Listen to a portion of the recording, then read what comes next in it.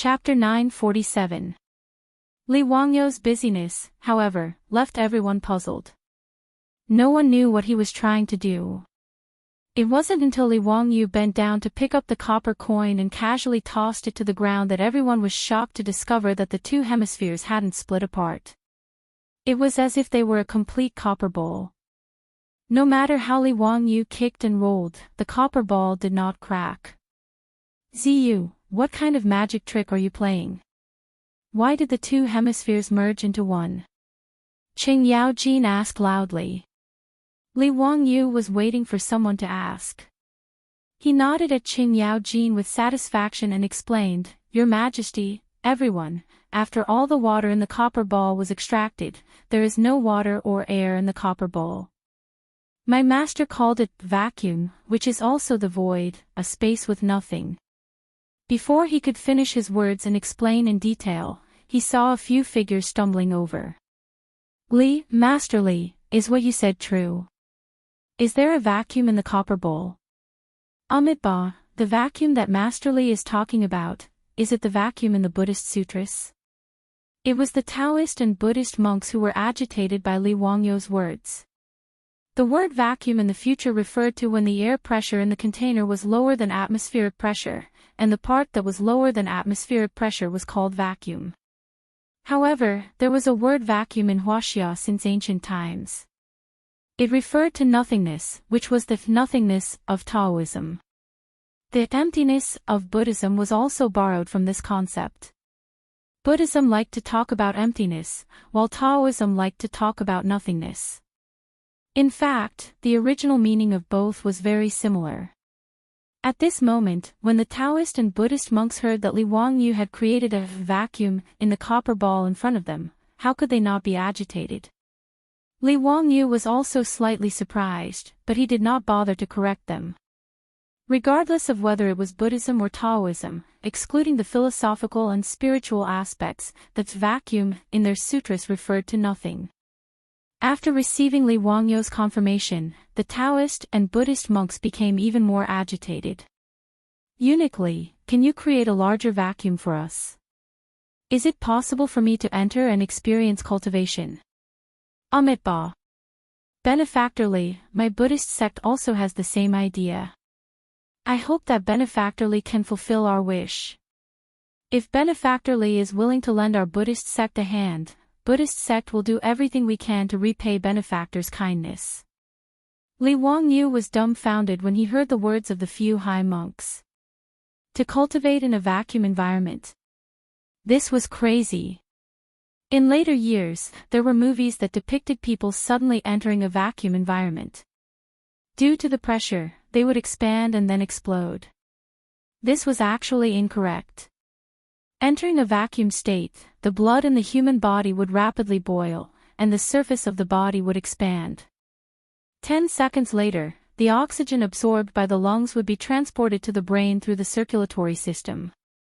The person would then lose consciousness and go into shock, followed by death due to hypoxia. This was something that almost everyone knew in the future. No one would be stupid enough to run into a vacuum environment. However, the Tangs naturally did not understand this. When these Taoist monks heard the word vacuum, they were so excited that they forgot about everything else. After being stunned, Li Wangyou could only smile bitterly and explain the consequences of entering a vacuum environment to the Taoist monks. When Gao Zhen and the eminent monks heard what he said, their expressions changed.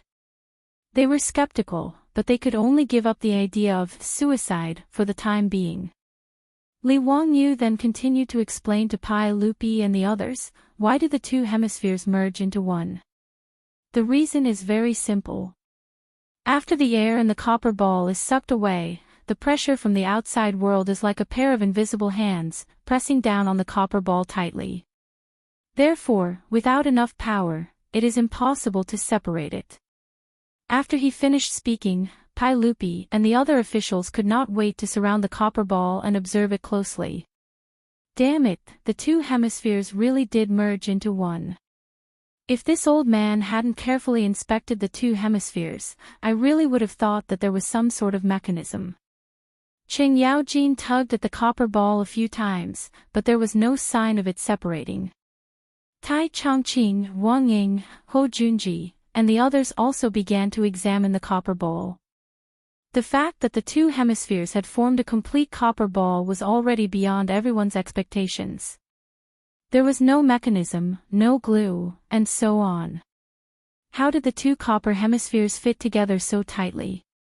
Could it really have been caused by the atmospheric pressure that Li Wangyu spoke of? Hou Junji's face couldn't help but darken. Wang Ziqiao and the other officials also had nasty looks on their faces. A dark cloud flashed through their minds. It didn't matter if they lost some money, but to them, losing face was more important. Now that the truth was before them, they began to somewhat believe Li Wangyu's claims about atmospheric pressure. Wang Ying continued to stiffen his neck as he stubbornly protested, even if these two copper balls are being held together by some sort of atmospheric pressure, that doesn't mean that we have to endure 200 dan of air at all times, right? Li Wangyu looked at Wang Ying like he was an idiot. Whether or not it's really 200 dan of air, Lord Wang will know once you try.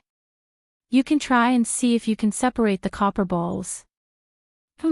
This old man naturally doesn't have that much strength.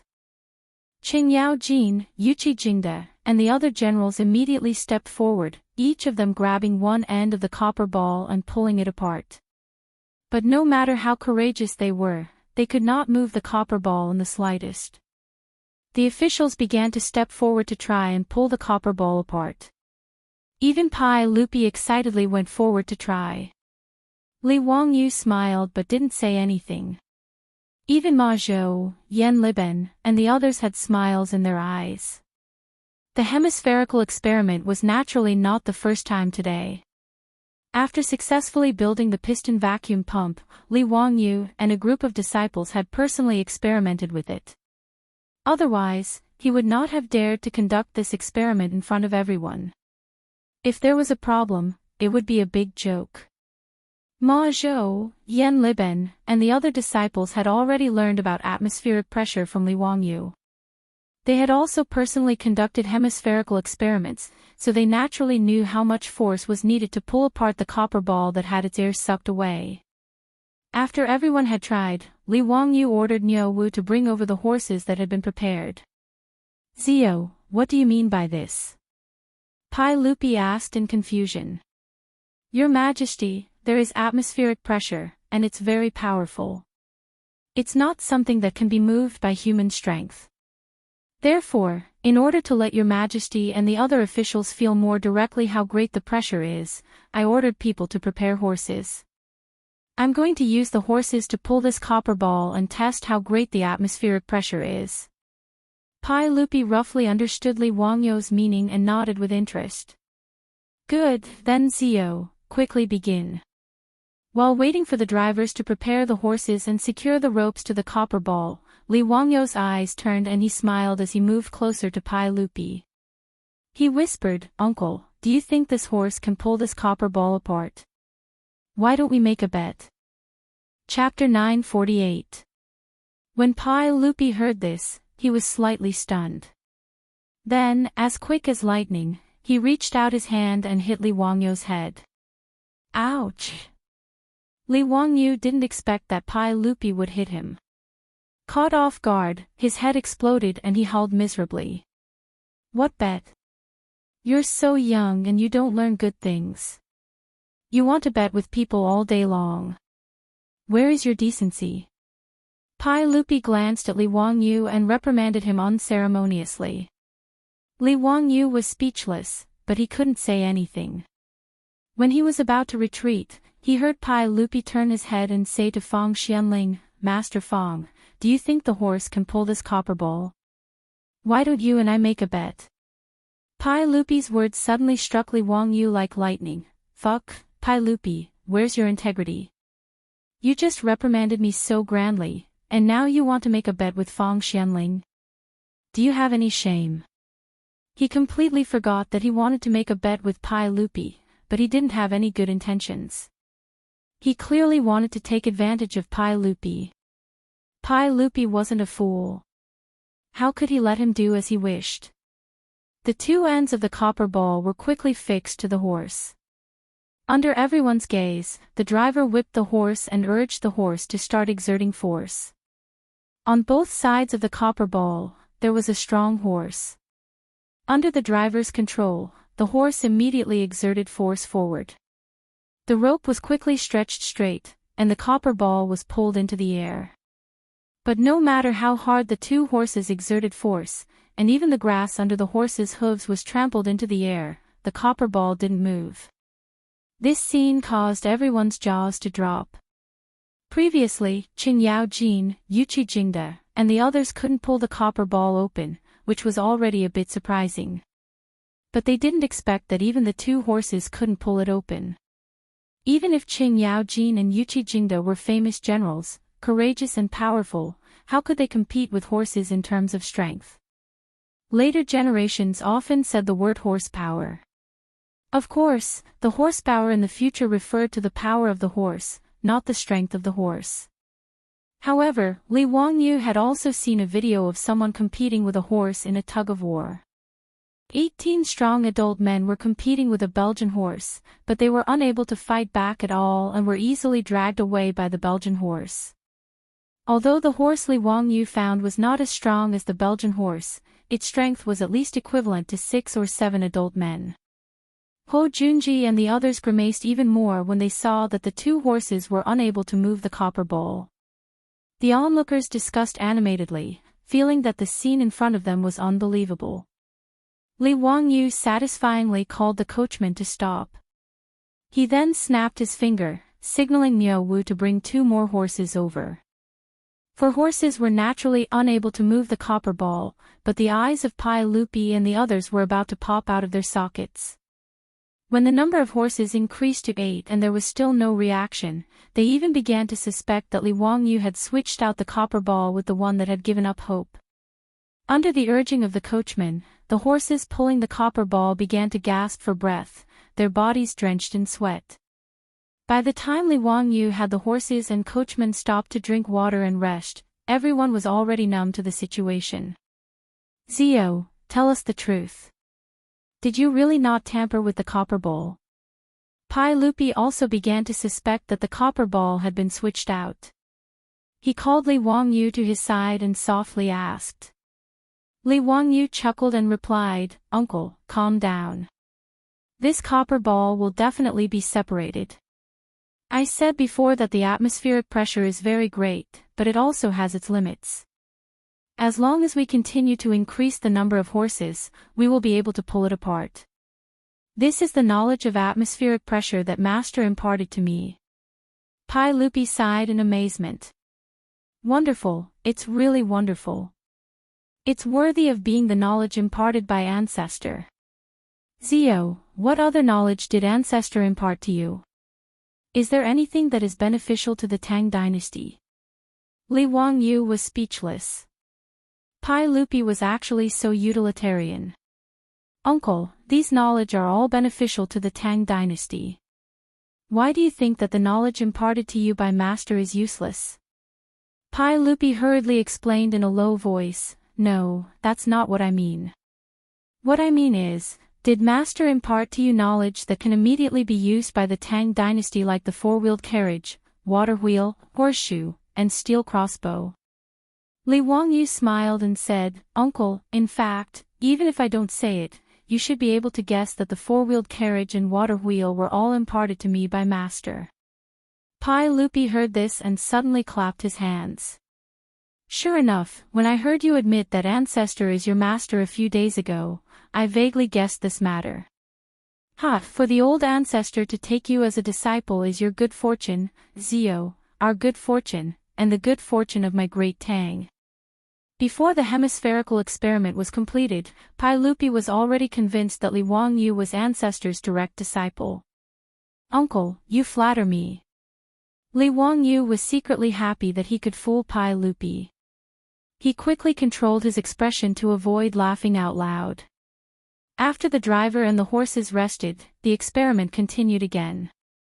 The number of horses continued to increase. 10, 12, 14, until it increased to 16 horses. Just like the Magdeburg hemispherical experiment in history, the copper ball finally made a loud noise and was pulled apart by the horse's huge traction force. Pai Lupi and the other officials did not wait for Li Wangyu to speak. They immediately gathered around, picked up the two hollow hemispherical balls, and carefully looked at them. Damn it, it's really the two hemispherical balls from before. They're exactly the same. I even replaced Ancestor Zio's hemispherical balls with solid ones. Qing Yaojin held up a hemispherical ball and shouted. Some people tried to combine the two hemispherical balls again, but they easily separated them again. Without the existence of atmospheric pressure, the hemispherical balls would naturally not be pressed together. Li Wangyu was very satisfied with the results of the experiment. He held up the hemispherical ball and said to the crowd, "Your Majesty, everyone, this is the best proof of the existence of atmospheric pressure. When the air in the copper ball is sucked away, the air outside will tightly press it down.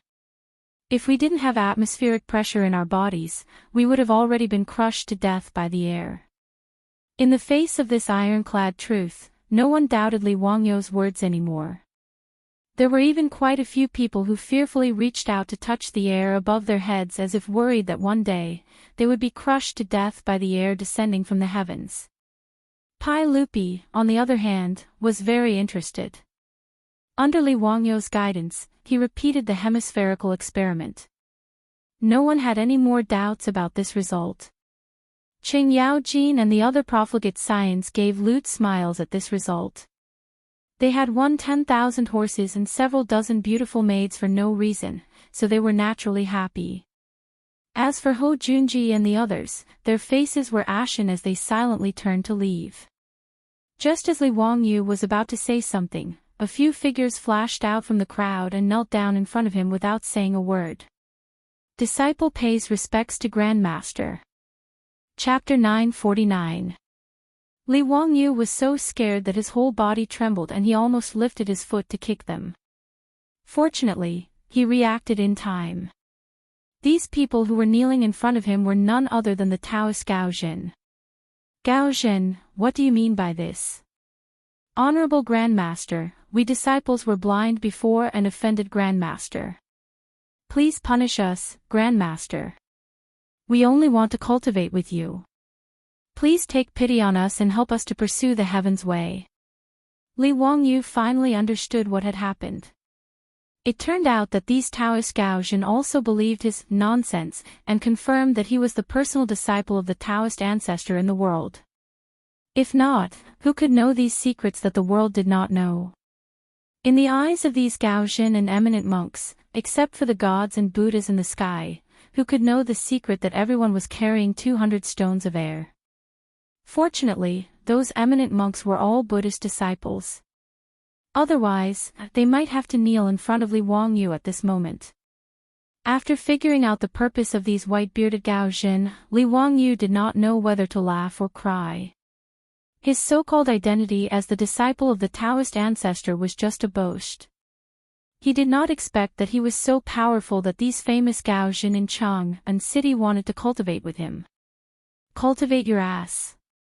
Even though Li Wangyu and Su Chongqing had inexplicably traveled to the Tang dynasty, they had never believed in any gods or Buddhas. He would rather believe in a space-time wormhole than believe in any gods or Buddhas in the sky. Moreover, he did not know how to cultivate. What could he teach these Gaozhen? Li Wangyu sighed silently in his heart. Sure enough, a lie needed more lies to cover it up. "Gaozhen, don't mention the Grandmaster again. Although I am the personal disciple of the Taoist ancestor in the world, the knowledge that the Master taught me is not the same as yours. Well, I am not the successor of the Taoist ancestor. Do you understand?" A few Gaozhen disciples looked at each other and replied with a firm expression, "Grandmaster, the Tao ancestor is your master. No matter what knowledge you learned from the Tao ancestor, you are still the disciple's grandmaster. There is no doubt about that." "That's right. Since Grandmaster's master is the Tao ancestor, he is the Grandmaster of our Tao sect. In our Tao sect, if anyone doesn't respect the Grandmaster, that would be equivalent to deceiving the Grandmaster and destroying the Grandmaster. Everyone has the right to punish him. In fact, these few Taoist masters might not completely believe Li Wangyou's excuse. These old fellows had long since become shrewd with age, so how could they bow their heads and bow just because of Li Wangyou's lies? In terms of seniority, these few Daoist masters were about the same as Sun Simiao. However, unlike Sun Simiao who lived in seclusion in the mountains for a long time, these Gaoxian masters had been active in Chang and for a long time and had considerable influence in Taoism. As Taoism was conferred as the national religion by the royal family of Li Tang, and Li Yuan and Pai Lupi had recognized the Dao ancestor as their ancestor, the relationship between these Taoist masters and the royal family was very subtle. Since the Daoist sect had joined forces with the Buddhist sect to impeach Li Wangyou, it was obvious that it would be impossible to restrict Li Wangyou's development in the future. In the eyes of the Gaoxian masters, the knowledge displayed by this child was extraordinary. Whether this knowledge was imparted by the Dao ancestor or learned by Li Wangyou from other places, it showed how terrifying Li Wangyou was. Therefore, this group of old foxes immediately changed their standpoint. Li Wangyou could only be a friend and not an enemy. Even if they lowered their seniority and regarded Li Wangyou as their grandmaster, it was nothing. In any case, Li Wangyou was the emperor's teacher. Since they couldn't restrict him, his future status would be respected, needless to say. For the Dao sect to be able to confirm Li Wangyou's identity as the Dao ancestor's successor, it would bring a strong protective talisman and backing to the Dao sect. It could be imagined that the Buddhist sect's days would become more and more difficult in the future. Therefore, the few Gaoxian masters could be Li Wangyou's great-grandfather regardless of their age. They directly pushed down the Golden Mountain and toppled the Jade Pillar, and very happily bowed down. The few Buddhist monks also understood this point at this moment. Their faces were also quite ugly, but there was nothing they could do. They could only bow their heads and silently recite the name of Buddha. Li Wangyou was also very helpless towards the persistence of the Taoist masters. He couldn't explain it, and could only tacitly accept the title of Dao Sect Grandmaster. However, Grandmaster, didn't you learn Dao from the Dao ancestor? That vacuum environment, is it really impossible for people to enter it to cultivate? The few Gaoxian masters still didn't give up and continued to ask. Li Wangyou was speechless and could only silently shake his head. Pai Lupi was happy to see the Dao sect's Gaoxian acknowledge his nephew's identity and treat him as their grandmaster. He, the emperor of all ages, naturally understood his nephew's personality. Pai Lupi completely trusted and was not worried about Li Wangyou. He was not at all afraid that this fellow would become too powerful in the future, unable to control him, and even usurp his son's position. With Li Wangyou's languid personality, if he really took the throne and worried about the affairs of the world every day, it would probably be worse than killing him. Therefore, it was a good thing that Li Wangyou could obtain the support of the Dao sect. In the future, when his eldest son ascended the throne, the world would become more peaceful. Although Li Heir had a lot of faults, such as killing his brother and forcing his father to flee after the Black Tortoise Gate incident, he was also very lecherous, obstinate and self-opinionated even when he was old, and he was fond of grandiose achievements, but overall, Li Heir was a rare good emperor who cared about the people of the world. This was also the reason why Li Wangyou was willing to offer his skills and be exploited by Pai Lupi. After the Royal Academy's hemispherical experiment was completed, the teachers and students of the Academy, as well as the officials and their relatives, all felt that it was an eye-opener. Everyone discussed animatedly and dispersed after bowing to Pai Lupi. Pai Lupi, Empress Xianxia, Concubine Yang, Feng Xianling, Qing Yao Jin, and the other big shots were naturally invited back to the manor by Li Wangyou. The big shots had come all the way from Chang and to the academy. As the host, he naturally had to be a good host and entertain the big shots. Li Wangyou's manor had all kinds of facilities and many new things. The big shots, including Pai Lupi, were happy to have a day of leisure and gave themselves a holiday. Empress Xianxia, Concubine Yang, Fang Xianling, and the other big shots womenfolk were naturally received by Su Chongqing. Li Wangyu invited Pai Lupi and the others to sit in the living room and serve tea. While everyone was chatting, the old housekeeper Li Heng hurried in and reported, Lang Jun, Gao Shilian, Duke Gao, is here to visit. Li Wangyu was slightly stunned. Gao Shilian had returned to Chang'an? How come he didn't know about this? Wasn't Gao Shilian still the chief clerk of the governor's mansion in Yizhou? Logically speaking, Gao Shilian should have been called back to Chang and by Pai Lupi after the 5th year of Jingguan. Li Wangyu turned to look at Pai Lupi in confusion. Uncle, you called Duke Gao back to Chang and in advance. Yes, Duke Gao has done a good job in governing Yizhou. This time, he has also eliminated the rebellion of the officials. In addition, after Kemming's death, the position of the right servant has been vacant. After discussing with Xianling, I ordered Duke Gao to return to Chang'an. But I didn't know that he had already arrived in Chang'an and came to your manor first. Li Wangyu nodded and excused himself from Pai Lupi and the other big shots. He got up and went out with Li Heng to welcome Gao Shilian. Chapter 950. Gao Shilian had just returned to Chang'an from Shu today. The journey of thousands of miles had exhausted the old man quite a bit. In order to avoid unnecessary etiquette, Gao Shilian did not even send people back to Chang'an to report. Otherwise, if they knew that he was coming back today, Li Wangyu's experiment would have been delayed. After all, whether it was Empress Zhangsun or Zhangsun Wuji, or even Pai Lupi, they would all personally welcome Gao Shilian. As for Gao Shilian's students, colleagues, and friends all over Chang'an, they would not neglect Gao Shilian because of Li Wangyu's experiment. Gao Shilian planned to return to Chang'an quietly, rest for 2 days, and then meet Pai Lupi. But once he entered Chang'an, Gao Shilian felt that his eyes could not keep up. In the first year of Jingguan, Gao Shilian was demoted by Pai Lupi to take up a post in Yizhou because he had withheld Wang Gui's secret memorial. Of course, outsiders did not know what was going on. Wang Gui and Gao Shilian had always been on good terms. Withholding Wang Gui's secret memorial did not benefit Gao Shilian at all. Gao Shilian was demoted to the governor of an province, and then replaced Dou Gui, the governor of Yizhou, to take over Yizhou as the governor of Yizhou. The meaning behind this was worth pondering. In Li Wangyu's view, rather than demoted, Gao Shilian was helping Pai Lupi to deal with the trouble. But no matter what, Gao Shilian had not returned for 4 years since he left Chang'an in the first year of Jingguan. Chang'an had changed a lot in these 2 years because of Li Wangyu's appearance. Whether it was the public carriages running on the streets or the toilets in the streets and alleys, Gao Shilian was very curious. The old man even personally went to the toilets to experience them.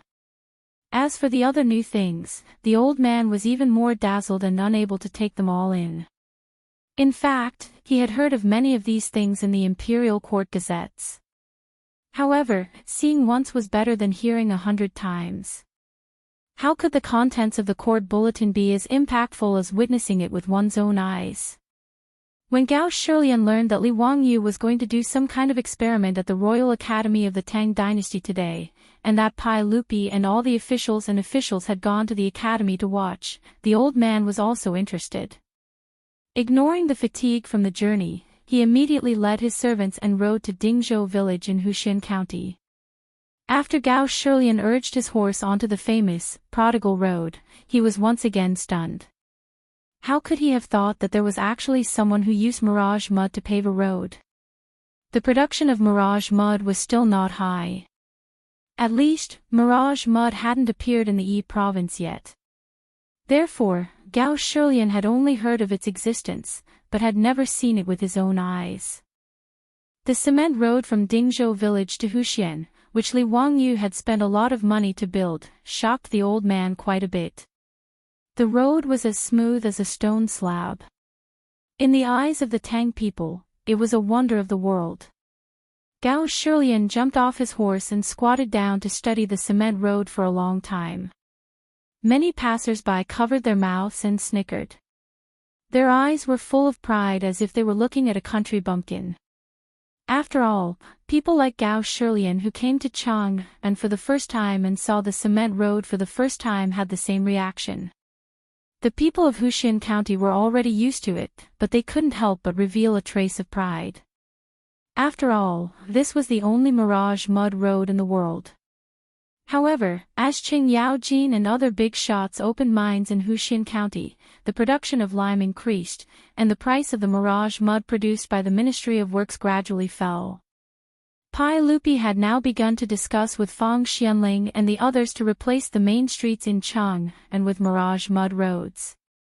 However, this project cost a lot.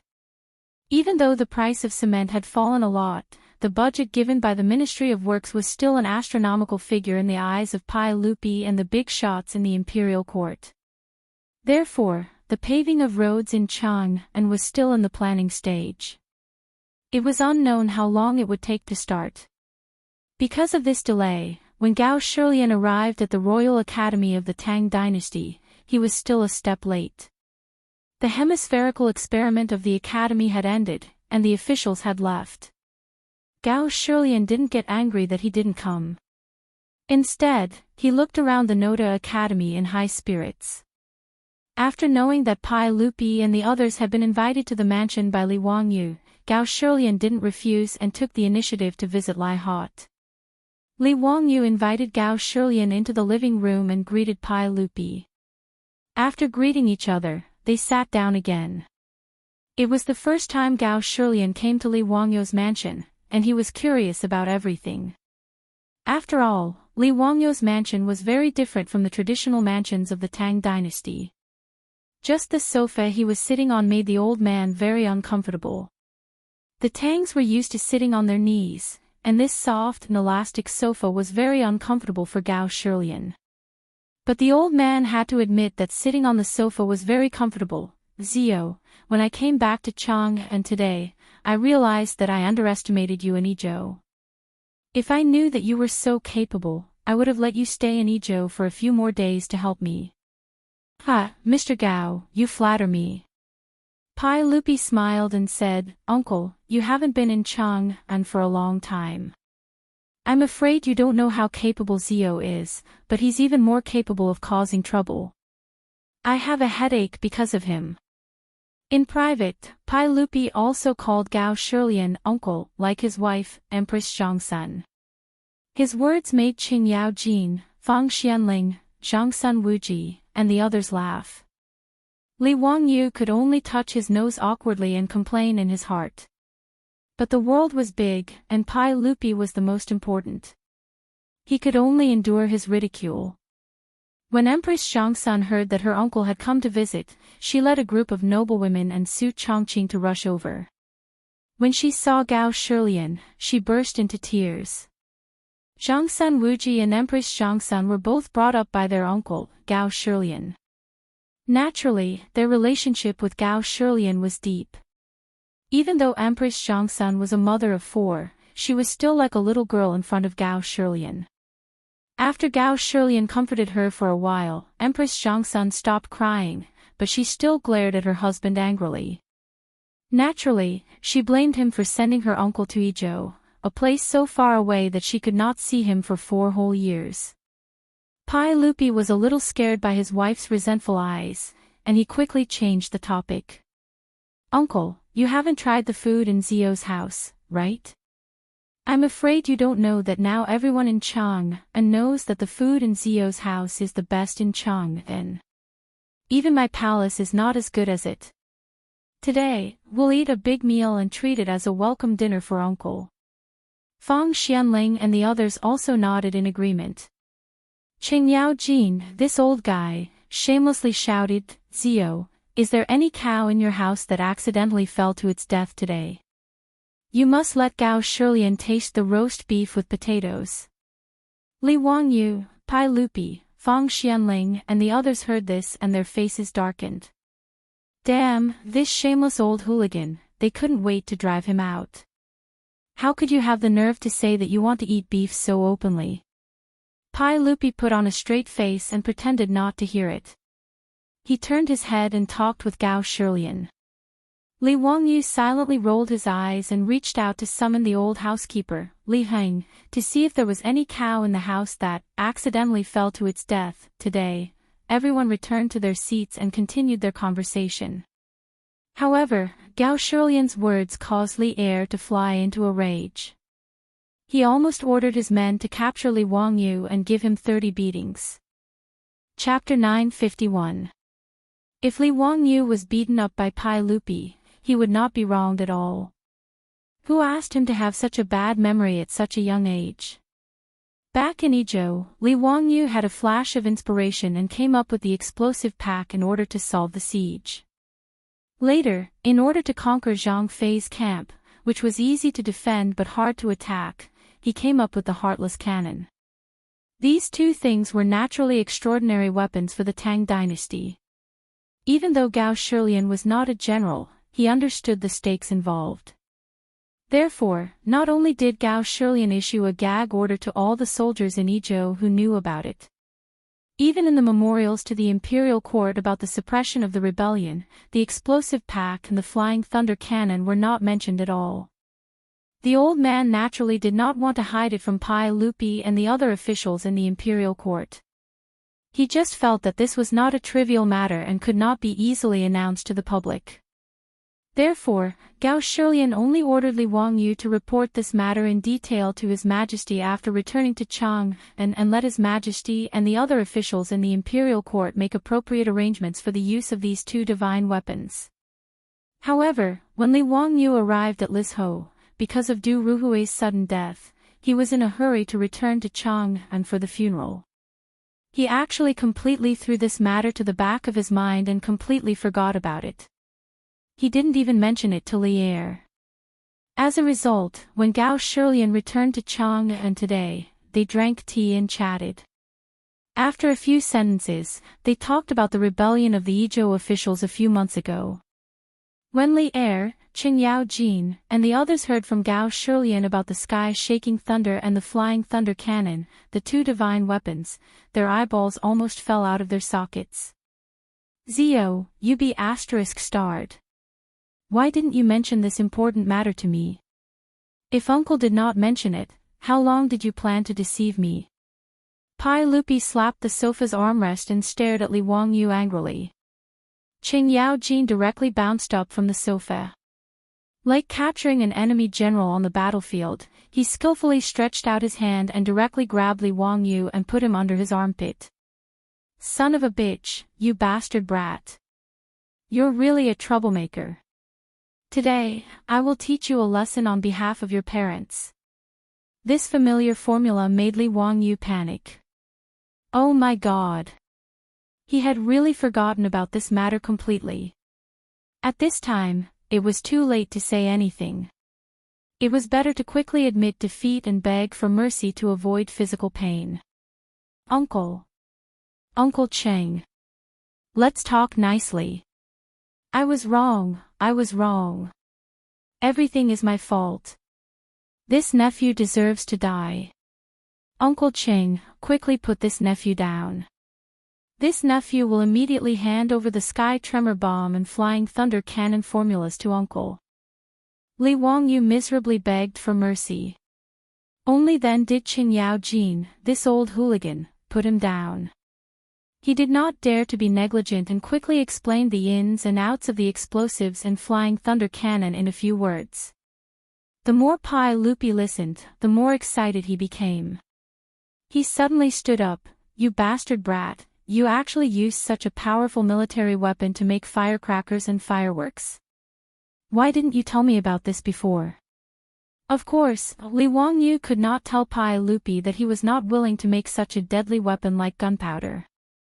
Whether it was firecrackers or fireworks, when Pai Lupi asked him the reason, Li Wangyu only said that it was a new type of medicine. Pai Lupi and the officials never thought that behind the seemingly beautiful fireworks, there was actually a deadly weapon hidden. If he had not been forced into a corner in Zheolong County, he would not have made the explosives. However, now that it had been exposed, he could no longer hide the gunpowder. Zio, do you still have any sky tremor grenades in your residence? Quickly show them to me and my beloved officials. Pai Lupi could not wait to see the power of the gunpowder with his own eyes. Li Wangyu was speechless. Who the hell would store such a dangerous thing in their own home? Were they crazy? Just as he was about to shake his head, he suddenly remembered that there seemed to be some unused gunpowder stored in the small room that Niu Wu and the others used to make gunpowder in the manor. In order to keep it a secret and for safety, Li Wangyu ordered people to build a small stone room in a remote corner of the manor. It was specifically used to make gunpowder, firecrackers, and fireworks. Gaysimon's mad dog of Een Death Abyss was also kept in that small room. Because they did not know when they would use the firecrackers and fireworks, Niu Wu and the others did have some leftover gunpowder. Uncle, there is indeed some gunpowder in my residence. I will immediately order people to prepare it. Since Pai Lupi wanted to see it, then he would let him see it. Li Wangyu instructed Niu Wu to prepare silk. Together with the Zhang brothers, they made the remaining gunpowder into bags of gunpowder according to the method they used to make the bags of gunpowder in Jiulong County. Then, they found a remote place in the manor and dug out a few clay cannon barrels so that they could show the flying thunder cannon to Pai Lupi and the others later. Fortunately, Li Wangyu's manor occupied a large area of several hundred mu of land. It was not a problem to find a remote area that could be used as a shooting range. Because the gunpowder was ready-made, Niu Wu and the Zhang brothers did not spend much effort to make several bags of gunpowder. After Pai Lupi, Qing Yaojin, Yuqi Jingda, and the other military leaders personally witnessed the earth-shattering effects of the gunpowder, they were once again shocked to the extreme. They were all flabbergasted and speechless. Qing Yaojin looked at the large crater created by the gunpowder and reached out to touch his head. Son of a bitch, this sky tremor grenade is really amazing. This kind of earth-shattering divine power, even if refined steel encountered it, it would also be crushed into fine powder, not to mention this person's body of flesh and blood. This thing, its divine power is really unpredictable. Sky tremor grenade, it really lives up to its name. After a long time, Pai Lupi let out a long breath and turned to look at Li Wangyu. Zio, this sky tremor grenade was also imparted to you by the Dao Zhu, right? Li Wangyu was slightly stunned and quickly nodded. Yes, uncle is right. It was master who imparted it to me. Uncle, please don't blame me for not reporting to you before. It is really because master said that I am not allowed to use this sky tremor grenade unless it is a last resort. This thing is too powerful, I am afraid it will harm the harmony of heaven. He realized that it was really good to pull out a Dao Zhu as a master. Everything could be pushed to the Dao Zhu. If anyone didn't believe it, they could go and confront the Dao Zhu. After witnessing the power of gunpowder, whether it was Pai Lupi, Qing Yaojin, Fang Xianling, or other big shots, there was no doubt that Li Wangyu was the personal disciple of the Dao Zhu. Where in the world could such an immortal method be found except for the Dao Zhu? After listening to Li Wangyu's explanation, Pai Lupi nodded approvingly. I understand your painstaking efforts, Zio. Don't worry, I will not use this thing at will. Li Wangyu shook his head. Uncle, you are wrong. Master just forbids me to use it at will. But if the iron cavalry of the Tang dynasty uses this sky tremor grenade, it will be fine. He was not a pedantic person. There was no difference between killing people with gunpowder and with swords, let alone which way was crueler. If gunpowder could reduce the casualties of the iron cavalry of the Tang dynasty, Li Wangyu would be more than happy to see it. Pai Lupi nodded to show that he understood. But then he heard Li Wangyu's words, which stunned Pai Lupi, Qing Yaojin, and the others. But in my opinion, Uncle should keep the sky tremor grenade and flying thunder cannon a secret for the time being. Don't use it in a short time. Chapter 952. Pai Lupi asked in confusion, Zio, what do you mean? Can you explain? Li Wangyu didn't answer but asked, "Uncle, the Tang dynasty's greatest threat, the Turks, have already submitted. This is Uncle's great contribution. However, which country does Uncle think will threaten the Tang dynasty?" His words made Pai Lupi and the other elders frown. After a while, Pai Lupi said, "In my opinion, Goguryeo in the north will be the greatest threat to the Tang dynasty." Qing Yaojin, Fang Xianling, and the others nodded. The Sui dynasty's 3 expeditions to Goguryeo failed and they returned in defeat. The heads of countless Han soldiers were piled up by the Goguryans. Even after the founding of the Great Tang, the relationship between Goguryeo and the Great Tang seemed to be rather amicable on the surface, but in truth, the Great Tang sovereign and his subjects were constantly contemplating whether to launch another northern expedition to destroy Goguryeo.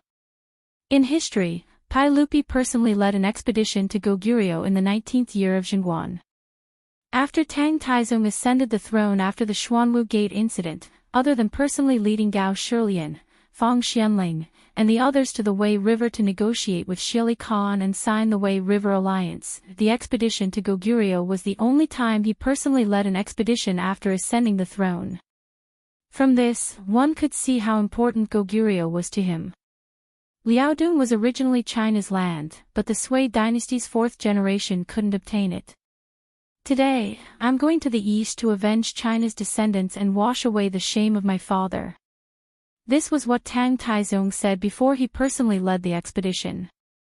Li Wangyu smiled and shook his head, "Uncle, in my opinion, Goguryeo is just a disease." The Sui dynasty's 3 expeditions to Goguryeo failed not because Goguryeo was strong, but because the Sui dynasty had made too many mistakes. Furthermore, it wasn't easy to obtain food and fodder, and the weather in Liaodong was cold. "Oh. Zio, you're looking down on Goguryeo." Pai Lupi was slightly displeased. Li Wangyu hurriedly explained, "Uncle, it's not that I'm looking down on them, but the Tang dynasty is different from the Sui dynasty."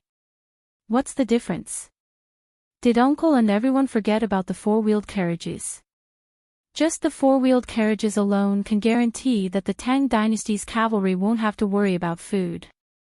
As for the cold weather, that's not a problem. I have my ways of dealing with it." With a smile, he turned to Li Er, Qing Yaojin, and the others and said, "Uncle, everyone, as long as our Great Tang doesn't have to worry about rations or the bitter cold, as for the sturdy city of Goguryeo." Li Wangyu chuckled as he pointed to the craters created by the explosives.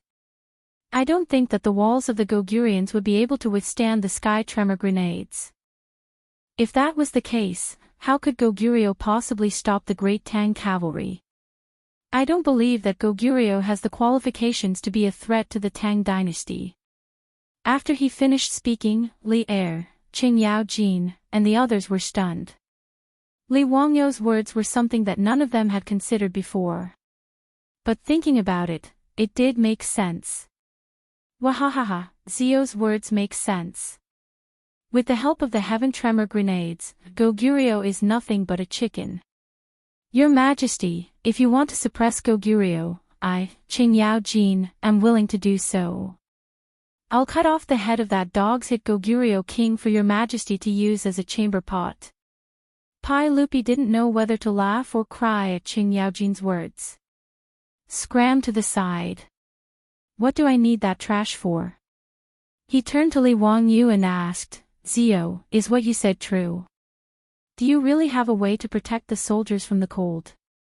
One of the main reasons for the defeat of Goguryeo in the Sui dynasty was the cold weather of Liaodong. In the first expedition, Yang Guang's army was claimed to be 2 million, but in reality, 1.3 million men were sent to Liaodong. However, due to the terrible weather and the unsustainable supply of rations, as well as Yang Guang's careless command, the Sui army suffered a crushing defeat. They lost 300,000 men and had to retreat. If Li Wangyu could really solve the problem of keeping the army warm, coupled with sufficient rations and gunpowder, it would be strange if they couldn't destroy Goguryeo. Compared to the Tang army in history, the current Tang dynasty was much more powerful because of Li Wangyu's appearance. For example, the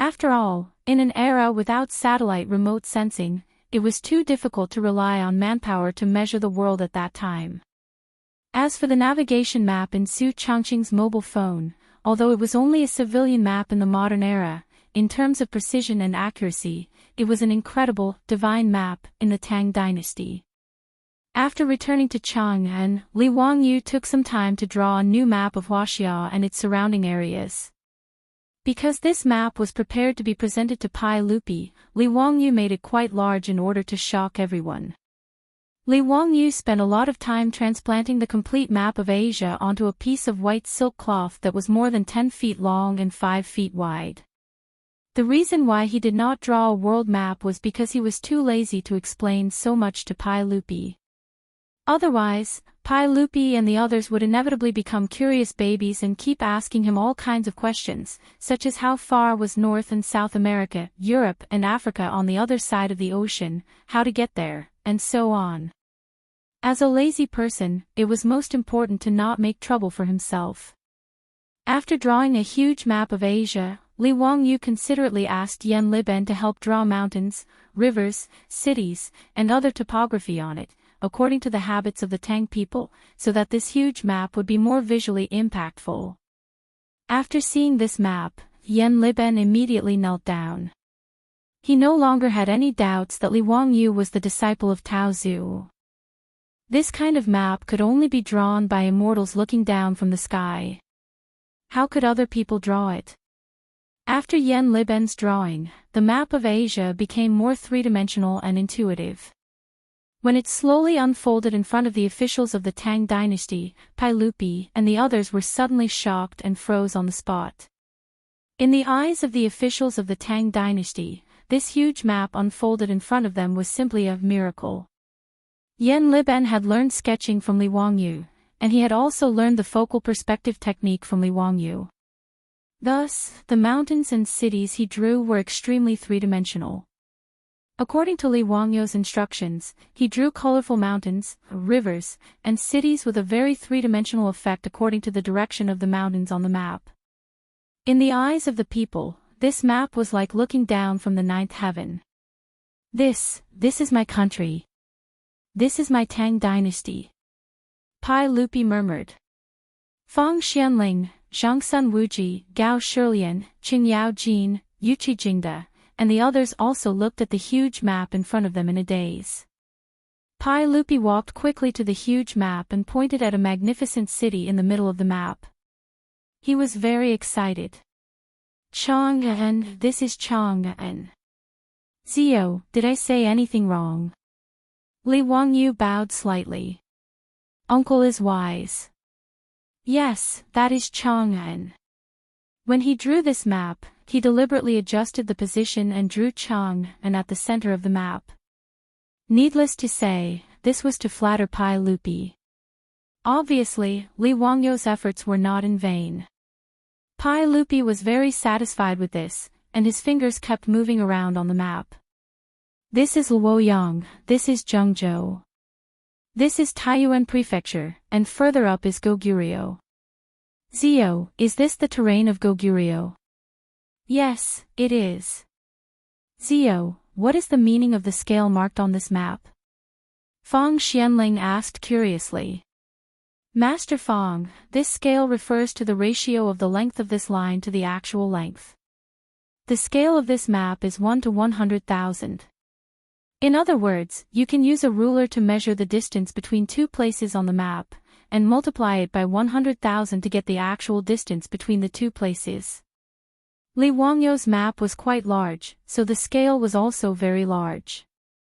A centimeter of distance on the map was equivalent to 100,000 centimeters in reality, which was 1,000 meters. Li Wangyu's explanation made everyone more and more shocked. Zio, do you mean that this map is exactly the same as the world?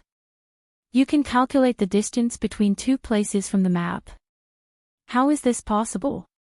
Gao Shilian immediately shook his head. Gao Shilian was not the only one who did not believe this. None of the emperor and ministers of the Tang dynasty believed this. After all, the maps of Wuxia since ancient times were not so accurate. Li Wangyou's map was really shocking to everyone, as if there were thousands of miles of mountains and rivers in front of them. But to say that just by measuring with a ruler on the map, the distance between two places could be determined was a bit of a fantasy. If Master Gao doesn't believe me, why don't we make a bet? Li Wangyou smiled slyly. Gao Shilian had not been in Chang'an for a long time, so he did not know that Li Wangyou was now known as the God of Gamblers in Chang'an. Even an old hoodlum like Qin Yaojin would not dare to accept the bet when he heard Li Wangyou say something like, "Make a bet." Who asked this guy to never lose a bet? No matter how unbelievable the bet was, no matter how optimistic it was, the final winner would always be Li Wangyou. Therefore, whether it was Pai Lupi or Qin Yaojin, they would definitely not make any bets with him now. Gao Shilian was about to nod when he saw Pai Lupi glaring at Li Wangyou. "Zio, are you even going to play with my uncle? Hurry up and tell me clearly. Is your map really so accurate? How is this possible?" Li Wangyou saw that his evil plan did not succeed, so he could only smile and continue to explain. "Uncle, all of you, this map is really accurate. Although I dare not say that it is exactly the same as the actual terrain, it is still very accurate. As long as you know how to use the scale, you will be able to easily measure the distance between different places." Although Qin Yaojin did not dare to bet with Li Wangyou, he still did not believe his words. "Bastard, I really don't believe it. Zio, use this map to calculate the distance between Chang'an and Taiyuan Prefecture for this old man. Let me see if your calculation is correct." Li Wangyou smiled as he took out a ruler and measured on the map. "Uncle Qing, the distance between Chang'an and Taiyuan Prefecture is 1,000 li in a straight line. The actual distance is about 1,400 li. Is my calculation correct?" When Li Wangyou was drawing the map, he naturally did not know the actual direction of the official roads of the Tang dynasty. However, for thousands of years, the official roads and the main provincial roads of later generations were mostly the same. The roads in the map he drew were drawn according to the provincial roads and national roads of later generations. As for the highways, there was naturally no need to consider them. As long as the official roads of the Tang dynasty were not too different from the provincial roads and national roads of later generations, the distance was basically 80 to 90%. Sure enough, after he said this number, Qin Yaojin, Pai Lupi, and the others were really a little dumbfounded. There is a reason why the recent updates are not good. A few days ago, after the royalties were sent out, I was shocked to find that last month's royalties were directly cut in half. Sigh, the winter of online literature is indeed true. Although Lao Long doesn't rely on royalties to live, this insignificant amount of royalties really doesn't make one feel proud. But this book shouldn't be incomplete or incomplete. Lao Long will continue to write seriously, just a little slower. Everyone, please don't blame me for this. Finally, I wish everyone good health during the Dragon Boat Festival. Chapter 954. Pai Lupi, Qin Yaojin, and the others naturally knew the distance from Chang'an to Taiyuan Prefecture, but they didn't expect Li Wangyou to be able to accurately estimate the distance just by measuring it with a ruler. Although Li Wangyou had made a simple measurement based on the provincial and national roads of the future, and it might not be very accurate, the distance that the great Tang sovereign and his subjects knew was only a vague number. It was around 1,400 li. After all, even the Tang dynasty couldn't measure the exact length of the official roads in detail. Damn it, such an accurate map, it's like looking down on the earth from the 9 heavens. Zio, was this map passed down by the Dao ancestor? I don't think anyone other than the gods and Buddhas in the heavens can draw such a map. Qin Yaojin's words made Pai Lupi and the others nod in agreement. Li Wangyou inwardly laughed, but he nodded without hesitation. The old hoodlum's words weren't wrong. This map was drawn from the remote sensing satellites of later generations. Saying that gods looked down on the earth from the 9 heavens wasn't a lie. After learning that this map was passed down by the Dao ancestor, everyone gasped in amazement. Pai Lupi's eyes almost glowed as he looked at the map. After gasping in amazement, everyone became even more interested in this huge map. Pai Lupi and the others ordered someone to bring a ruler, and they imitated Li Wangyou's method, personally measuring the dimensions on the map. Hiss. Zio, is this map really correct? This old man measured that the distance from Chang'an to Pyongyang, the capital of Goguryeo, is actually more than 4,000 li. Gao Shilian's face was full of disbelief. He only knew that the distance to attack Goguryeo was very far, but he didn't expect it to be this far. Even if this map was passed down by the Dao ancestor, this number was enough to shock Gao Shilian and the others. When they thought about how the Tang army had to maintain the supply of food for the 4,000 li journey, the officials of the Tang dynasty felt their scalps go numb. After all, in an era where there were no planes, trains, or cars, just traveling 4,000 kilometers was an extremely long journey. Not to mention, there was also the need to maintain the rations of hundreds of thousands of soldiers. Just the thought of people eating and horses eating was terrifying. Pai Lupi stared at the map in the direction of Pyongyang in silence. After a long while, he looked away and looked at Li Wangyu.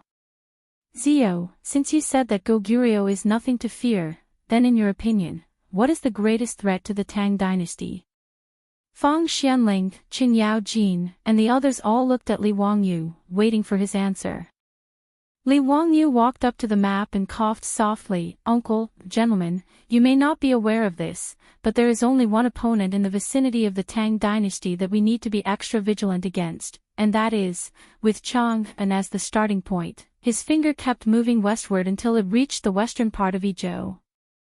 Then, he pointed twice at the Qinghai-Tibet plateau. Tubo. That is the real threat to the Tang dynasty. On the map, Li Wangyu asked Yan Liben to draw the towering terrain of the Qinghai-Tibet plateau very conspicuously. The Yellow Plateau and the Sichuan Basin on the side formed a sharp contrast. Tubo. Where is that? Pai Lupi asked curiously. Fang Xianling, Qin Yao Jin, and the others were also puzzled.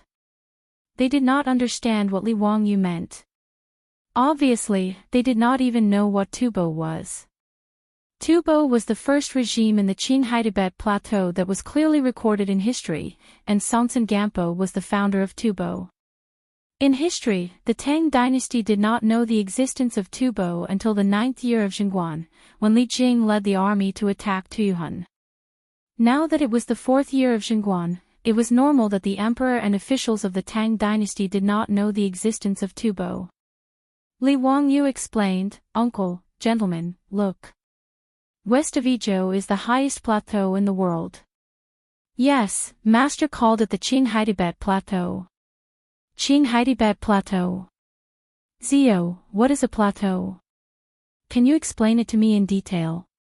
Li Wangyu pointed at the map. Uncle, the so-called plateau refers to this vast area. It is far higher than other places, like the stage and the theater of the Tang dynasty. He walked to the side of the table, picked up a teacup, and placed it on top of the table. Uncle, gentlemen, if the land under our feet is this table, then the Qinghai-Tibet plateau would be like this teacup, far higher than the land under our feet. Such an intuitive explanation made Pai Lupi and the others nod their heads. They were all amazed by nature's uncanny workmanship.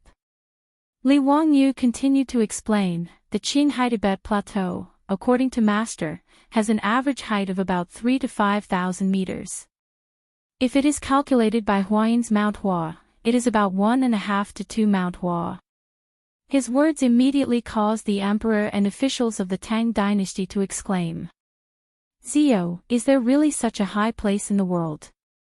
Damn it, I have climbed Mount Hua, and I already felt that it was too high to reach. If it is 2 Mount Hua, isn't it almost to the sky? How is that possible? If it is so high, is it still in the mortal world? Obviously, in everyone's eyes, this height was almost to the sky. This was also normal. According to Chinese legends, the Queen Mother lived on Mount Kunlun. And Mount Kunlun was at the edge of the Qinghai Tibet Plateau.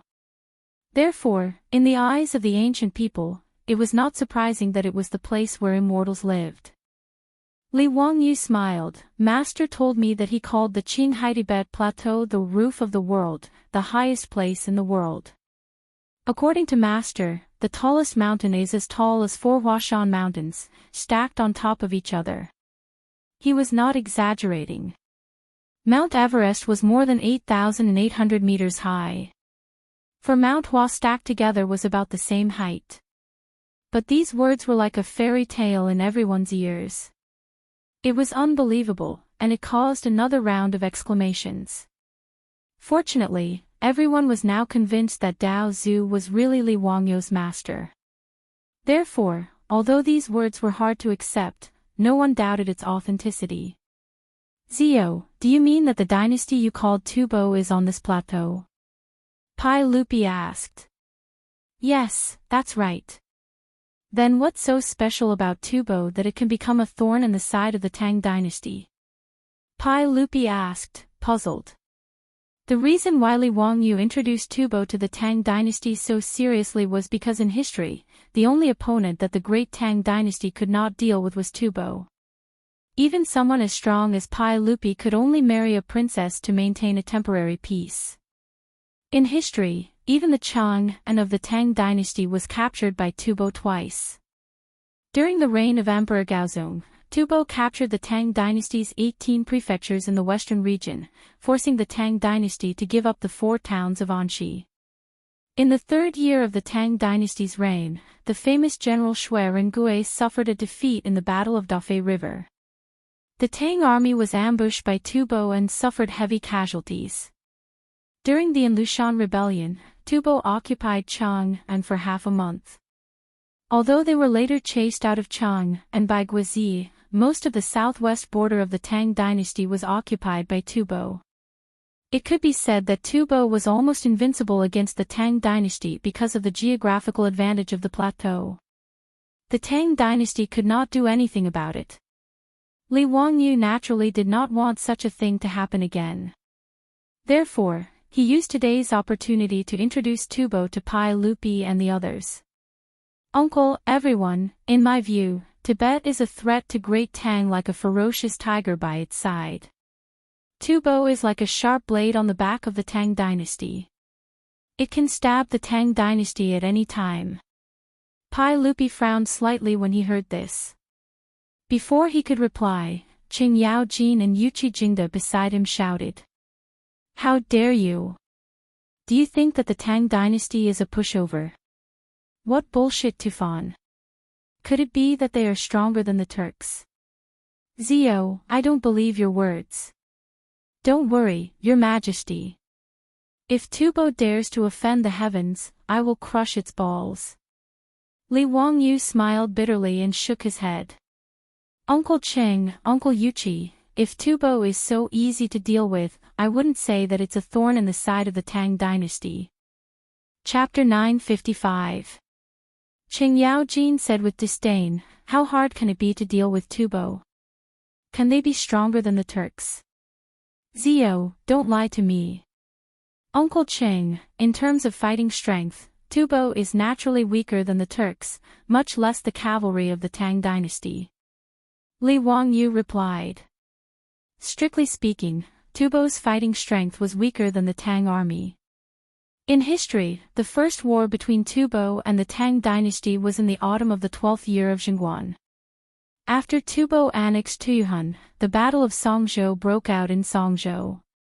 The main force of the Tang army, Ho Junji, had yet to make a move. As the vanguard of the Tang army, Nyo Jinda had already defeated the Tubo army. Songtsen Gampo was afraid of the Tang army and led the Tubo army to retreat from Tuyuhun, Dangxiang, Bilanqiang and other places. After the war between the Tang dynasty and Tubo, the main problem for Tubo was that once they lost, they would immediately retreat to the plateau. The Tang army had attacked the Qinghai Tibet plateau 3 times, but they all failed due to altitude sickness and weather.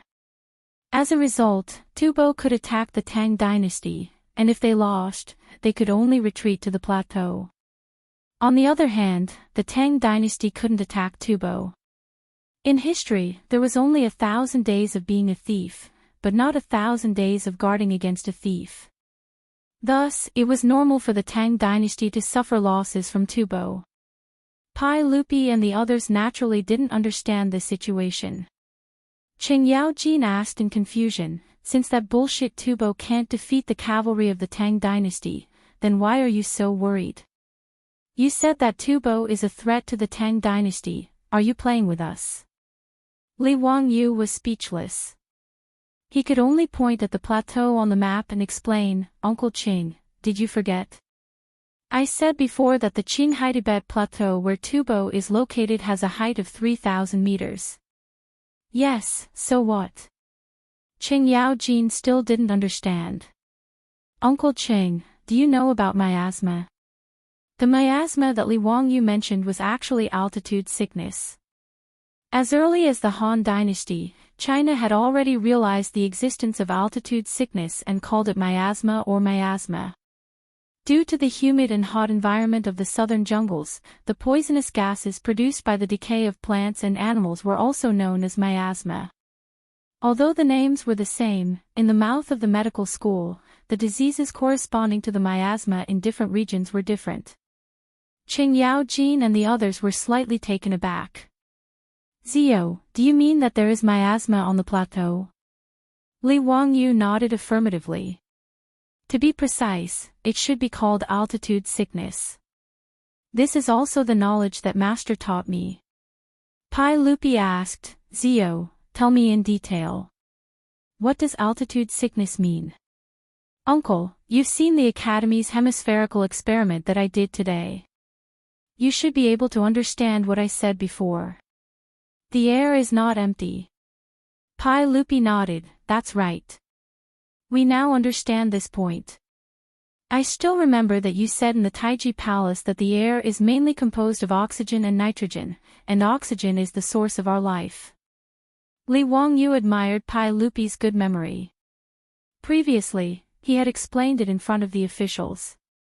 He was not in a hurry to answer Pai Lupi's question. Instead, he ordered the old butler, Li Heng, to bring a crystal cup. In the Hangzhou Museum of the later generations, there was an exhibit that many tourists thought that the museum had made a mistake and had used a modern glass cup as an exhibit. In fact, the cup that looked exactly like a modern glass cup was a crystal cup from the Warring States period. Since the Warring States period could artificially make crystal cups, the Tang dynasty could naturally do the same. The crystal cup in Li Wangyu's residence was made according to the shape of the glass cup in the later generations.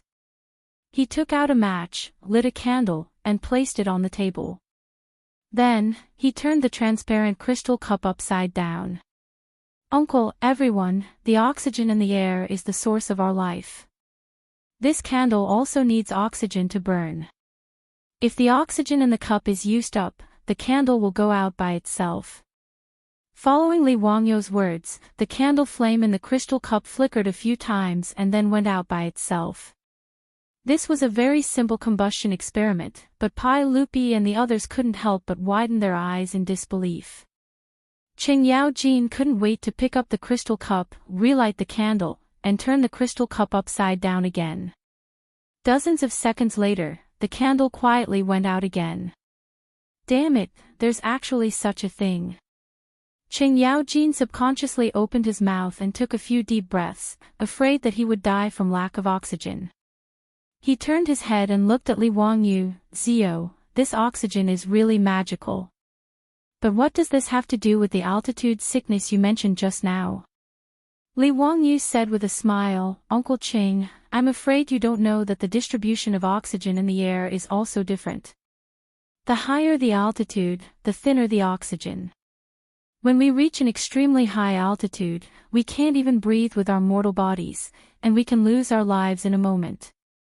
The biggest problem of the Qinghai Tibet Plateau, other than its high altitude, is that the oxygen is very thin. If ordinary people enter the plateau, they will suffer from headaches, fatigue, palpitations, shortness of breath, and other symptoms due to the thin oxygen. In serious cases, they might even lose their lives. He smiled and looked at Qing Yaojin. If Uncle Qing goes to the plateau, I'm afraid you will be short of breath and weak. You won't be able to use even 20% of your strength. How can you fight against the Tubo people in such a situation? Pai Lupi and the others couldn't help but look at each other when they heard such a strange story. Fang Xianling couldn't help but frown and ask, Zio, aren't those Tubo people afraid of altitude sickness? Li Wangyu nodded, Master Fang, the Tubo people have lived on the plateau since childhood and are already used to it. Although they will also be affected by altitude sickness, the effect is much smaller. Therefore, if Tubo and the Tang dynasty go to war, even if they lose, they can just retreat to the plateau. We can't do anything to them at all. In this way, Tubo is already in an invincible position. Pai Lupi's face was also very gloomy. Zio, if it's really as you said, then Tubo is really a big problem for me. Fang Xianling, Gao Shilian, Zhangsun Wuji, and the other big shots also nodded. Just thinking about such a potential enemy made them feel very uncomfortable.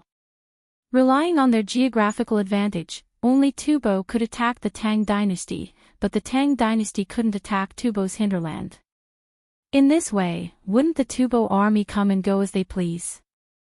Even if they couldn't win, they could retreat to the plateau to recuperate and lick their wounds.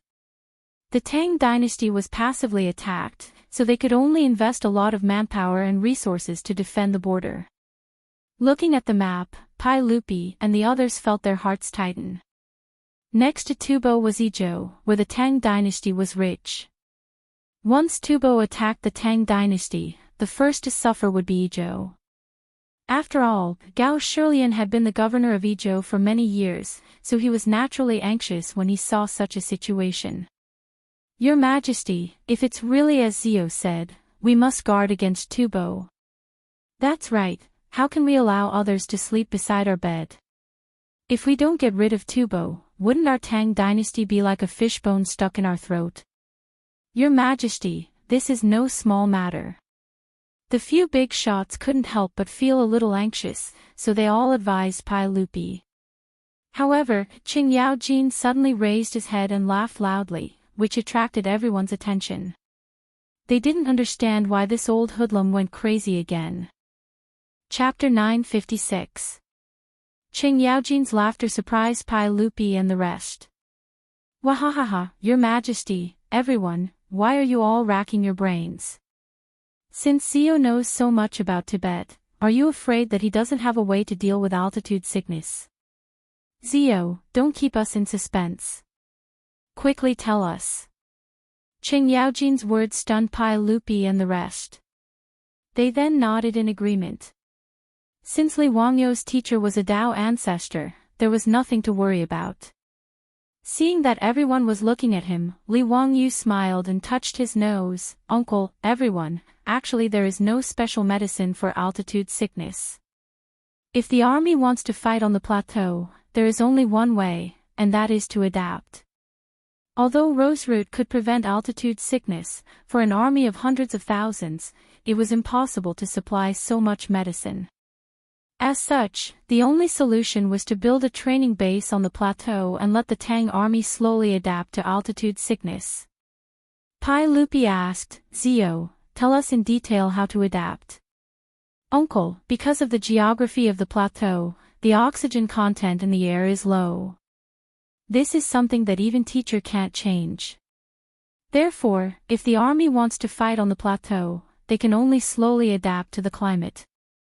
Normally speaking, after 3 months of adaptation, the army would be able to get used to the altitude sickness.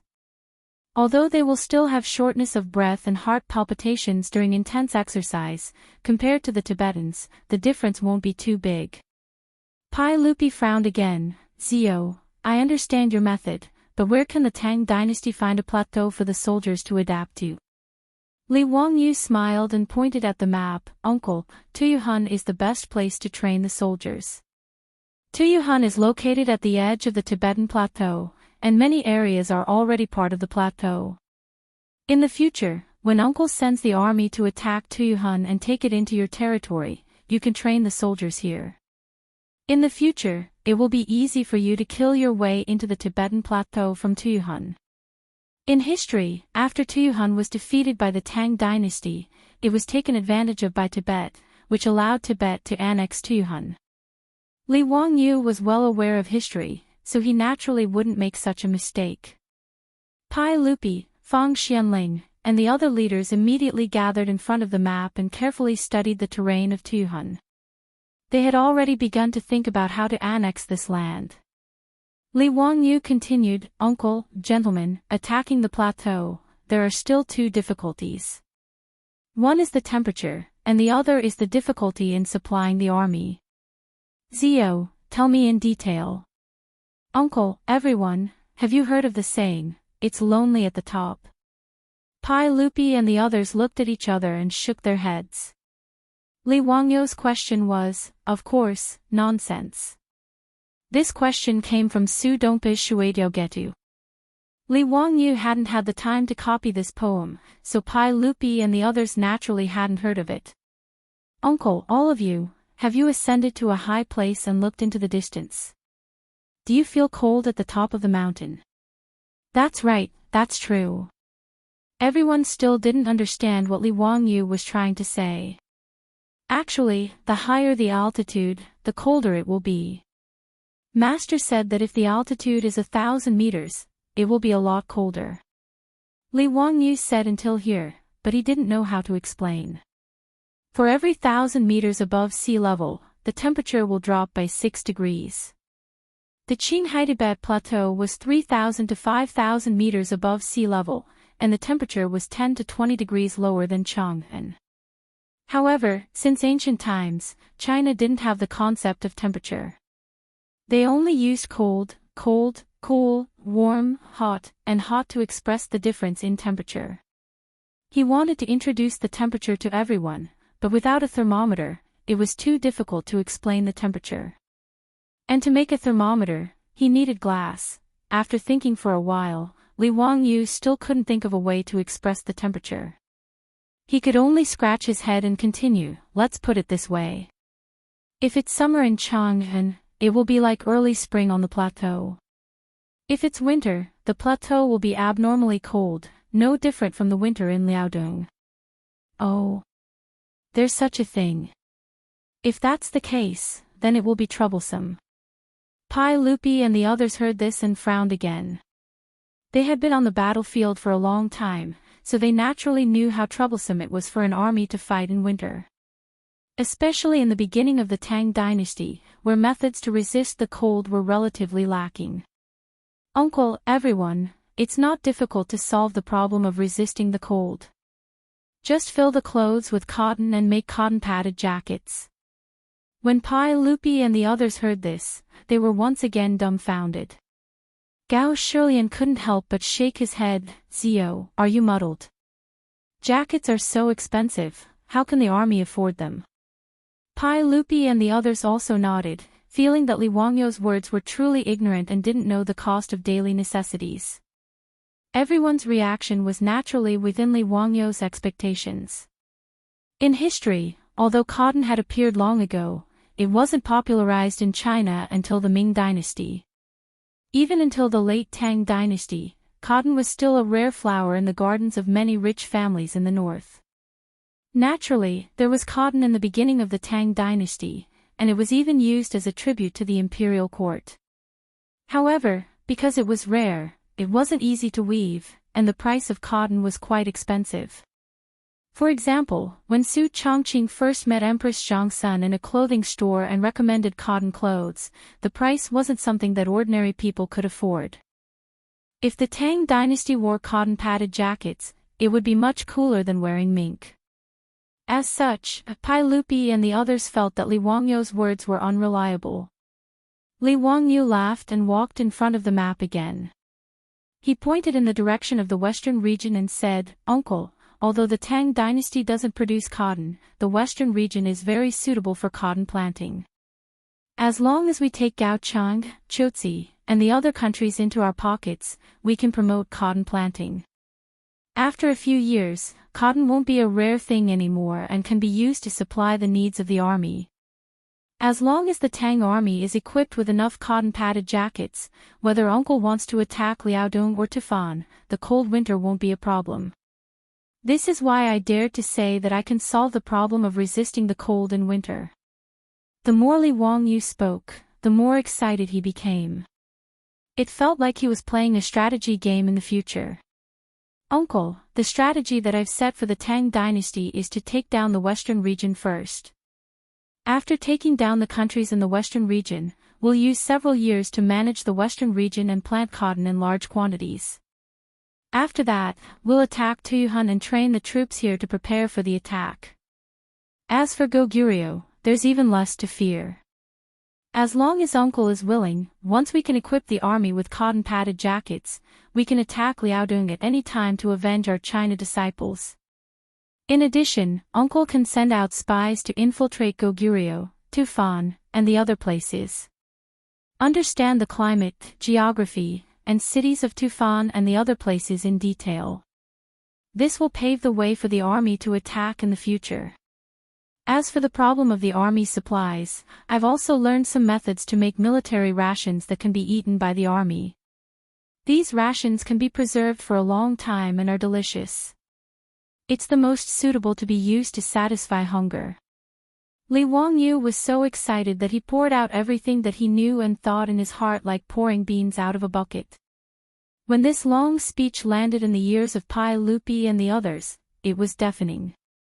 It was like a series of explosions in their ears, making them feel dizzy.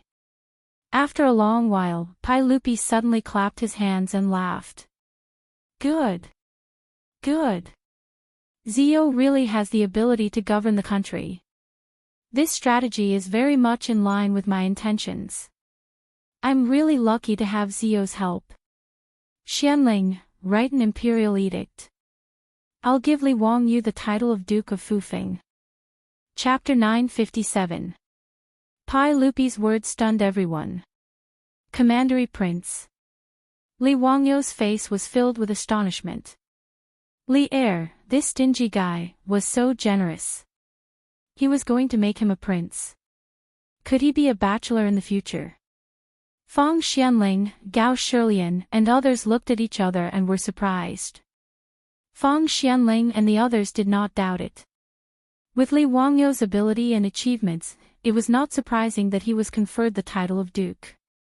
But the point was that only members of the imperial family could be granted the title of prince and commandery prince. After Li Wangyu was removed from the genealogy by the Li clan in Huxian, even the Zongjing temple removed the names of Li Wangyu and his father, Li Zhou, from the genealogy of the imperial family. Of course, in the Middle and Late Tang dynasty, not only members of the imperial family could be granted the title of commandery prince, but also ministers and judici could be granted the title of commandery prince. In the late Tang dynasty and the Five Dynasties, there were many commandery princes with different surnames.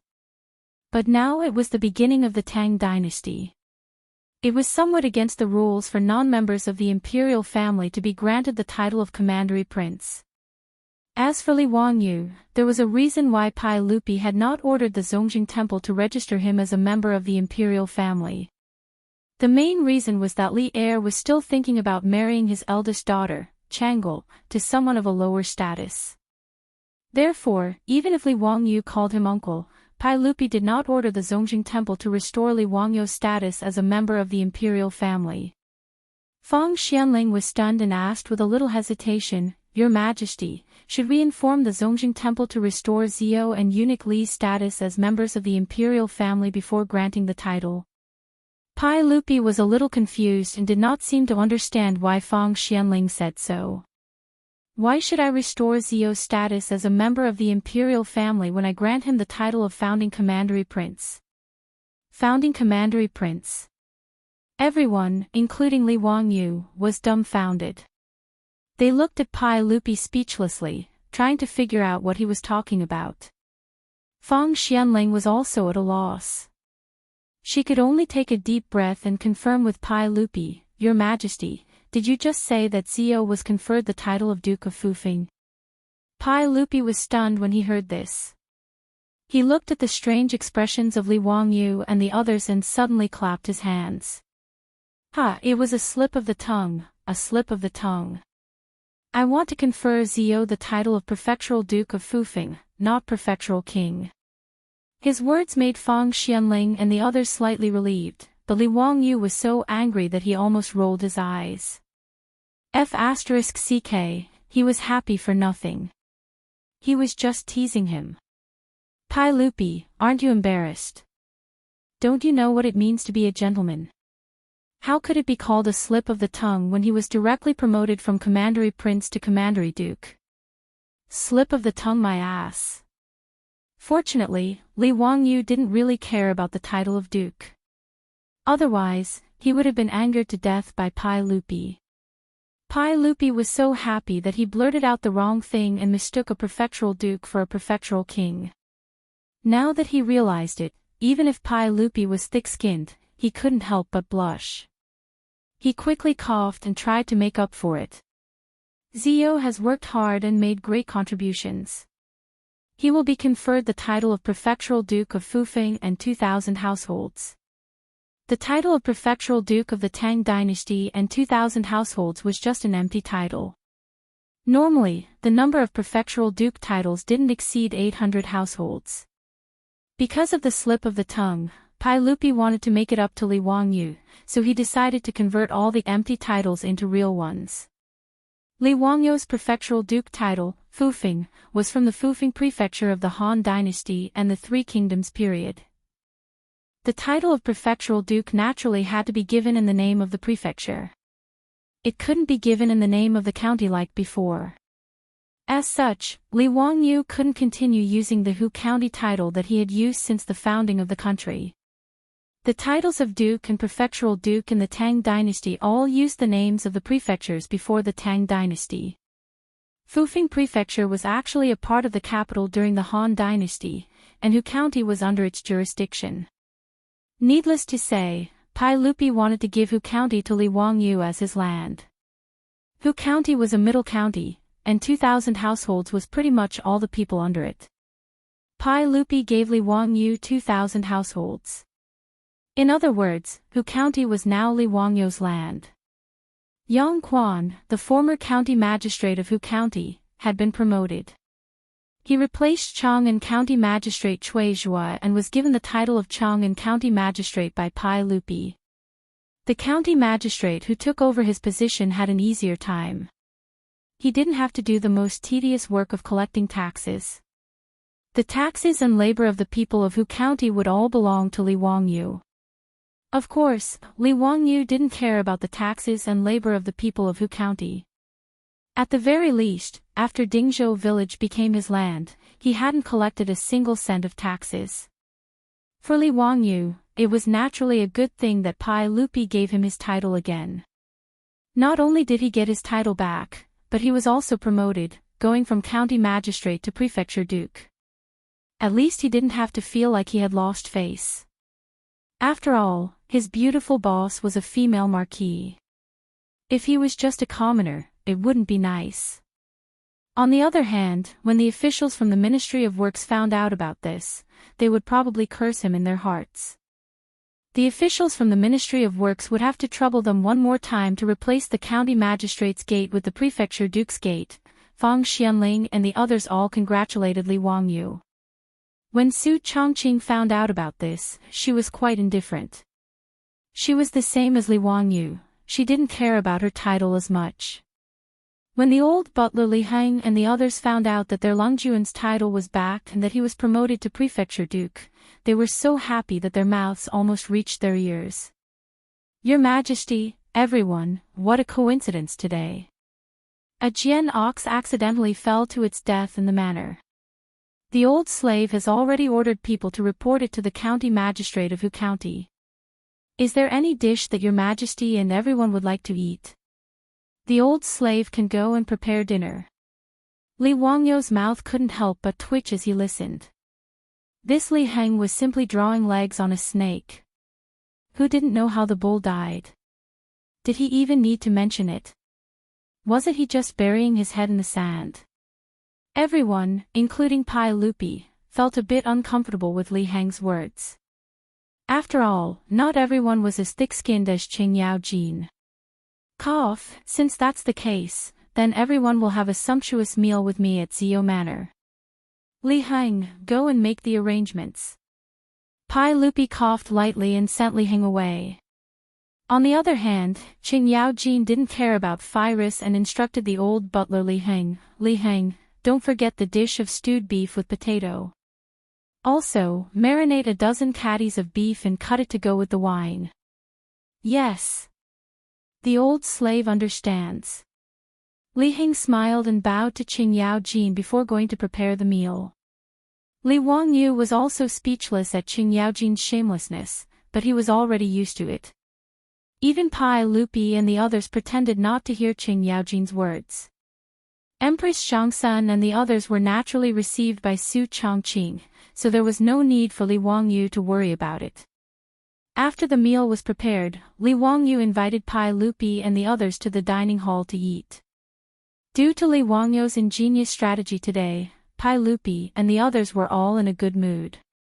During the meal, there were many toasts, and the atmosphere was very lively. After 3 rounds of wine, Pai Lupi suddenly recalled that Li Wangyu had advised him not to use gunpowder for the time being after everyone had seen the power of the sky tremor grenades. Thus, he couldn't help but ask. Zio, why did you advise us not to use the sky tremor grenades for the time being? Only then did Li Wangyu recall that he was too engrossed in the conversation and forgot to explain this matter. Thus, he hurriedly said, Uncle, everyone, the reason why I brought up this matter is for Goguryeo and Tufan. Chapter 958. Li Wangyu hoped that Pai Lupi would keep the explosives a secret. The reason was simple. He hoped that when they attacked Tibet and Goguryeo in the future, the explosives could be used as a secret weapon to shock the enemy. Be it Goguryeo or Tibet, they had no chance of winning in a field battle against the Tang army. In history, be it the Sui dynasty's 3 invasions of Goguryeo or Pai Lupi's personal invasion of Goguryeo in the 19th year of Zhengguan, they were all given a headache by the various cities of Goguryeo. Tibet on the highlands was in the same situation. Due to geographical reasons, it was even harder to take down. In history, a small stone castle city had caused the Tang dynasty to suffer heavy casualties. However, if they relied on the explosives and the flying lightning cannons, they could blow up the city walls in an instant. Furthermore, Li Wangyu was sure that when faced with the explosives, no matter how fierce or fearless the Goguryeo or Tibet soldiers were, they might not be much stronger than ordinary people. With that, the Tang army would be able to take down Goguryeo and Tibet with the smallest price. Wouldn't that be perfect?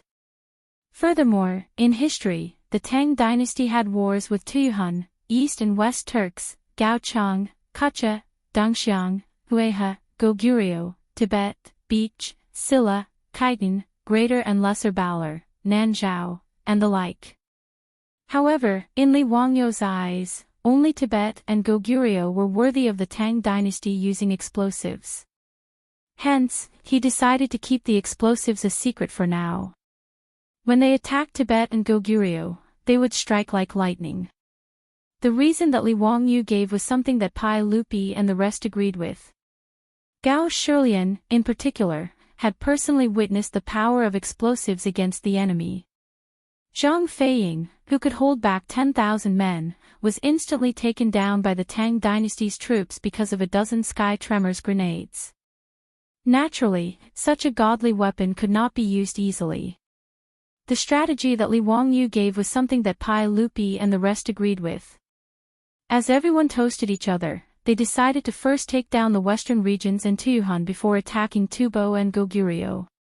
If everything went smoothly, Li Wangyu estimated that in 10 to 15 years, this world would have an unprecedentedly powerful empire. Its territory was so vast that probably only the Mongol Empire could compare to it. After talking about official business, Pai Lupi was so happy that he drank to his heart's content. In the end, he got drunk. Served by Empress Xiangsun, concubine Yang, and the others, he returned to Chang and with a group of dukes who were also drunk. The conspiracy between Li Wangyu and Pai Lupi was naturally not known to outsiders.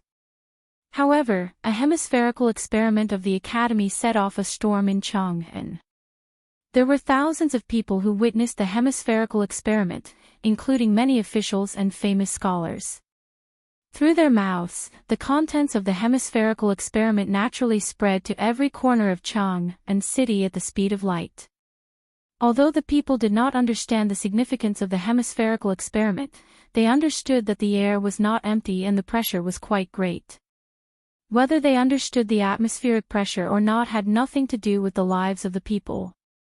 Even if they knew about it, they would still live their lives as usual and would not be affected at all. However, this did not stop the burning desire of the millions of people in Chang'an city from gossiping. If there was a Weibo in the Tang dynasty, the recent trending list of the Tang dynasty would probably be like this. 1. The Daoist ancestor's personal disciple appears too. The hemispherical experiment of the Royal Academy of the Tang dynasty 3. The atmospheric pressure really exists 4. His Majesty conferred the title of Prefectural Duke of Fufeng 5. A citizen of Chang and committed suicide out of fear of being killed by atmospheric pressure 6. Li Ziyou, Prefectural Duke of Fufeng. In short, Li Wangyu was now a phenomenal figure who dominated the list with absolute popularity.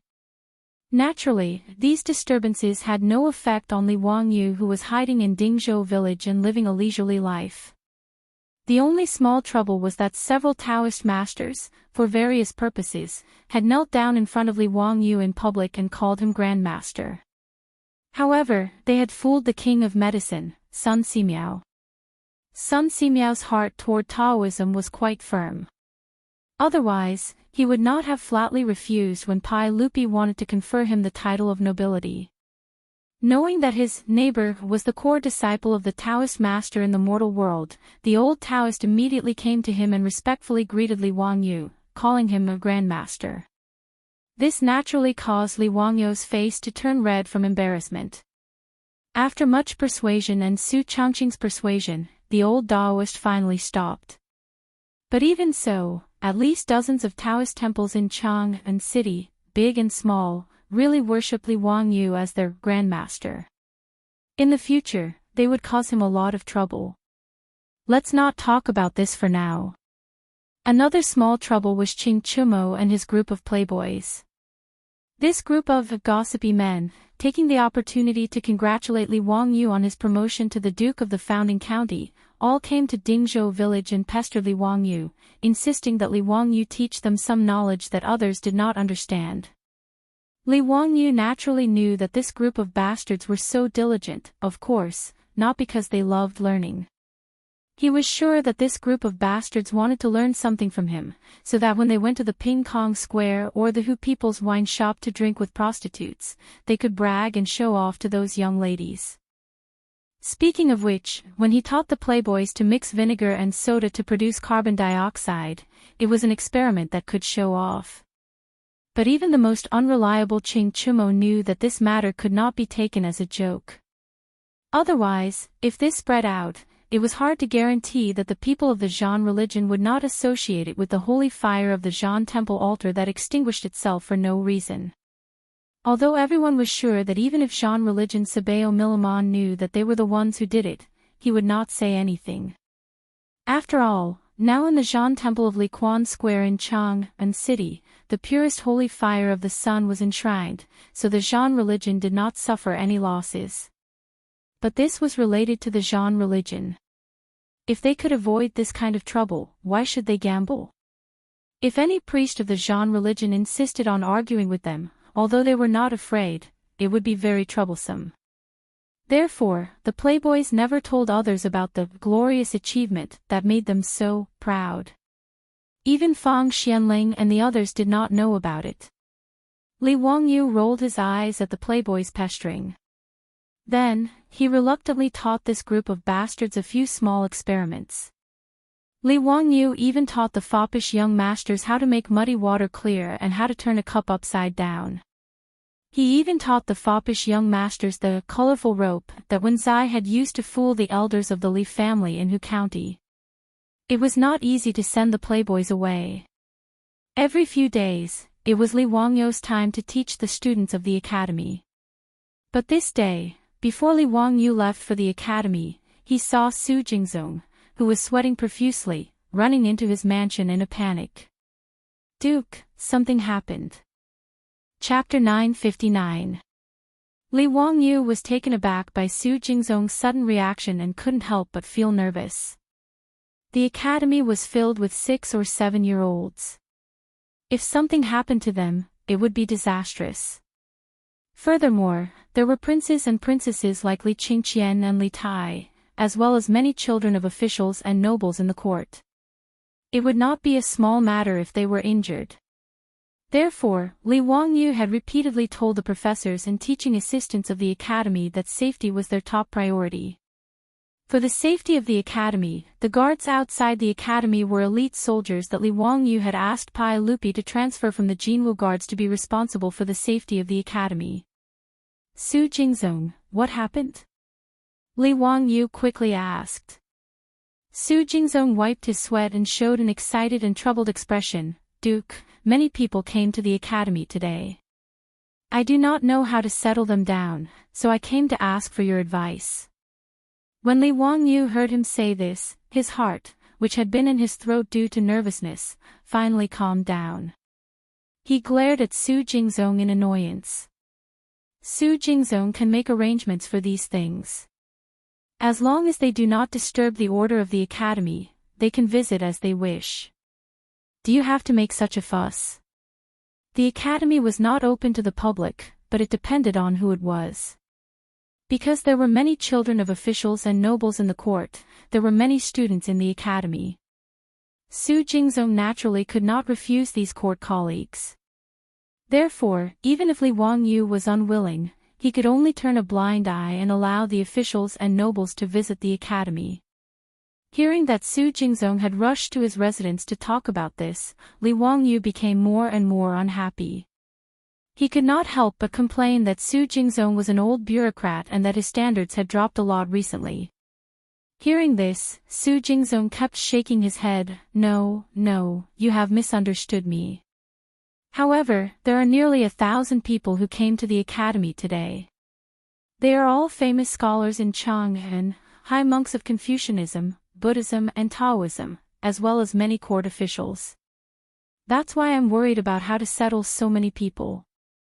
Li Wangyu asked curiously, "What are they doing in the academy? Today isn't the day of recess, is it?" Su Jingzong smiled bitterly and said, "My lord, everyone said that they came to the academy today to listen to my lord's lecture. If there were not many people, the class would be fine. After all, the Duke did not forbid outsiders from attending. However, Duke, you also know that the largest auditorium in the academy can only hold a little over 1,000 people. It is impossible to hold so many people. But I can't refuse them, nor can I ask the students of the academy to give up their seats for them. This lowly official is also in a dilemma, so I can only ask for your advice." When Li Wangyu heard Su Jingzong's words, he was a little dumbfounded. More than 1,000 famous scholars, eminent monks, and government officials were coming to listen to him teach a group of children. Are they crazy? Li Wangyu thought that the so-called encyclopedia he taught was just a scientific lecture for the students of the academy to broaden their horizons. However, he did not know that since the Taoist and Buddhist sects failed to impeach him, and the Taoist eminent monks kowtowed and acknowledged him as their grandmaster, the news that Li Zio, the Duke of Fufeng, taught the knowledge of the Taoist ancestor in the Royal Academy of the Tang dynasty immediately spread to Chang and of Noda and the surrounding provinces and counties. A hemispheric experiment in the academy, coupled with the endorsement of several Taoist eminent monks, confirmed Li Wangyu's bragging that he was the core disciple of the Taoist ancestor. In this way, who would not want to listen to the knowledge of the world personally taught by the Taoist ancestor? Who would not want to learn? How could they miss such an opportunity to listen to the teachings of the Taoist ancestors' disciple? Therefore, as if they had discussed it beforehand, after inquiring about the time of Li Wangyou's lecture, they all rushed to the academy at the same time and asked Su Jingzong to sit in on the lecture. Su Jingzong was both happy and surprised. Unable to make a choice, he ran to Li Wangyou's mansion in a panic and asked Li Wangyu how to deal with this matter. Li Wangyu pondered for a moment and said, "Since you are willing to listen, then listen. But the auditorium of the academy can't accommodate so many people." Li Wangyu waved his hand and said, "It doesn't matter. I see that the aisle in the auditorium is quite spacious. Just order someone to move some futons in. It's not a big problem to squeeze in." When he said this, he thought of the catchphrase of the bus drivers in the future, "Go back, squeeze in, it's still very spacious." Thinking of this, Li Wangyu could not help but laugh. Li Wangyou's words suddenly shocked Su Jingzong so much that his eyeballs almost fell out. He even suspected that he was hallucinating. The auditorium of the academy was sketched by Li Wangyu himself and ordered the Ministry of Works to build it according to the drawings. The auditorium did not sit on the ground as was customary in the Tang dynasty. Instead, it was set up with more than 1,000 seats like the auditorium of the later generations. The front of the auditorium was low and the back high, similar to the lecture halls in the universities of the later generations. For the safety of the students, there were several arched aisles in the auditorium for people to enter and exit. They were all very spacious. If they really did as Li Wangyu said, they would be able to squeeze in another 1,000 people if they squeezed. However, the degree of crowding was not much different from the subway cars in the capital of Wuxia and Xianxia during the rush hour in the later generations. Not to mention the officials of the imperial court, even these famous scholars and eminent monks were treated as distinguished guests wherever they went. However, Li Wangyu was going to let all these people squeeze into a group and sit on the ground to listen to the lecture. It was the custom of the Tang dynasty to sit on the ground. This was normal. Even if the officials of the imperial court were in the Taiji palace, they would still sit on the ground. However, the students of the academy were all sitting on the high back chairs. It was somewhat improper to let the officials sit on the ground. If this matter was spread out, the Royal Academy of the Tang dynasty would really be famous. Su Jingzong opened his mouth. He really wanted to persuade Li Wangyu to let the students of the academy sit on the ground and give their seats to the famous scholars. However, he did not dare to say this out loud. Otherwise, he would definitely be scolded by Li Wangyu. Moreover, the Crown Prince Li Qingqian and the others were also students of the academy. How could Su Jingzong dare to let Li Qingqian and Li Tai sit on the ground? Anyway, Su Jingzong did not have a way to solve this matter. Since Li Wangyu, the main character, had spoken, Su Jingzong did not bother to argue anymore. He would just do as Li Wangyu said. Anyway, if the sky fell, the ground would catch it. He thought that the officials would not vent their anger on him, the vice dean of the academy. As for Li Wangyu, he did not care about the identities of those people.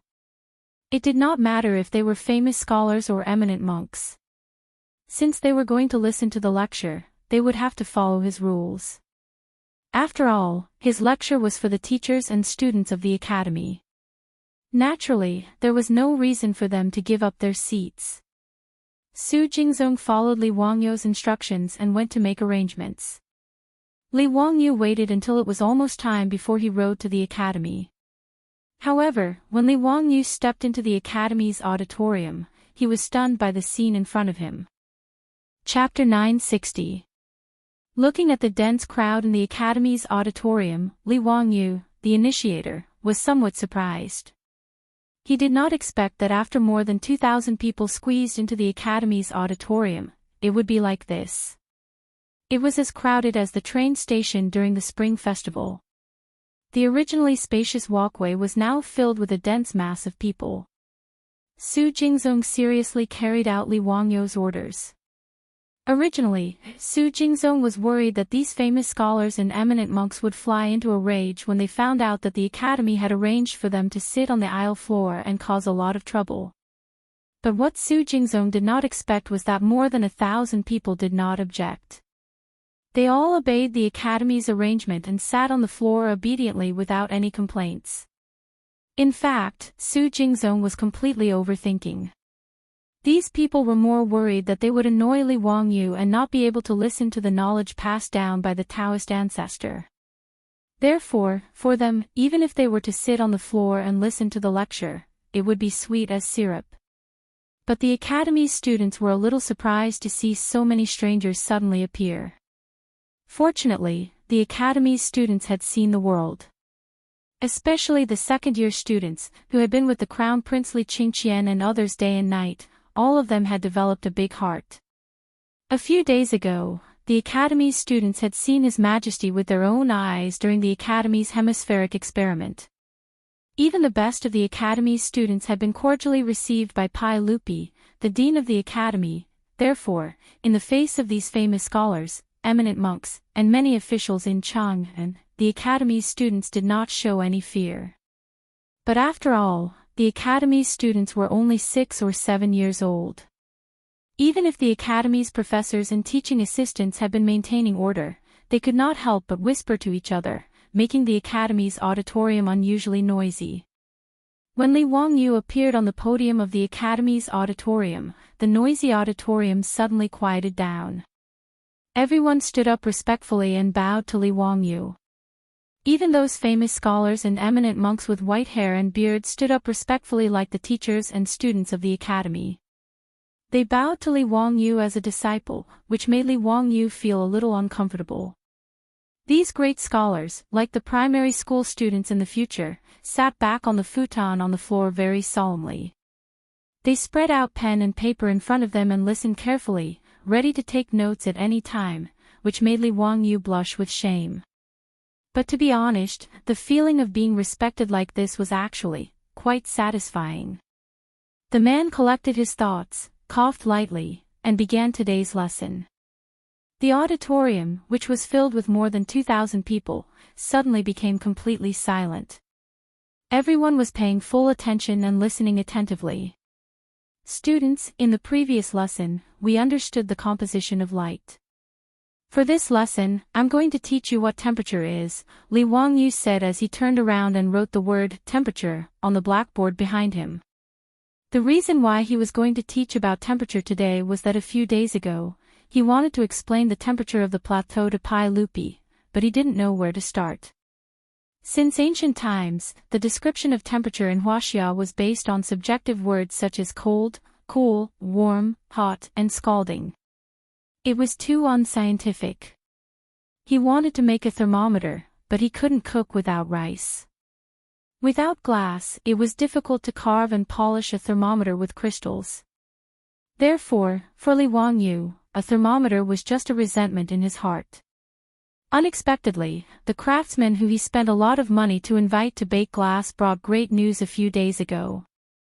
According to Li Wangyu's instructions, they used quartz sand and added soda and lime to bake a transparent object, which looked like a crystal.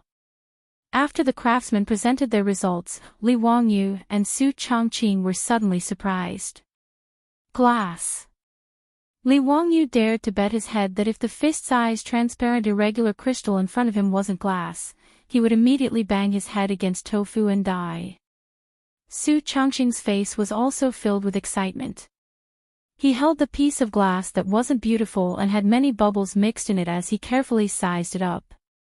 It was as if she was holding a valuable diamond in her hand. In fact, it wasn't wrong to call it a diamond.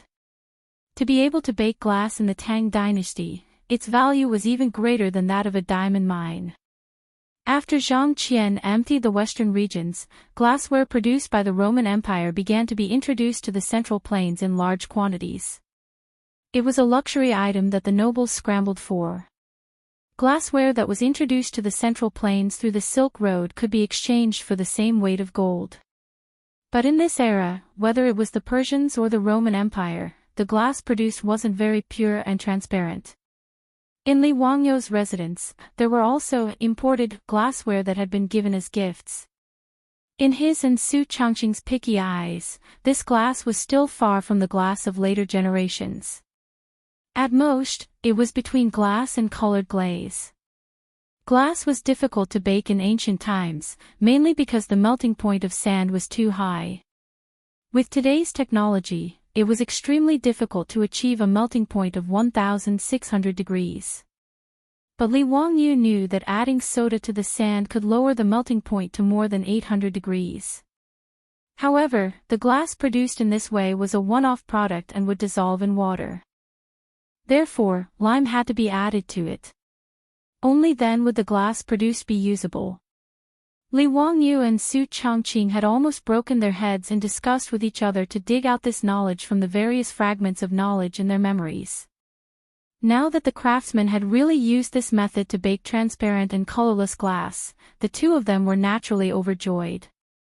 As for the glass-blowing technique, in fact, these craftsmen of the Tang dynasty knew how to bake colored glaze. There was no need for Li Wangyou to show off his shallow common sense. The glass-blowing technique was invented by the ancient Egyptians as early as 1000 BC. Later, the Romans learned this technique and spread it to the Central Plains along with Western glassware when it was introduced to China. Li Wangyou was naturally overjoyed when he learned that the craftsmen even knew how to bake glass.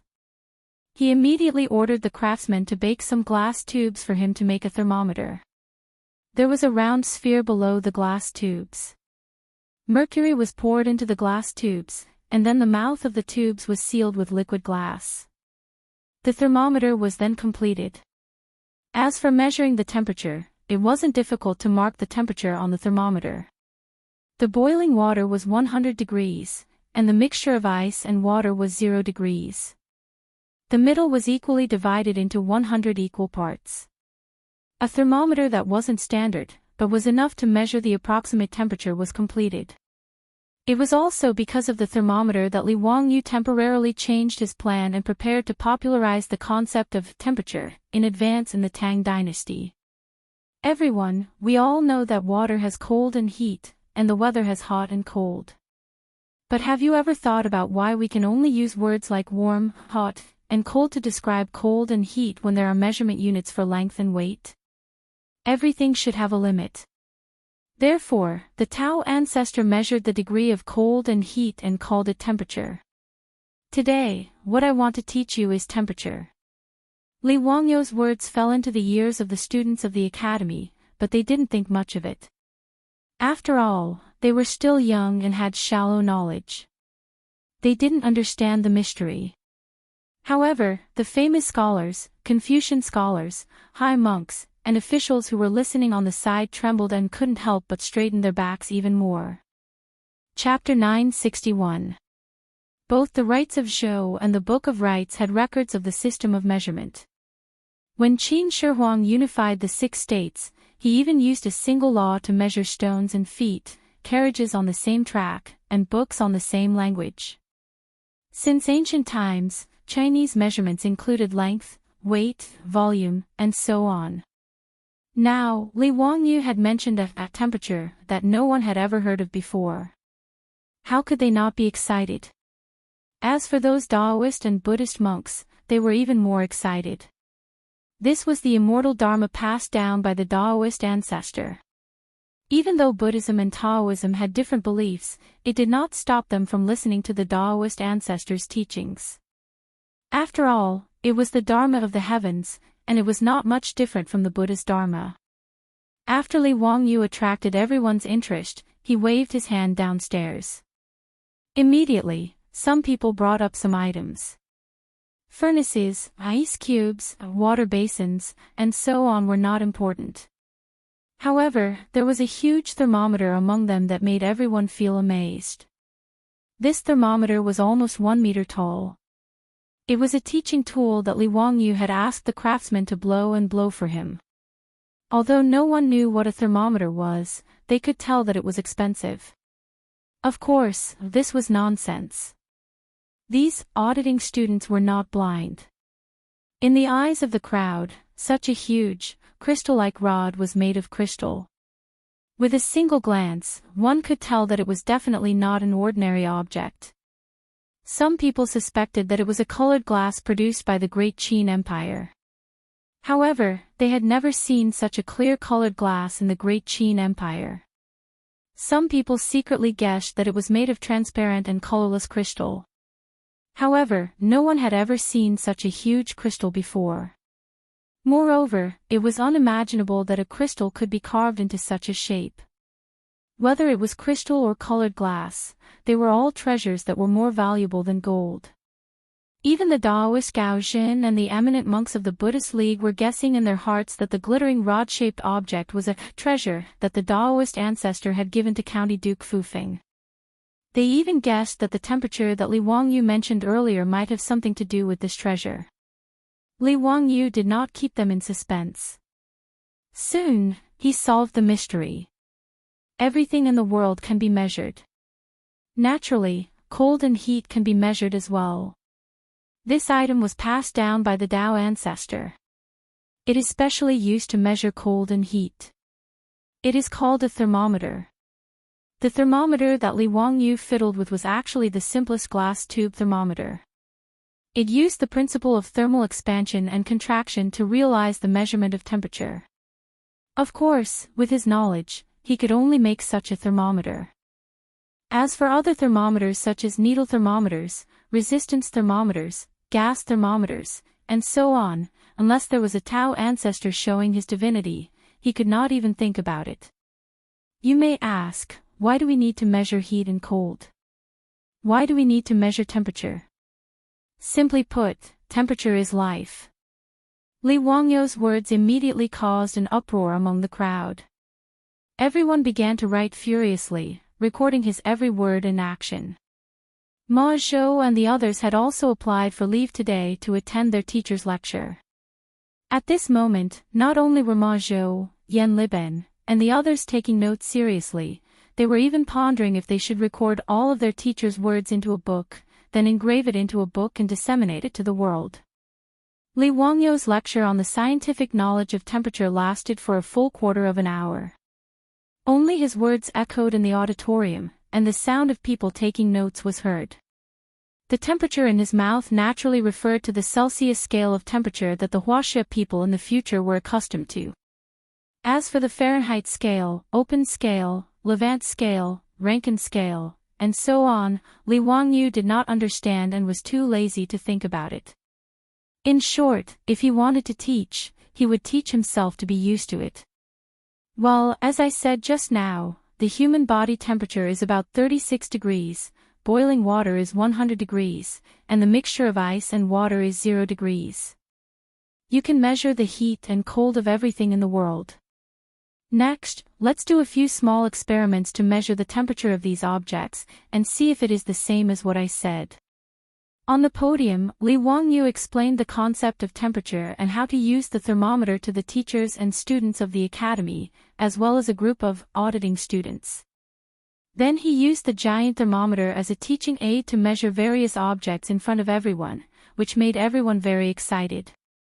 After that, he ordered people to distribute many normal-sized thermometers to the teachers and students, so that they could test them by themselves. Li Wangyu did not expect that there would suddenly be more than 1,000 auditing students, so the number of thermometers that he ordered the craftsmen to blow was limited. In order to satisfy the irrepressible curiosity of these auditing students, Li Wangyu could only ask the teachers and students of the academy to give up a few thermometers to these famous scholars to measure the temperature. The teachers and students of the academy were fine, but these famous scholars, eminent monks, and officials almost fought for the right to use these thermometers. Amitabha, this thermometer was obtained by poor monk first. Why do you want to compete with poor monk? This is something passed down by Tao ancestor. What qualifications do you Buddhists have to compete with me? Amitabha, what you said is wrong. In front of Tao ancestor and Buddha, we are all equal. What's the difference? Bah! Damn bald donkey. Cut the crap and hand over the thermometer. Poor monk doesn't want to compete with you. What are you going to do? Several eminent monks, whose ages added up to more than 1,000 years, spat on each other's faces in order to compete for the thermometer. Fortunately, they also knew that the academy was not a place for them to mess around, so even if they quarreled, they kept their voices very low, and there was no possibility of fighting. The other scholars, officials, and nobles weren't any better. They all lowered their voices and fought over the right to use the thermometer. There were more than 1,000 auditing students, but there was no lack of smart people. After a fierce competition, an old man suddenly stood up, bowed to Li Wangyu, and asked, "Sir, may I ask if you can sell this thermometer to me? I am willing to redeem it with 10 taels of gold." Li Wangyu could not help but be stunned when he heard this. Someone wanted to buy a thermometer with 10 taels of gold. Was he crazy? This thermometer was just glass. Even if glass was sold at a higher price in the Tang dynasty, its price was only the same as gold. How heavy could a thermometer be? It was probably not even 1 or 2 taels of gold, but this person was willing to buy it with 10 taels of gold. Was he stupid? Even if 1 tael of gold was only 37 grams in the Tang dynasty, 10 taels of gold was 370 grams. Calculating the price of gold in the future, it was more than 500 yuan per gram, which was more than 180,000 yuan. How was this selling the thermometer? This was robbing, okay? No, even if it was robbing, there was not that much profit margin. How could Li Wangyu refuse such a good thing? He was about to nod in agreement when he saw someone immediately stand up in the auditorium. "Sir, I am willing to pay 15 taels of gold, please fulfill my wish." "Amitabha, poor monk is willing to pay 20 taels of gold, Grandmaster, please fulfill my wish." The eminent monk of Buddhism immediately stood up and shamelessly called Li Wangyu Grandmaster. Moreover, Buddhism had always been rich. A few taels of gold were not in the eyes of the eminent monks at all. How could the eminent monks of Taoism let Buddhism monopolize the limelight? Buddhism did not lack money, but did Taoism lack money? Several eminent monks immediately stood up. "Grandmaster, we are willing to pay 30 taels of gold. Please sell these thermometers to us, Grandmaster." Even though Li Wangyu was used to all kinds of big scenes, he did not know whether to laugh or cry at the scene in front of him. The life of these rich people in the Tang dynasty was really so simple and boring. Chapter 962. Li Wangyu ridiculed these rich people of the Tang dynasty in his heart, but he forgot that he was probably the richest of the rich people now. However, he didn't try to take advantage of the situation and sell these thermometers for 30 taels of gold or even higher. In any case, Li Wangyu pretended to be the personal disciple of the Daoist ancestor. He couldn't ruin his reputation for some small profits. Thinking of this, Li Wangyu couldn't help but feel a little proud. He was a poor white-collar worker in the future. It had only been more than 2 years since he transmigrated to the Tang dynasty, but he could still call 100 or 2 taels of gold small money without blushing. It was really cool. In the end, Li Wangyu was very generous and agreed to sell all the thermometers to the auditing students at the price of 10 taels of gold each after class. In this regard, everyone expressed their gratitude and praised Li Wangyu's noble character of not being tempted by money. At the same time, they began to compete privately for the right to buy the thermometers. There were more than 1,000 auditing students, but Li Wangyu took out less than 100 thermometers. In the case of too many wolves and too little meat, it naturally caused people to fight for them. Of course, Li Wangyu didn't want to make money. No one would complain about having too much money. He just had a flash of inspiration. From the subconscious bidding of the crowd, he thought of a profitable business that he had neglected before. Auction. Li Wangyu thought that he could set up an auction house in Chang'an City and sell all kinds of rare things in the auction house. Judging from the attitude of these rich people today, if Li Wangyu didn't stop them, they would probably fight to the death for a thermometer. If the Taoists and Buddhists really fought with each other, they would be willing to pay 1,000 taels of gold, let alone 30 taels of gold. His own low-production perfume, soap, mirrors, and other things were not suitable for public sale, but it couldn't be better to sell them in the auction house. Even glass could be sold in the auction house. For example, if he asked the craftsman to blow some exquisite glassware, he would have to worry that the aristocratic families in Chang and would not rush to give him money. The bottle of perfume was replaced with a shiny glass bottle. How much do you think a bottle of perfume should be sold for? 100 taels of gold. That was the starting price. Don't think it's expensive. Those who can bid for this perfume don't care about gold and copper coins. If the Daoists, Buddhists, and even Taoism were to make some glass statues of gods, how much do you think they would be worth? Using such a heavy amount of gold to redeem it was an insult to the gods. For Li Wangyu, this was like exchanging sand for gold. With the idea of opening an auction house, Li Wangyu was no longer in a hurry to market the glassware. Originally, after the craftsmen made the glass, Li Wangyu and Su Chongqing planned to immediately recruit people to expand production and sell the glassware in batches. According to the estimates of the two in-laws, once the glass industry was launched, it would be more profitable than any other industry. Even if the glassware was sold in large quantities, it would not be able to sell for a sky-high price of gold. However, it would be comparable to the price of the finest porcelain. In the entire world, there was no one else other than him, Li Wangyu, who was as transparent as glass. It was easy to imagine how much profit they could make from it. Crystal clear, and the price was not much different from porcelain. Its popularity was self-evident. Li Wangyu could even conclude that once the glassware was launched into the market, it would be highly sought after. The price would still be very expensive because of the supply and demand. But even so, compared to the glassware from the Roman Empire that was trafficked through the Silk Road, the glassware was one-sided in terms of quality and price. Li Wangyu even felt a little sad for the Persian merchants. It could be imagined that when those Persian merchants painstakingly and carefully transported fragile and expensive glassware from the distant Roman Empire to Chang'an, they would find that no one was interested in the goods that they had transported. That kind of scene was very tragic just thinking about it. Li Wangyu mourned for the foreseeable tragedy of the Persian merchants in his heart for 3 seconds. After class, Li Wangyu chatted with everyone for a while, then eagerly returned to his own mansion. He found his beautiful boss and discussed with her about the plan to open an auction house. This matter naturally received the support of Su Chongqing. Su Chongqing knew more about this than Li Wangyu. After all, Li Wangyu was only a white-collar loser in the future. His understanding of auctions was limited to film and television works.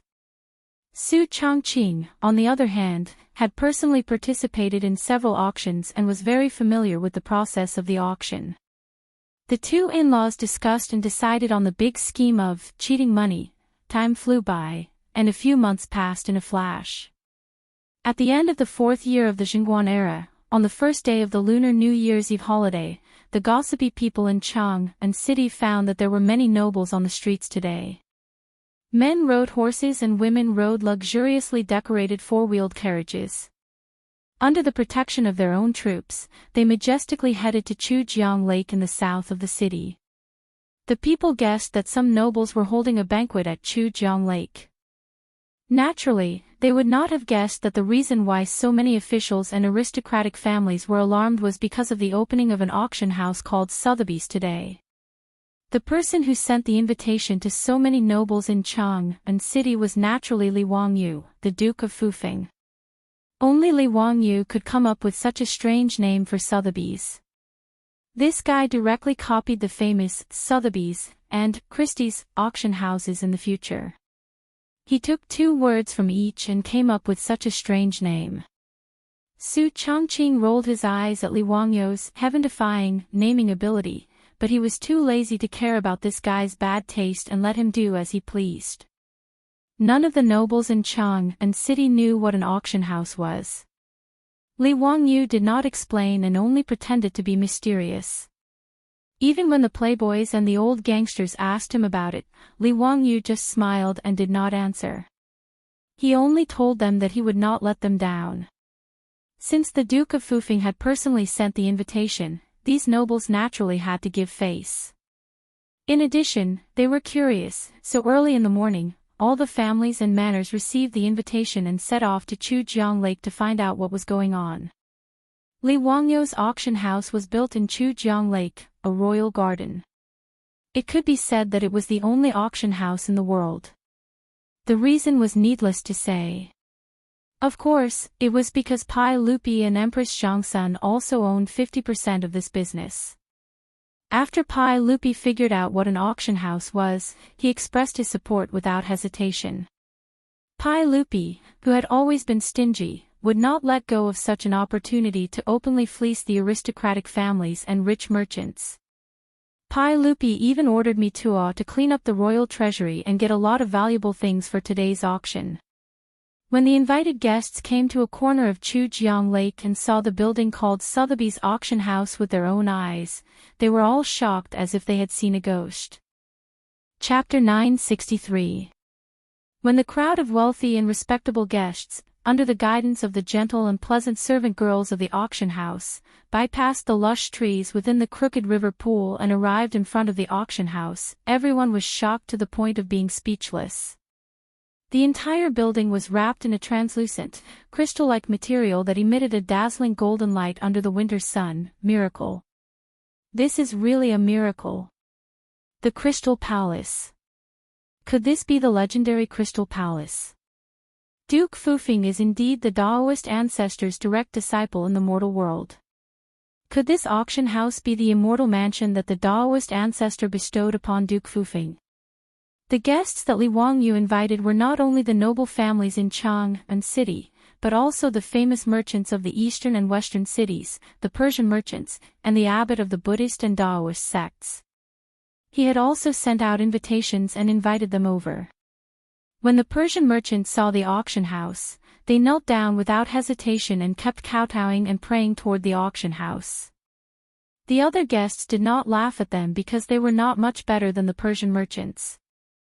Some of the ladies let out ear-piercing screams, and some of them stared at the auction house and muttered to themselves.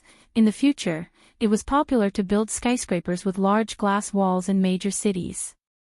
The glass walls of these buildings would reflect all kinds of dazzling light spots under the sun, causing people to feel dizzy and uncomfortable.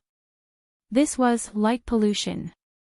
Therefore, various laws and regulations were introduced in the future to control the phenomenon of light pollution. Li Wangyu's Sotheby's auction house was a typical example of a light pollution in the eyes of the future generations. The three-story building was wrapped in golden glass, and under the direct sunlight, it was impossible to look directly at it. In order to show off, this guy actually ordered the craftsman to plate the glass with gold and then inlay it outside the building. Su Chongqing was completely speechless about Li Wangyu's vulgar aesthetic.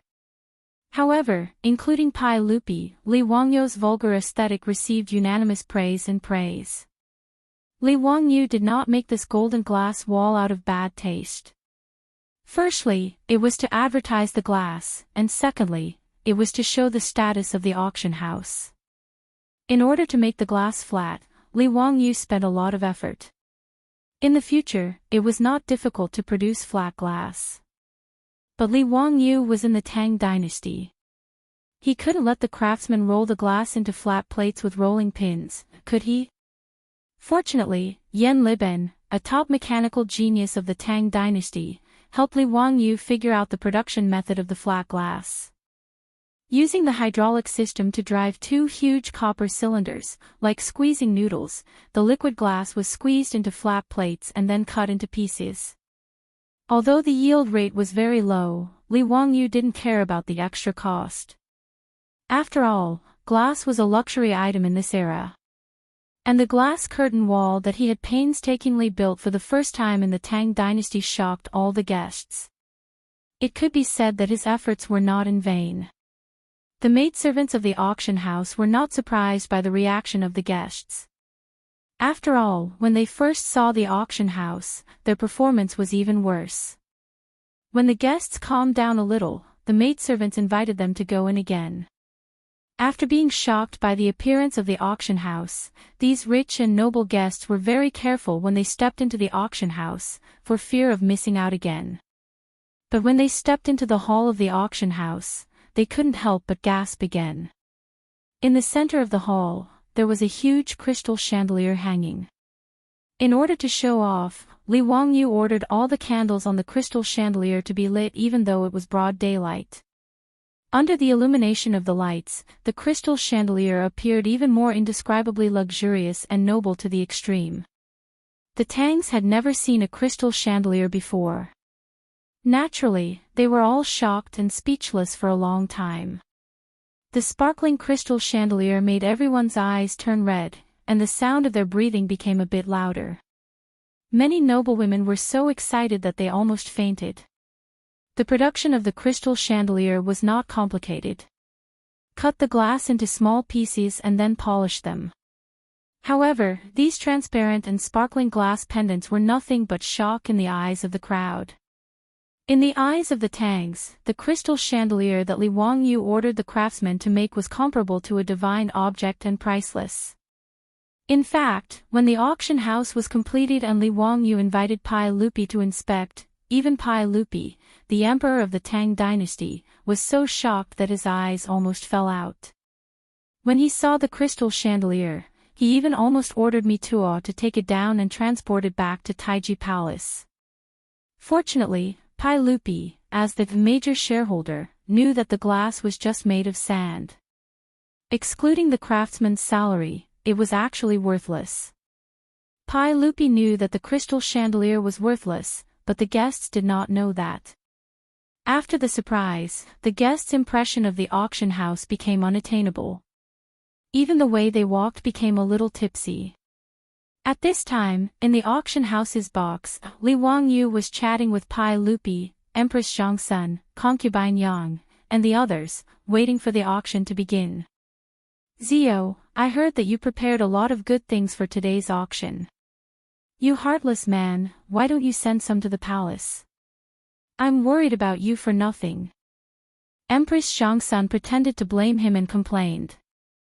Li Wangyu did not dare to answer her.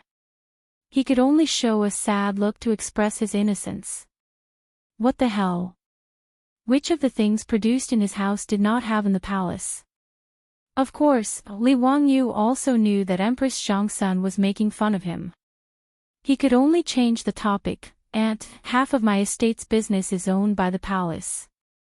Whether or not I can make money today depends on Aunt's help. Oh. How do you want me to help you? Empress Xianxia asked curiously. Li Wangyu smiled very happily. Naturally, I want you to help me act as a shill. Shill? What does that mean? Empress Xianxia asked puzzledly. The word shill naturally did not exist in the Tang dynasty. This was the imperial capital dialect of later generations. It referred to pretending to be a customer and making all kinds of gestures to lure real customers to buy products. Li Wangyu hoped that Empress Xianxia would help him act as a shill to stimulate the noble ladies who came to participate in the auction. If it was in other dynasties, no one would dare to compete with the dignified empress for something she liked. But now it was the beginning of the Tang dynasty. The reverence of those aristocratic families for the royal family was quite indifferent. Even Pai Lupi could be dished directly in the imperial court, not to mention Empress Xianxia. To be able to snatch things from Empress Xianxia's hands, the noble ladies of the 5 surnames and 7 generations of aristocratic families had a different kind of stimulation and excitement. Li Wangyu only saw through this point and thought of the idea of asking Empress Xianxia to act as a shill for the auction house. After understanding Li Wangyu's meaning, Pai Lupi, Empress Xianxia, and the others did not know whether to laugh or cry. Zio, this is too much nonsense. Empress Xianxia said angrily. Auntie, how is this fooling around? Your nephew is helping Auntie earn money. Empress Xianxia was speechless. In the end, she nodded slightly and acquiesced to Li Wangyu's idea. Yesterday, my arm was sore, and I really didn't want to hit the keyboard. Sorry, everyone. One shoulder and biceps have been sore for a long time. Is it scapulohumeral periarthritis? Chapter 964. The group of guests was invited to the auction hall by the maids. Hot towels, drinks, fruits, and snacks were served. In order to make others pay, the service must be good. After a while, Li Wangyu saw that most of the guests he invited had arrived, so he ordered someone to pass the message that the auction could start. Cho Kun, who was in a black uniform, walked to the auction stage with a smile on his face and bowed to the guests in the hall. Cho Kun, the fat man, was the auctioneer of today's auction. Li Wangyu originally thought that being an auctioneer was a simple job. Wasn't it just holding a small wooden hammer and standing on the stage to host the bidding? In his opinion, anyone could do it. But after Su Changqing told him about the work and responsibilities of an auctioneer, he was a little confused. According to Su Changqing, an auctioneer had to understand the potential buyers, grasp the speed and rhythm of the auction, and be able to see through the minds of the potential buyers. To put it bluntly, an auctioneer had to be able to arouse the enthusiasm of the bidders. He had to be observant and eloquent, so that the auction items could be sold at a higher price. It was not easy to find such a person. When Li Wangyu was worried about where to find a suitable auctioneer, the fat man, Cho Kun, happened to visit his mansion, which made his eyes light up. This fat man was suitable. The Cho family in Chang'an and Li Wangyu's mansion had become closer in the past 2 years. Li Wangyu would not look down on merchants like the Cho family like the Tangs. Even if his title was getting higher and higher, which made Cho Yuanliang and Cho Kun a little nervous, he still treated the Cho family as before. When he sold the pornographic pictures to the Cho family, he got food. Although he did not use it in the end, Li Wangyu did not forget the Cho family's kindness. Whenever Li Wangyu held a banquet or something like that, he would invite the Cho family. And because of Li Wangyu, the fat man, Cho Kun, often hung out with the top playboys of the Tang dynasty like Qing Chumo. It was also because of the relationship between the Cho family and Commandery Duke Fufing that the Cho family had a special status in Chang'an City. Back then, Li Wangyu had accompanied Fatty Cho Kun to Zhang Liang's manor to present a painting. Just because Fatty was dressed in black, he had been ordered around by the steward of Zhang Liang's manor, and had even been beaten because of it.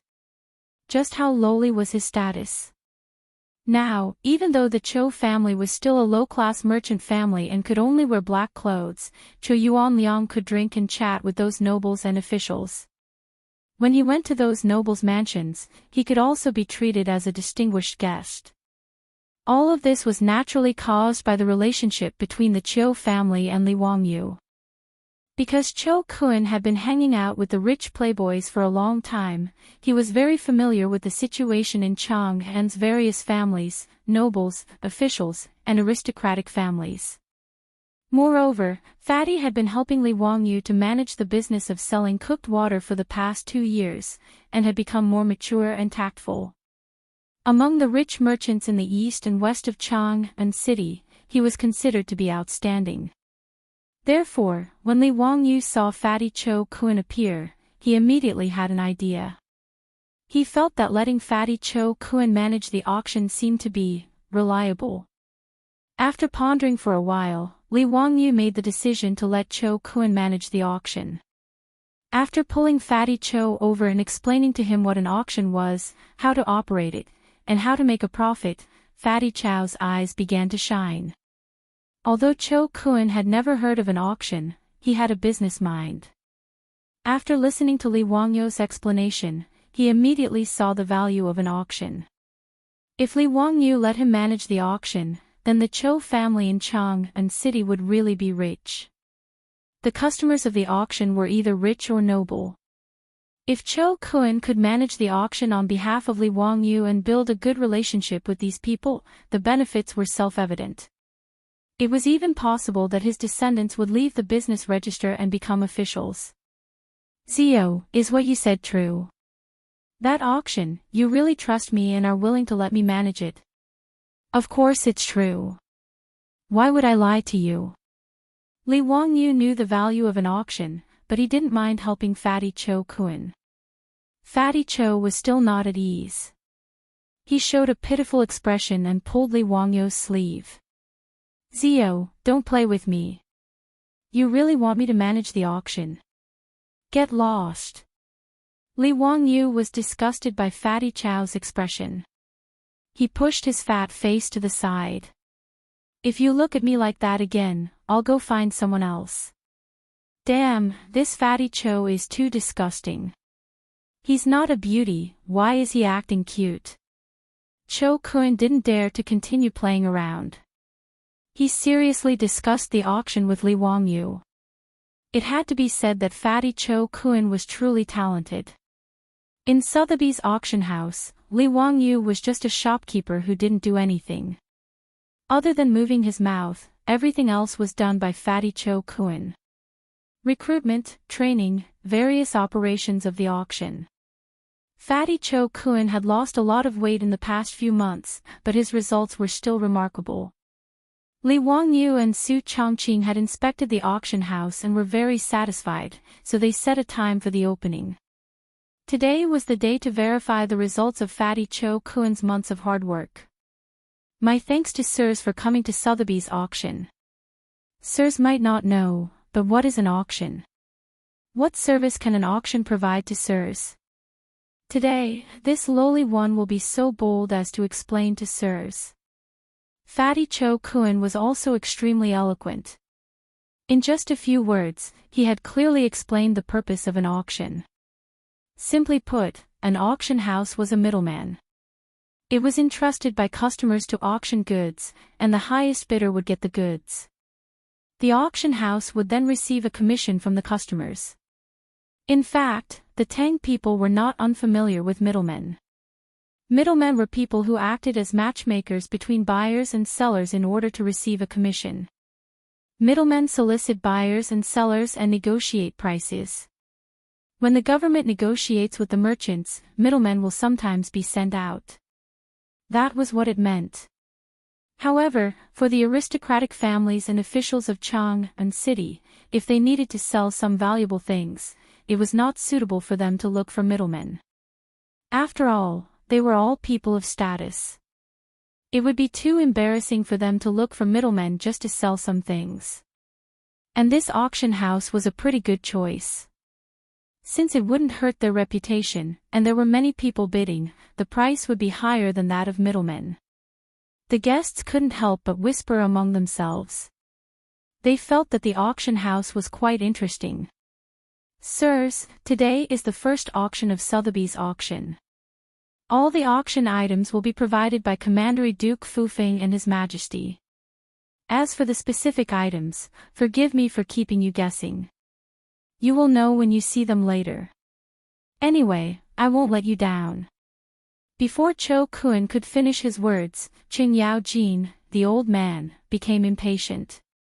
He shouted at the top of his voice, "Little Cho, don't talk nonsense. What good items are being auctioned today? Hurry up and take them out. Bastard, do you expect me to pay for Zio's things?" Li Wangyu was so angry at the old hooligan's words that he almost ordered someone to throw him out. He was too shameless. Pai Lupi, however, was laughing happily. Li Wangyu wanted to ask Pai Lupi if he had forgotten that he had half of the shares in the auction house. Cho Kun was not angry. He smiled and bowed to Qing Yao Jin. Since High Duke Lu said so, I will start the auction immediately. The first auction item today is Chapter 965. The first item to be auctioned today is a treasure personally crafted by Commandery Duke Fufeng. As for what it is, I don't need to say more. Everyone will know once you see it. Cho Kun kept the crowd in suspense and waved at the maidservants below the stage. A huge object that was as tall as a person was carefully pushed to the front of the stage by a few maidservants. It was covered in red satin. Upon hearing that this object was personally crafted by Li Wangyu, the crowd's curiosity was piqued. Even though the aristocratic families and Li Wangyu had never been on good terms with each other, they were still looking forward to the good things that Li Wangyu had created. They all cast curious gazes toward the auction stage. "Cho Kun, what are you waiting for? Hurry up and take off the red satin. Let me see what good things Ziyu has created this time." Qing Yaojin shouted impatiently again. Cho Kun originally wanted to keep the crowd in suspense, but after being mocked by the old hooligan, he could only helplessly smile bitterly and reach out to take off the red satin. When the object under the red satin revealed its true appearance, there was a burst of exclamations in the huge auction hall. In particular, the noblewomen directly let out ear-piercing screams. What appeared in front of everyone was a huge, shining mirror that was as bright as an ingot. Ever since he had invented glass, especially flat glass, Li Wangyu's first thought was to make mirrors. Back then, at Pai Lupi's birthday, Li Wangyu had given him a copper mirror that was plated with silver. All the civil and military officials were so shocked that their eyeballs almost fell to the ground. The copper mirror was plated with silver, so it was clear, but compared to a mirror made of glass, there was a huge difference. To make an inappropriate comparison, if an ordinary copper mirror in the Tang dynasty had a 480p image, Li Wangyu's copper mirror had a 720p image. As for the glass mirror, it was a Blu-ray HD version. After Li Wangyu created the copper mirror, he partnered with Empress Xianxia to manufacture and sell this kind of copper mirror. The copper and silver-plated mirrors sold on the market today were not large in size. They were about 1 square foot and sold for about 100 strings of coins. They were considered high-end luxury goods. Most of the guests who came to participate in the auction today had bought copper and silver-plated mirrors, which contributed a lot to Li Wangyu and Pai Lupi's little treasury. As for the mirror that was taller than a person, it was originally the only mirror in the world that Li Wangyu had given to Pai Lupi. The guests present were all knowledgeable people. With a single glance, they could tell that the mirror before them was even clearer and brighter than the one they had seen in Taiji Palace. As for the noblewomen, it was their first time seeing such a huge mirror. They were all so excited that they could not control themselves. Many of the noblewomen didn't even care about their manners. They lifted the corners of their dresses and ran to the front of the mirror, looking left and right. In order to compete for a position to look into the mirror, a few of the noblewomen even disregarded their dignity and started to quarrel. The auction hall became chaotic for a moment. It was as noisy as a market. In the box, Pai Lupi looked at the crazy crowd below, dumbfounded. He couldn't help but shake his head and smile bitterly. "Ziyu, when did you fiddle with this mirror? Even I was moved when I saw it." Empress Xianxia and concubine Yang were even more reproachful. They glared at Li Wangyu with dissatisfaction. "Ziyu, why did you take out such a good thing to auction? Are you afraid that Auntie can't afford to give you copper coins?" "No, this mirror can't be sold. Auntie will buy it." Li Wangyu was also dumbfounded. He didn't expect that a mere dressing mirror would make the mother of the world, Empress Xianxia, and the always gentle and elegant concubine Yang lose their composure. He hurriedly explained, "Aunts, what are you saying? This mirror is just an ordinary item. This nephew took it out to auction to fool those who don't know what it is. This nephew has already prepared a better mirror. When I return, I will have someone send it to the palace. I guarantee that aunties will be satisfied. How would this nephew dare to accept auntie's money? Wouldn't that be slapping this nephew's face?" Empress Xianxia and concubine Yang nodded in satisfaction after hearing his explanation. The hall below was noisy for a while. Only then did Cho Kun, who was sweating profusely, persuade those excited noblewomen to go back. After secretly wiping the sweat on his forehead, Cho Kun picked up the auction mallet and shouted at the crowd, "Ladies and gentlemen, today's first auction item is a glass mirror. This mirror has been named the Eternal Mirror of Qin by Duke Fufeng. It is a rare treasure. In today's auction, this mirror is also the only one. If you like it, please don't miss it. The Eternal Mirror of Qin is auctioned with no reserve price. The highest bidder wins. Please make your bids. The Eternal Mirror of Qin originated from the poem of the Tang dynasty poet Zhang Biyuan. Li Wangyu stole the poem and named his mirror in order to trick the crowd into spending money to give the mirror a cultured and tasteful appearance. His efforts were not in vain. Other than the Persian merchants who didn't know much about poetry, the other guests were all knowledgeable people. After hearing the name of the mirror, they were full of praise. Even Pai Lupi nodded repeatedly. Ziyu, it seems like you have another masterpiece. What a good Eternal Mirror of Qin. Just as Cho Kun finished speaking, before the other guests could speak, a noblewoman suddenly stood up in the auction hall. 100 taels of gold. 100 taels of gold. This Eternal Mirror of Qin, this madam will buy it. Li Wangyu looked up and couldn't help but laugh. He knew this boastful woman. She was one of the candidates for the Green Hat King of the Tang dynasty, Duke Chongping. She was Zhang Liang's wife, Li Clan. Li Wangyu wasn't angry at Li Clan's boastful boasting. He was waiting to see how she would be slapped in the face. 100 taels of gold was naturally an astronomical figure to ordinary people. But to the guests present, what was 100 taels of gold? Sure enough, as soon as Li Shi finished speaking, another upper-class woman stood up. Duke Chongping's wife Sure is diligent and thrifty. She wants to buy this Eternal Qin-era mirror with just 100 taels of gold, but she's thinking too much. This madam will pay 1,000 taels of gold. Seeing this, Li Wangyu laughed so hard that his back teeth were about to show. This was also someone he knew. It was none other than the wife of the old scoundrel, Duke Lu, Lady Cui. Li Wangyu went in and out of Duke Lu's residence as if it was his own residence. Naturally, he was familiar with Lady Cui. When he saw Madame Cui raise the price for him like this, and she'd even raised it by an entire 10 times as soon as she spoke, Li Wangyu couldn't help but wonder if his memory was bad.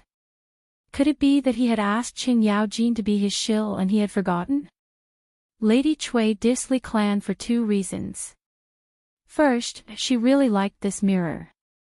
Second, it was because Li Clan's reputation in Chang'an was extremely bad. The matter of Zhang Liang being cuckolded by his fake son was probably known by all the noblewomen in Chang'an. Lady Cui was a descendant of such a prestigious family, so it was reasonable that she didn't like Li Clan.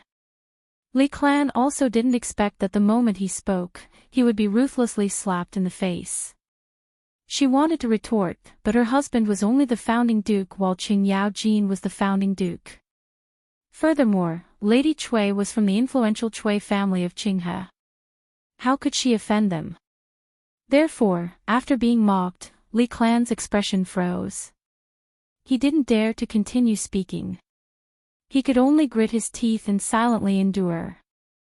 However, even though Li Clan had shut up, it didn't mean that Lady Cui could buy this mirror for 1,000 taels of gold. I bid 1,500 taels of gold. Lady Cui, I'm sorry, but I also like this ancient Qin-era mirror. How about you give it to me? When Lady Cui saw the woman who spoke, she was so angry that her nose almost became crooked. Old Long, this clumsy old man, also tried to write using voice input. However, voice input is very convenient for chatting on WeChat or QQ. However, it's extremely difficult to write using it. There's a big difference between spoken and written language. The accuracy rate isn't high. Moreover, when I talk about the plot, I feel awkward and my train of thought stops. Helpless, I continue to write with my clumsy hands. Chapter 966. Qing Yaojin's wife, Miss Cui, was the eldest daughter of Cui Axian, the patriarch of the Cui family in Qinghe. The 5 families and 7 princes were of the same breadth and branch. They had intermarried for a long time and had a good relationship with each other. Therefore, the peers of the 5 families and 7 princes had a relatively close relationship. Miss Chui and the daughters of the other families were naturally very familiar with each other. They called each other sisters in daily life. The one who bid was her best friend, who had a close relationship with her in daily life. She was also a good sister of the daughters of the 5 families and 7 princes. Before Miss Chui could speak, several noble ladies in the auction hall stood up to bid. 1,600 taels. Sisters, I'm sorry to offend you today. I really like this eternal time mirror of Qin. 1,800 taels. Hee, sisters, why don't you let me have this mirror? 2,000 taels. Sister Lu, there is only one eternal time mirror of Qin. Don't blame me for being ruthless. A group of good sisters and close friends who were familiar with Miss Chui and often gathered together in daily life all stood up to bid, which made her so angry that she had nothing to say. The temptation of the mirror in front of her was so great that no woman could resist its charm. In the past 2 years, her husband, Qing Yaojin, had earned a lot of gold with Li Wangyu. If Duke Lu's mansion wanted to compete with others in financial resources, Miss Chui was not afraid even if the opponent was the aristocratic families of the 5 families and 7 princes. Miss Chui gritted her teeth and directly shouted a high price again, 5,000 taels of gold. Li Wangyu was in the box. Seeing this scene, he laughed very happily.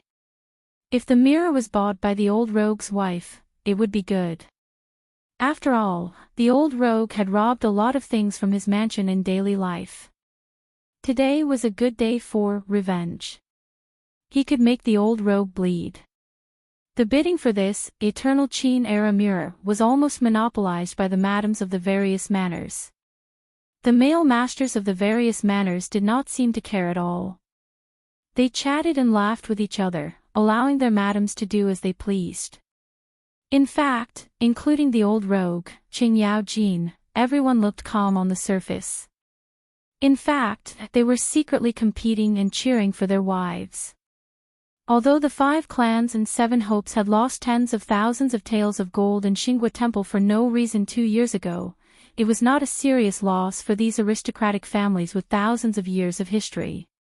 Although it was painful, with the wealth of the aristocratic families, it was not a big deal to spend tens of thousands of gold to buy this eternal Qin-era mirror. The mirror that Li Wangyu threw out not only caused the noble women of the aristocratic families to fight for it, but even the madams of the duke's mansion who were familiar with Li Wangyu were not lenient and they all made offers. Just like that, the auction price of a glass mirror was raised to nearly 10,000 taels of gold by these crazy women. Only then did the atmosphere of the crazy bidding ease slightly. After Madame Chui quoted the price of 10,000 gold taels, many noble ladies revealed expressions of dissatisfaction, but they could only shake their heads helplessly. 10,000 taels of gold was equivalent to 60,000 strings of copper coins, which was more than 240 million yuan in the future. With such a large sum of money, even these aristocratic families and Duke's mansion had to think about whether it was worth it. If these aristocratic families, who were crazily bidding, knew that the cost of the mirror in front of them was only 1 or 2 strings of copper coins, and it was the worst one among the several big mirrors made by Li Wangyu, they would probably vomit blood in anger. If the mirror was really bought by Qing Yaojin's wife, Li Wangyu would be happy to see the old rogue make a fool of himself. As for the money, he would definitely take it. Friendship was friendship, business was business. The old rogue had swindled so many good things from his mansion in the past 2 years. The 10,000 taels of gold could be regarded as the interest. Li Wangyu snickered in his heart. He estimated that this mirror would probably fall into the hands of the old rogue. When the noble ladies calmed down a little, they heard a slightly stiff Han language in the auction house. I bid 11,000 taels of gold. Hearing this, everyone turned their heads to look for the voice. It was a Persian businessman who stood up and made a bid. The sudden appearance of a troublemaker made these noble ladies a little unhappy, but they could not do anything about it. After all, Cho Kun had already made the auction house's rules very clear. The highest bidder would win. Furthermore, the owner of this auction house was Li Wangyu, the Duke of Fufeng, so they could not mess around. However, if they competed with these Hu merchants in terms of wealth, even the aristocratic families would be wary. Hu merchants were always rich, and this was something that everyone in Chang and city knew. In the Tang dynasty, there was a saying, poor Persians, sick doctors, thin sumo wrestlers, fat brides. It was a humorous sarcasm, meaning that these things were impossible. Persian merchants were rich, and this was what the Tang people knew. And these Persian merchants were indeed quite rich. In history, after Wuxia ascended to the throne, the Persian merchants in Luoyang alone donated 100 trillion taels of gold to repair the Dingding Gate in Luoyang. Of course, the 100 million in the Tang dynasty was not the concept of 100 million, but 100,000. But even so, the amount of copper coins donated by the Hu merchants in Luoyang was 100 billion coins. That was 100 million strings of copper coins, or 16 million taels of gold. One had to know that during the Great Tang Tianbao era, the annual revenue of the Tang dynasty was only 54 million taels of gold. Most of this was income from physical objects, such as corn, silk, and so on. The income from copper coins was only 2 million taels of gold. In other words, the copper coins donated by the Persian merchants in Luoyang to Wuxia to build the Dingding Gate were 2 years of national revenue during the Great Tang Tianbao era. Therefore, it was not an exaggeration to say that the Persian merchants were rich enough to rival a country. Of course, when Li Wangyu read this history, he had some doubts in his heart. He doubted that the Hu merchants in Luoyang could take out so many copper coins, and there was no lack of possibility that the history books had exaggerated it. But no matter what, it was an indisputable fact that the Hu merchants were rich. Seeing that the Hu merchants suddenly bid, Chuisher's expression turned ugly. The old hoodlum, Qin Yaojin, had a ferocious look on his face as he glared at the Hu merchant with his bell-sized eyes. This dramatic turn of events made Li Wangyu laugh even more happily. It was not that the mirror could be auctioned for more gold, but that Qin Yaojin had been interrupted by someone else. No matter how he looked at it, it was quite amusing. Qin Yaojin did not wait for his wife to speak and directly slapped the table in front of him and suddenly stood up. This daddy offers 15,000 taels of gold. 16,000 taels. Bastard. This daddy offers 18,000 taels.